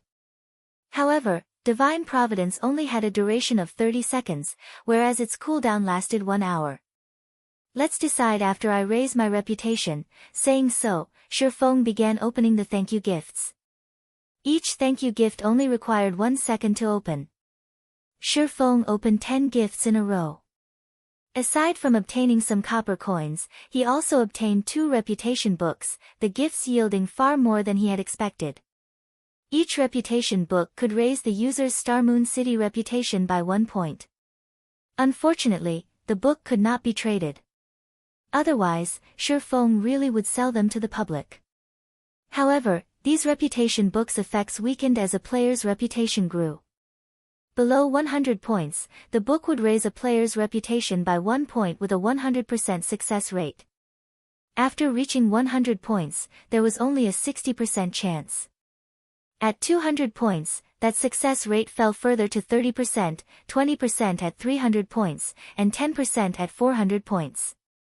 When a player's reputation reached 500 points, there was only a 3% chance to increase their reputation by 1 point when using the reputation book. To become a Baron, players required 500 reputation points. To become a Viscount, players required 1,000 reputation points. If Shifeng hoped to become a Viscount by relying on the reputation books, he would have to expend a staggering number. As for becoming a Count, which was 1 rank above a Viscount, that was practically impossible. That was because a player needed 3,000 reputation points to become a Count. The effects of just having 5 points of luck is really quite good. I wonder if it will be possible to obtain the Mastery Book. Shifeng grinned. With 5 points of luck, his chance of obtaining reputation books from the thank you gifts was indeed higher than other players. However, other than copper coins and reputation books, there was also an extremely small chance for players to obtain mastery books. Mastery was something very important to any player in God's domain. Taking Shifeng for example, as his mastery was very high, his basic attacks dealt more damage compared to other players. If he could raise his one-handed sword mastery's rank to a basic sword master, he could increase his basic sword attack damage by 30%, that was 10% more than an advanced swordsman. With a 10% difference in basic attacks, the skill damage difference was even higher. Meanwhile, Shifeng was only dozens of points away from becoming a basic sword master. If he could obtain mastery books, he could advance his combat power further. By the time he went to the ancient battlefield to sharpen his techniques, he would also obtain better effects. Shifeng then began to open the thank you gifts frantically. 100. 300. 500. 1,000. After spending several hours, Shi Feng opened more than 10,000 thank you gifts and obtained a total of 2,000 reputation books. In addition, he had also luckily obtained 8 mastery books.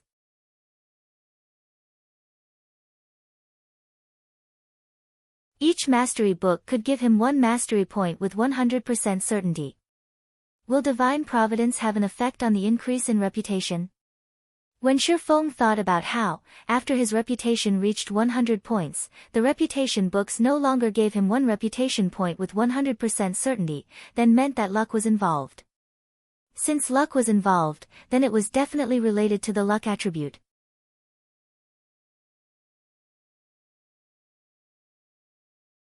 Shi Feng grinned slightly as he activated divine providence. Suddenly, a faint golden glow covered Shi Feng's body as if he had received a blessing from heaven as he became the absolute focal point inside the entire treasury. Immediately, Shi Feng began to activate the 2,000 reputation books. The activation process of a reputation book was very fast. The book would activate with a single click. Shi Feng could gain many reputation books in just 30 seconds. In the next moment, Shi Feng's finger transformed into an afterimage. With Shi Feng's speed, he could click dozens of times every second. Following which, Shi Feng heard the ringing of a continuous stream of system notifications. System, congratulations. You have gained 1 Star Moon City reputation point. System, congratulations. You have gained 1 Star Moon City reputation point.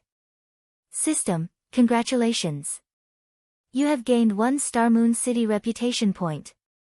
30 seconds later, of the 2,000 reputation books Shi Feng obtained, only a little more than 700 remained. Meanwhile, Shi Feng's reputation in Star Moon City had also risen to 436 points, he was only 64 points away from becoming a baron. The divine providence's effects were remarkable. Sure enough, it is effective, Shi Feng immediately grew excited. Using this method, he could save a large number of thank you gifts. At this rate, not to mention becoming a viscount, he could even give becoming a count. Hence, Shi Feng frantically opened thank you gifts once more. It just so happened that divine providence was on cooldown during this period. An hour later, Shi Feng began another round of clicking reputation books. 30 seconds later, Shi Feng's reputation rose from 416 points to 578 points. Following which, Shi Feng continued opening the thank you gifts. After opening more than 30,000 gifts, Shi Feng's reputation had finally reached 1,000 points, becoming a viscount of Star Moon City. In addition, he had also obtained a total of 21 mastery books. Originally, Shi Feng still intended to continue raising his reputation. However, seeing as there were less than 90,000 thank you gifts remaining, even if he used divine providence, it would not be enough for him to become a count. Hence, Shi Feng gave up on the notion. However, this result had already surpassed Shi Feng's initial expectations. Normally, 120,000 thank you gifts might not even be enough for him to become a viscount. In this aspect, divine providence had truly played a significant role. However, now that Shi Feng had 21 mastery books, as long as he strived, he could raise his one-handed sword mastery to 150 points, reaching the standard of a basic sword master. Hence, Shi Feng continued the process of opening the thank you gifts and had even used divine providence to aid him in his endeavor. After opening another 10,000 or so thank you gifts, Shi Feng accumulated a total of 48 mastery books. Immediately, he upgraded his one-handed sword mastery to the standard of a basic sword master, his basic damage increasing by 30%. At this moment, Shi Feng had less than 80,000 thank you gifts remaining. At once, Shi Feng exchanged all of them for twilight treasure chests. Each twilight treasure chest cost 100 thank you gifts. In the end, Shi Feng had gained close to 800 twilight treasure chests. He would have to spend close to 800 gold if he bought so many anywhere else. After divine providence's cooldown completed. Twilight treasure chest, you better not disappoint me. Shi Feng took out 9 twilight treasure chests and set them on the ground. Taking a deep breath, he immediately activated divine providence and swiftly began activating the treasure chests before him. As time passed, the silver-colored treasure chests inlaid with purple crystals were swiftly opened. 1 chest. 2 chests. 3 chests. Finally, Shi Feng managed to open the 9 twilight treasure chests within 30 seconds.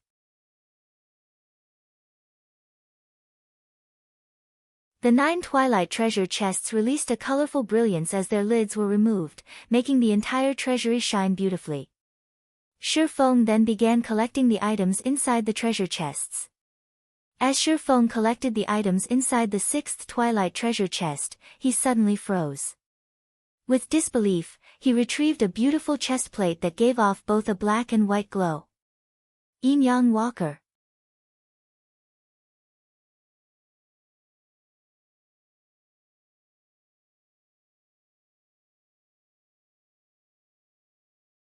Chapter 504, Tier 1 Set Equipment.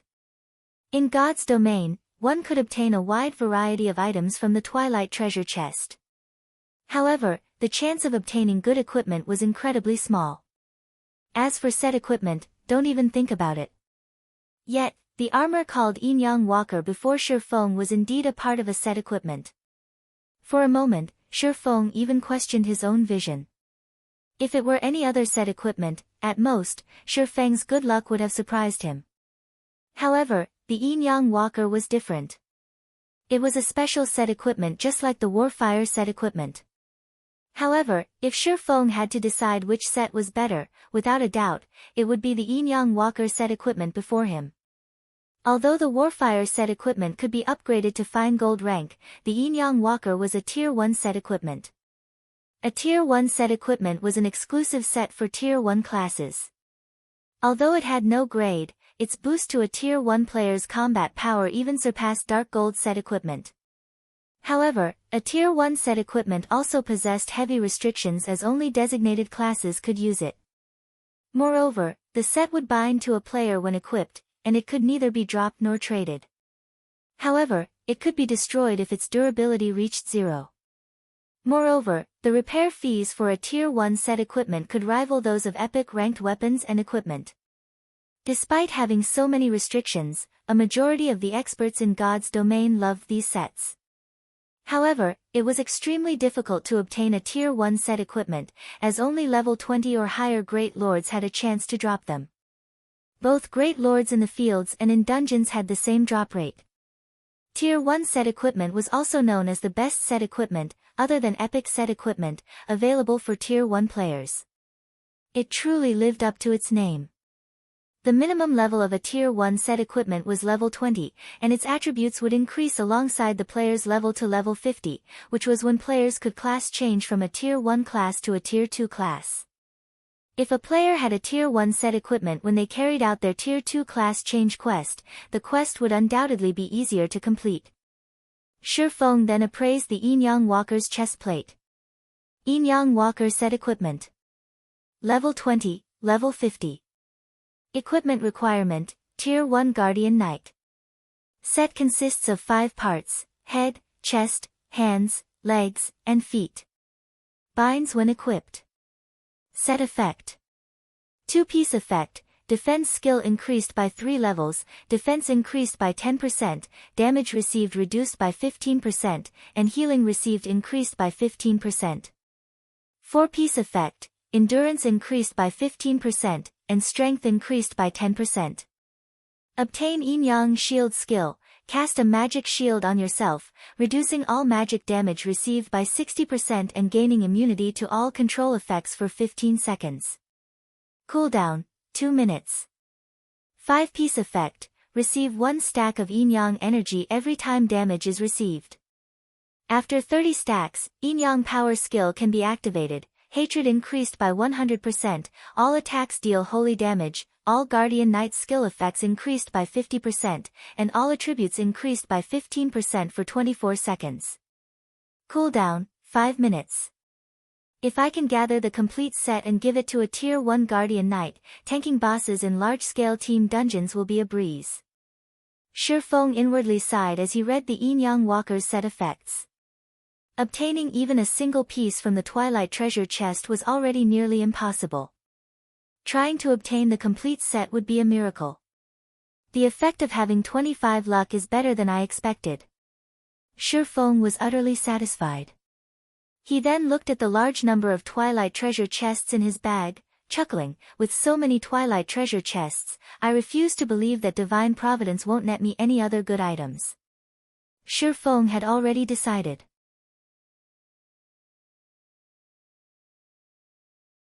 As soon as the cooldown of divine providence completed, he would use it to open the treasure chests. With more than 700 twilight treasure chests, even if he could not earn back the cost of all the herbs he had bought, he would not suffer too huge of a loss either. Soon, Shi Feng collected the remaining items from the treasure chests and stored them in his bag. Other than the Yin Yang Walker, the 9 twilight treasure chests only yielded ordinary items.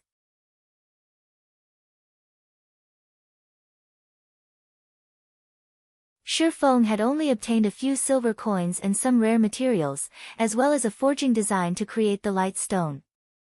Although it was a forging design, it wasn't very valuable, it was not worth even 30 silver. This was because the light stone forging design was quite common. It had a chance to drop from any level 40 or above maps. However, God's Domain's current players were very much in need of light stones. The light stone was a consumable item that could illuminate a certain area as if it were daytime. In the darkness of night, any monsters caught within the light stone's radius would lose their nighttime advantages. The item allowed players to grind monsters freely and level up during the night. To players who wished to level up quickly, even the darkest night was a time to level up. Light stones were practically necessary for players out in the fields, hence why the drop rate for the item's forging design was relatively high. Only, players would find it very difficult to obtain the forging design at their current levels. Light stone. A light flashed in Shi Feng's eyes. He felt that this was a good opportunity to make a fortune. As long as he sold them, the light stones would be well received. Currently, the Candlelight trading firm relied on the strengthened armor kits to draw customers from the Starstreak trading firm. If he added light stones to the firm's available products, it would definitely boost the firm's competitive edge. Light stones were easy to produce. Moreover, the materials it required consisted of cheap and common items such as advanced stones and magic essences. Hence, light stones were easily affordable by the majority of the players, unlike the expensive strengthened armor kits that only a small number of players could afford. In addition, there were only 3 people producing the strengthened armor kits right now, and their success rates were only at 30%. It was not enough to satisfy the demand of so many players. As for light stones, even an advanced forging apprentice's success rate would be higher than 30%. Only, the light stone forging design was not something players below level 30 could obtain. If Shi Feng could acquire a large number of light stone forging designs, the Candlelight trading firm could take Star Moon Kingdom's entire market by storm. The Candlelight trading firm had plenty of advanced forging apprentices. As long as they had a sufficient number of forging designs, they could mass-produce the light stones. Not only could they supply the players from White River City and Star Moon City, but they could also provide an endless supply to other cities as well. At that time, even counting their money would become a laborious task. In any case, I have nothing better to do right now. I might as well grind for some light stone forging designs. Shi Feng grinned. Immediately, he recalled several maps suitable for grinding light stone forging designs. Although those maps were all level 40 and above, Shi Feng had the ignore level effects provided by the magic weapon Abyssal Blade, the Dragon Claw set equipment, and the Golden Stigmata. Combined, he could ignore up to 45 levels. In addition to Shi Feng's own level, he could take on a level 70 monster should he choose to do so. Only, the attributes of a level 70 monster were a bit too powerful. Even if Shi Feng could damage these monsters, they could kill him with a single slap. However, against monsters below level 50, he could definitely make an attempt as long as they were not chieftains or lords. Shi Feng then headed to Star Moon City's City Hall to purchase a valuable golden land. While Shi Feng had focused on raising his reputation, the dragon scale set equipment he had placed in the Blackwing auction house had finally sold out. In addition to the money Feng had earned through the candlelight trading firms, he now had over 20,000 gold in his pockets.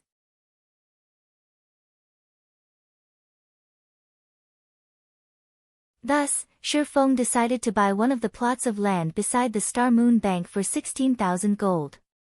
However, as Feng was a viscount, he received a 10% discount on his purchase. Even after constructing a new branch of the candlelight trading firm, he had not even spent a total of 16,000 gold. After he had finished his business in the city hall, Feng took a horse carriage to the teleportation hall and teleported to the Twin Tower Highlands, a level 45 map with the highest drop rate for light stone forging designs.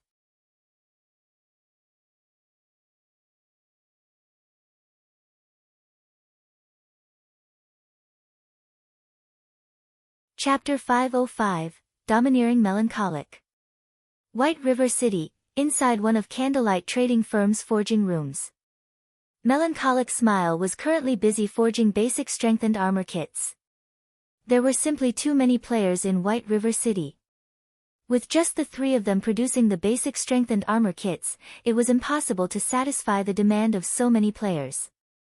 Had they not produced a large number of the kits early on, their supply would have long since depleted. Sister Smile, there are two people on the first floor looking to discuss business with you. I understand. Like the others, have them wait in the reception room for now. I'll head over once I finish my work. But, one of them is claiming to be Overwhelming Smile's guild leader. Overwhelming Smile's guild leader. Melancholic Smile could not help but pause. As one of the tyrannical guilds in White River City, it was far ahead of other guilds. Their funds and member count were also plain for all to see. A lifestyle guild's direction of development was completely different than combat guilds. In other words, there should not be any conflicts of interest between the two. However, a lifestyle guild did not possess any combat capabilities. When producing certain items, plenty of rare materials were required.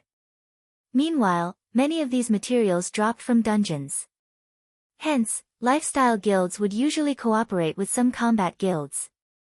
In such a relationship, the combat guild in question would be responsible for supplying the rare materials, while the lifestyle guild would offer some discounts and give priority on sales of certain items to said combat guild. Ha ha ha. Just in time, Melancholic Smile said. I'll head over there now. Saying so, Melancholic Smile tidied up the materials on the table and headed downstairs. In the reception room on the first floor, many of White River City's guilds had sent representatives to the candlelight trading firm to discuss potential cooperation. However, when a man and a woman entered, the entire reception room's atmosphere sank. Everyone in the room immediately focused their attention on this pair of new arrivals, the woman in particular. Practically every guild in White River City knew who she was. This woman was none other than the guild leader of Overwhelming Smile's White River City branch, Yulan. The candlelight trading firm sure knows how to treat its guests, to actually make us wait here with other guilds. Feng Xianyang swept a glance at the reception room, frowning slightly with discontent at the firm's arrangements. Yulan did not comment on Feng Xuanyang's statement. Instead, she only sat down and waited quietly. Although Overwhelming Smile was a powerful guild with ample funds, the candlelight trading firm was no ordinary existence either. The fact that it had been able to purchase two of White River City's golden lands in such a short time displayed the firm's powerful backing. A short moment later, Melancholic Smile entered the reception room. Immediately, the atmosphere in the room relaxed significantly as the occupants promptly stood to welcome her, smiling. Everyone, please sit, Melancholic Smile said after glancing around the room. Every player in this room was a big shot at the peak of White River City. Melancholic Smile never thought that the day would come where she would become one of these supreme characters as well. Before this, she was merely a forging apprentice who guilds would casually chase away, someone who relied on forging to earn some meager living expenses. Regarding these high-ranked managers from various large guilds, they were all existences that she would have only admired from a distance. Yet, now, every one of these powerful characters greeted her with fawning smiles. Compared to her previous life, it was as if she was in an entirely different world.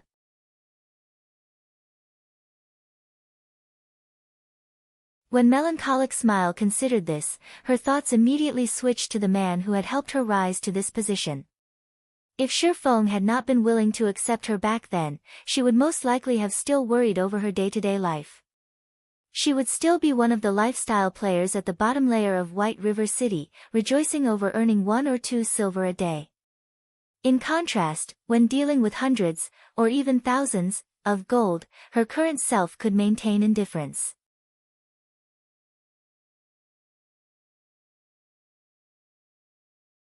Before her were the upper managers of the various large guilds in White River City. Among them, there was even the guild leader of Overwhelming Smile. One could just imagine how much pressure one would feel from having to discuss business with these people. Yet, Melancholic Smile, who had never encountered such a scene, spoke as naturally as if she were sipping tea while enjoying light conversation. Seeing as everyone present wishes to cooperate with us, I will make things simple. We at Candlelight Trading Firm only have one requirement, Melancholic Smile calmly said. You must sell all of the materials your guilds have collected to us. Everything. We will purchase these materials at 60% market value.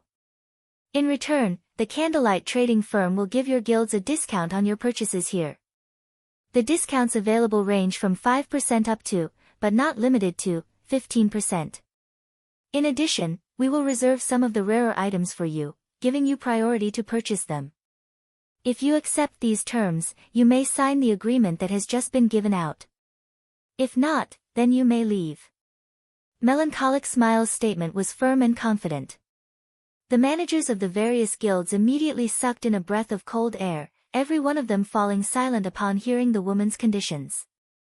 This was fraud. If they sold all of the materials they had obtained to the Candlelight Trading Firm, what would be left for their own guilds? Moreover, the purchase price was only 60% of market value. Wouldn't they be better off selling their excess materials to the public? Most importantly, they could only receive meager discounts of 5% to 15%. Their guilds wouldn't gain much benefit from such a small discount.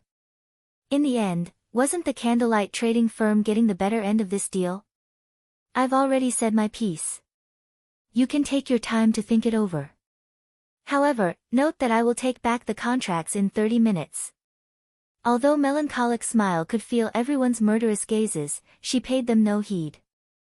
Instead, she simply turned to leave. It was as if her actions had said, if you want to sign, go ahead. If not, get lost. Suddenly, the various representatives, who had been so confident, fell mute. Wait a minute. Feng Xianyang suddenly stood with a cold expression on his face. He glared at Melancholic Smile, sneering, don't you think you are going too far with your demands? You should know that there are many materials that only guilds like ours can obtain, independent teams are simply not strong enough to provide a supply. If our guilds join hands to cut off Candlelight's supply, do you really think you can continue doing business? Shocked, Yulan rushed to her feet, advising, young Master Feng has gone a little too far with his words, I ask for Miss Melancholic's understanding.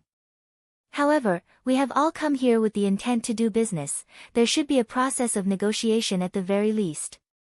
The way you cut us off will not benefit either side. Why don't we sit down and discuss things properly? Everyone in the reception room nodded in agreement. If every guild refused to sell their materials, how could Candlelight Trading Firm hope to continue its success in White River City? At the end of the day, a lifestyle guild was still a lifestyle guild, they were born to lower their heads to combat guilds. Ha ha ha. Your statement is indeed reasonable. After thinking it over for a moment, Melancholic Smile nodded as she looked towards Feng Xianyang and Yulan. Smiling sweetly, she said, although what you've said is logical, I stand by my decision. Moreover, from this point onward, I retract Overwhelming Smile's contract. You two may leave now. You? Feng Xuanyang's eyes immediately became bloodshot as he nearly spat blood in rage.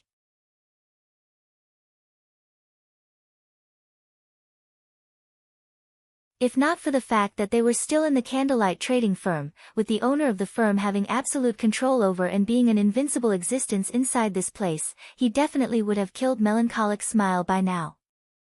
Yulan was similarly stunned by Melancholic Smile's words. Meanwhile, the upper managers of the various large guilds were also stupefied by this situation. In White River City, Overwhelming Smile was only second to Zero Wing. Yet, Melancholic Smile had dismissed them with just a few words, showing no pretenses at all. This was simply too domineering.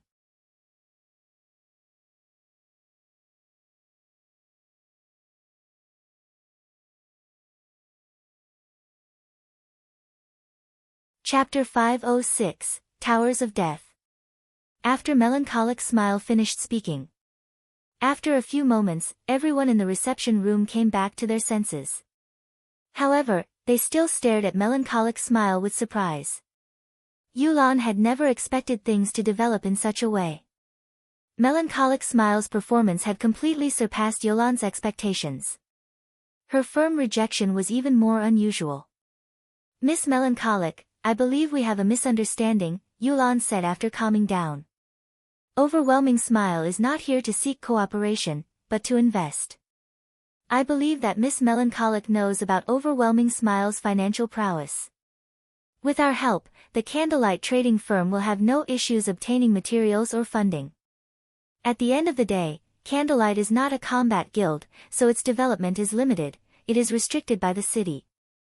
Candlelight might become White River City's #1 trading firm, but you can't just remain in one city and not branch out to others, right? After all, White River City's player population is not infinite, and you can only earn so much. I admit that Candlelight is very wealthy. However, purchasing golden lands in other cities requires sufficient reputation points there. Meanwhile, how can Candlelight hope to compete with the guilds that have been developing in said cities since the very beginning? By the time Candlelight's personnel gains sufficient reputation in other cities, other guilds will have long since purchased the best plots of land available. However, after we invest in Candlelight, the trading firm will not face such a restriction. Overwhelming Smile has plenty of personnel in other major cities, including the several cities neighboring White River City. As long as we have enough gold, we can purchase the most valuable land in every city throughout Starmoon Kingdom and establish the Candlelight trading firm all over the kingdom, saving you a lot of time and manpower. Is Miss Melancholic really not interested in such an opportunity?" Yulan spoke confidently as she offered the attractive conditions. She had also hit the nail on the head by pointing out the Candlelight trading firm's weakness. Meanwhile, the fact that Yulan was able to make such a statement so confidently was all because of Overwhelming Smile's backer, Underworld. This was a feat that no other guild could ever accomplish, even first-rate guilds. Yulan's offer sorely tempted the other managers of the guilds in the reception room. Only, they were somewhat disappointed that the Candlelight trading firm would no longer be theirs. They could already imagine the Candlelight trading firm's flourishing future. One side had the advantage of manpower and resources, while the other had coins and popular shops. The cooperation between the two was practically a match made in heaven. Yulan really is amazing. It's as expected of someone fancied by Underworld's elders.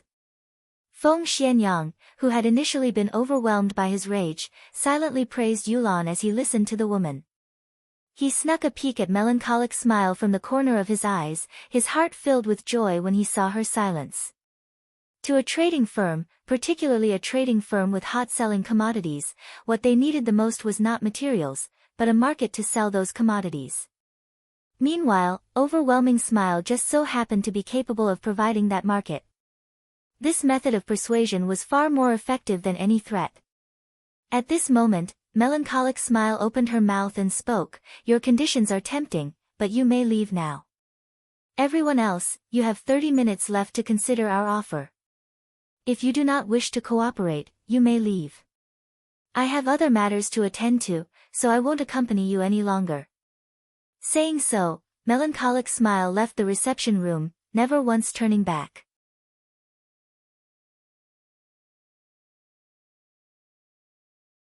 From the moment she had entered the room, she had acted as if she did not care about any of the representatives. Is she really not tempted? Yulan was stunned. With such huge potential profits, no sane trading firm would reject their offer. Even if Melancholic Smile rejected them eventually, it should be based on two harsh conditions. Yet, before they could even state their conditions, she had turned them away. Just what sort of situation was this?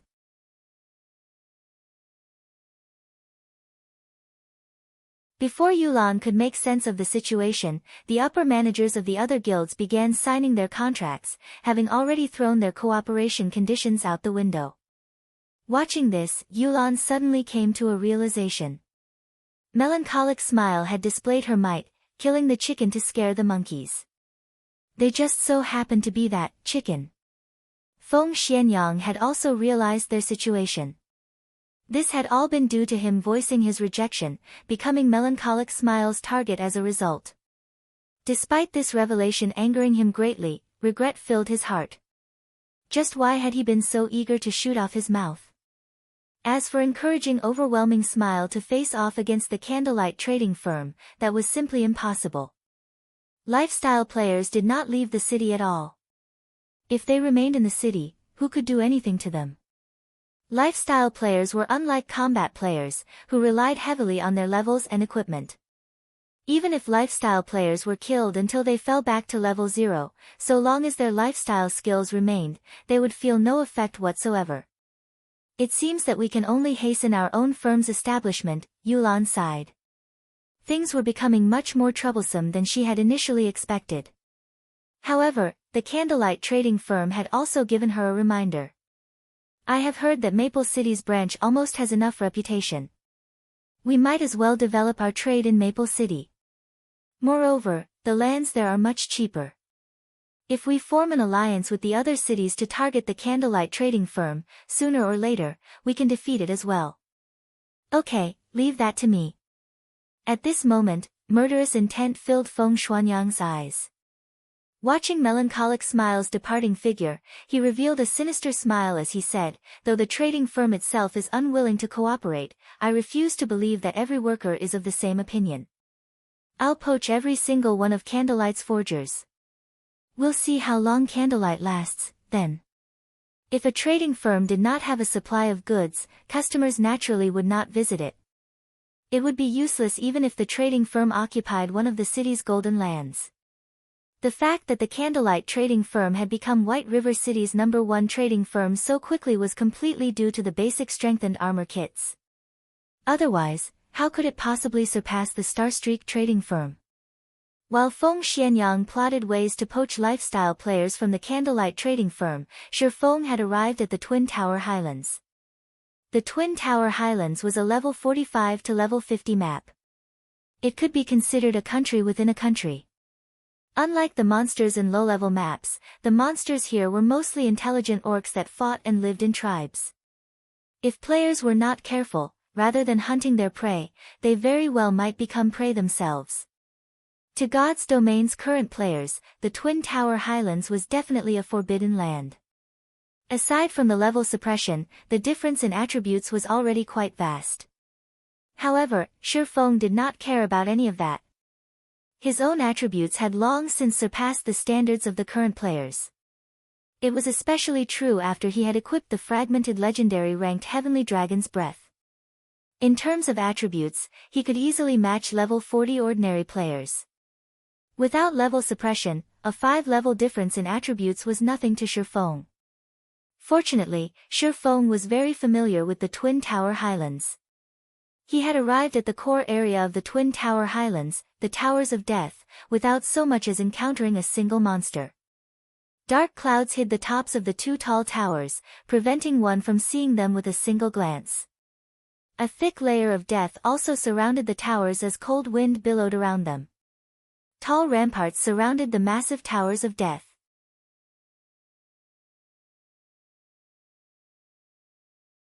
An army of orcs patrolled the walls. Overall, the Towers of Death look like an impregnable fortress. This was the best location for Shifeng to grind for the light stone forging designs. This should be it. Shifeng activated Wind Rider and the Ring of Nothingness and flew up to the tall walls. Sweeping a glance over the numerous level 47 orcs below the ramparts, a grin appeared on his face.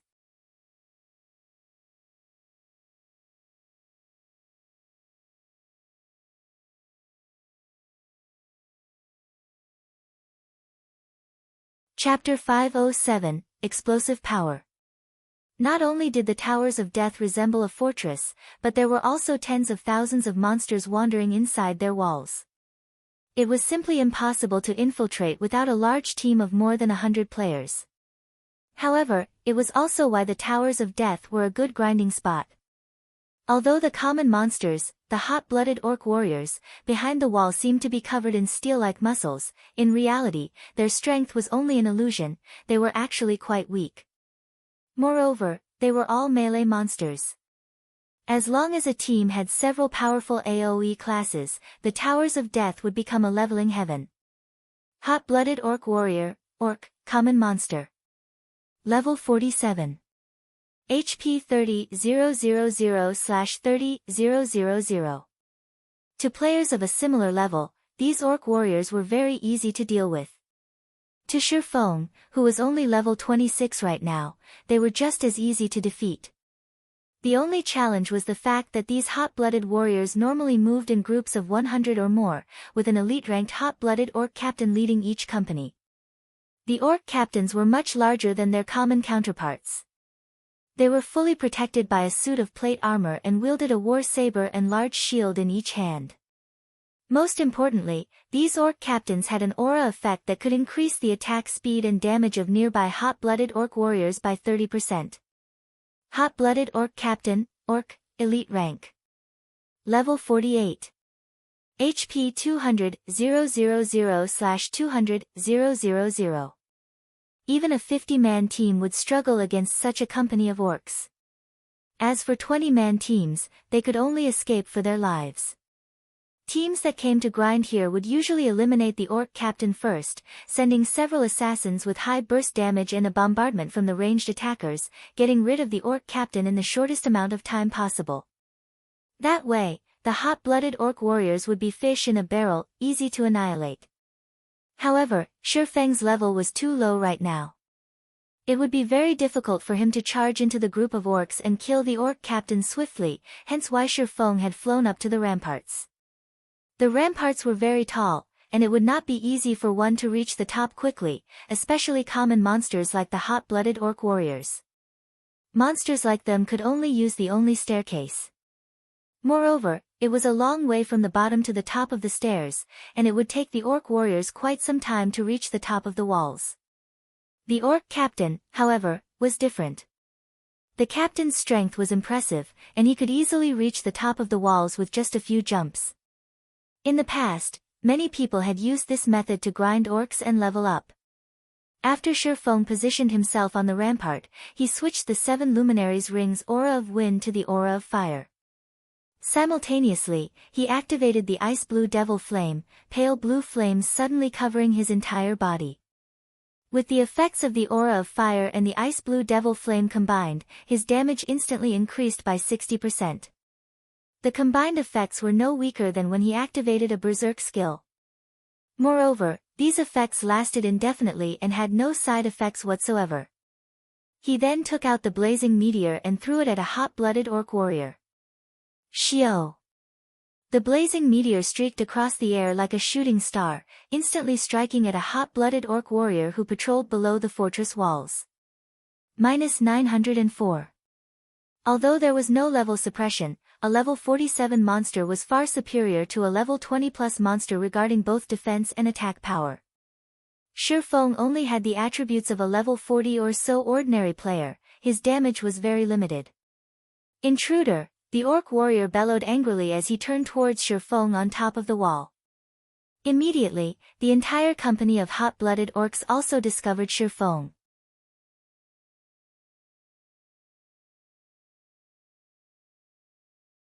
However, as the wall was too large, they could only frantically dash towards one of the distant staircases. The armored hot-blooded orc captain, unlike his allies, simply bent his legs and jumped. In just a moment, the orc captain had jumped up to half the height of the wall.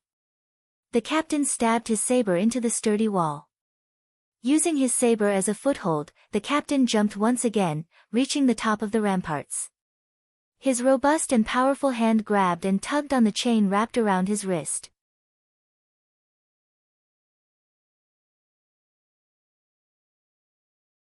In the blink of an eye, the saber, which was connected to the chain, returned to the orc captain's hand. The entire process was smooth and only took an instant. The orc captain was like a martial arts expert who could walk on walls and fly through the eaves of buildings. However, Shi Feng was not the slightest bit surprised by the orc captain's actions. Elite monsters' intelligence and combat techniques at this level were not the slightest bit inferior to the professional fighters in real life.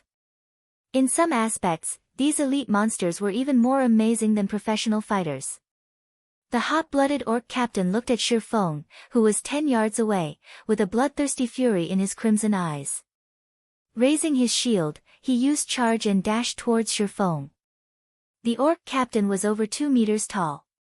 With his mass and speed, he was like a small car rushing towards Shi Feng. One could just imagine the consequences of such a collision. Without hesitation, Shi Feng activated Purgatory Power, raising his damage by another 30% and attack speed by 100%. He then dashed forward to meet the orc captain's charge head-on. Just as the orc captain was about to send Shi Feng into a fainted state, at the moment between life and death, Shi Feng used silent steps. Not only had Shi Feng avoided the fainted effect of the orc captain's charge, but he also managed to appear behind the orc captain. Die! Shi Feng shouted. In the next moment, the abyssal blade and the Purgatory's shadow in Shi Feng's hands released a powerful blinding light. The crimson flames that covered both swords caused the surrounding temperatures to soar. Flame burst. Dazzling streaks of light shot out from Shi Feng's hands, piercing the hot-blooded orc captain's armor. The orc captain's armor could stop neither the scorching heat of the flames nor the sharp edges of the swords. The blazing abyssal blade easily penetrated the sturdy armor, stabbing the orc captain's vital point. -9,120, -18,160, -9,234, -27, 548. Frightening damages appeared above the hot-blooded orc captain's head, one after another. In the blink of an eye, the orc captain had lost close to half of his HP. The orc captain bellowed at the damage he received. Responding quickly, the orc captain used War Stomp, causing all enemies within a range of 6 yards to enter a fainted state for 3 seconds. However, Shi Feng, who had already grasped the flowing water realm, had long since seen the orc captain's intentions.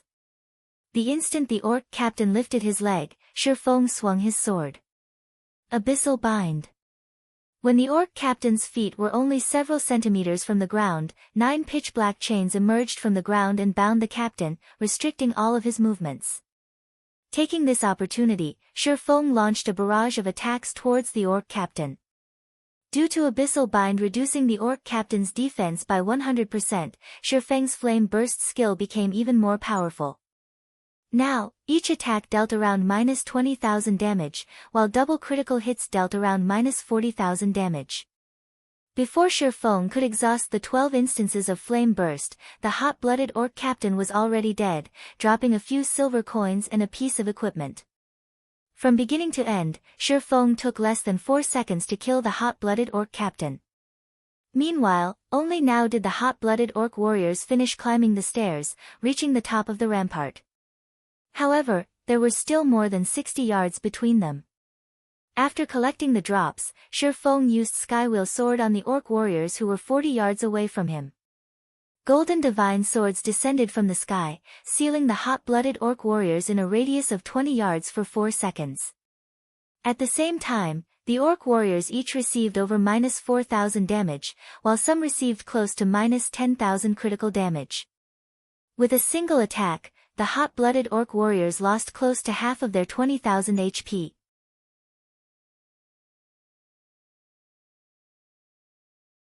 While the hot-blooded orc warriors ceaselessly bellowed with anger, Shi Feng followed up his attack with Firestorm. Suddenly, heavenly fire descended from the skies, annihilating the company of orc warriors. Items scattered across the ground around the orc warriors' corpses. Meanwhile, Shi Feng's experience bar rose at a rate visible to the naked eye. Shi Feng marveled at the dropped items on the ground. Fragmented legendary items and epic items really are frightening.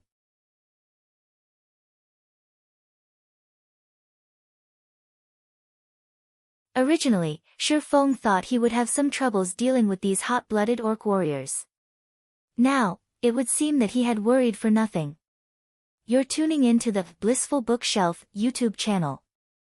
We're so grateful for your support, and don't forget to subscribe to join us on this incredible journey through captivating stories.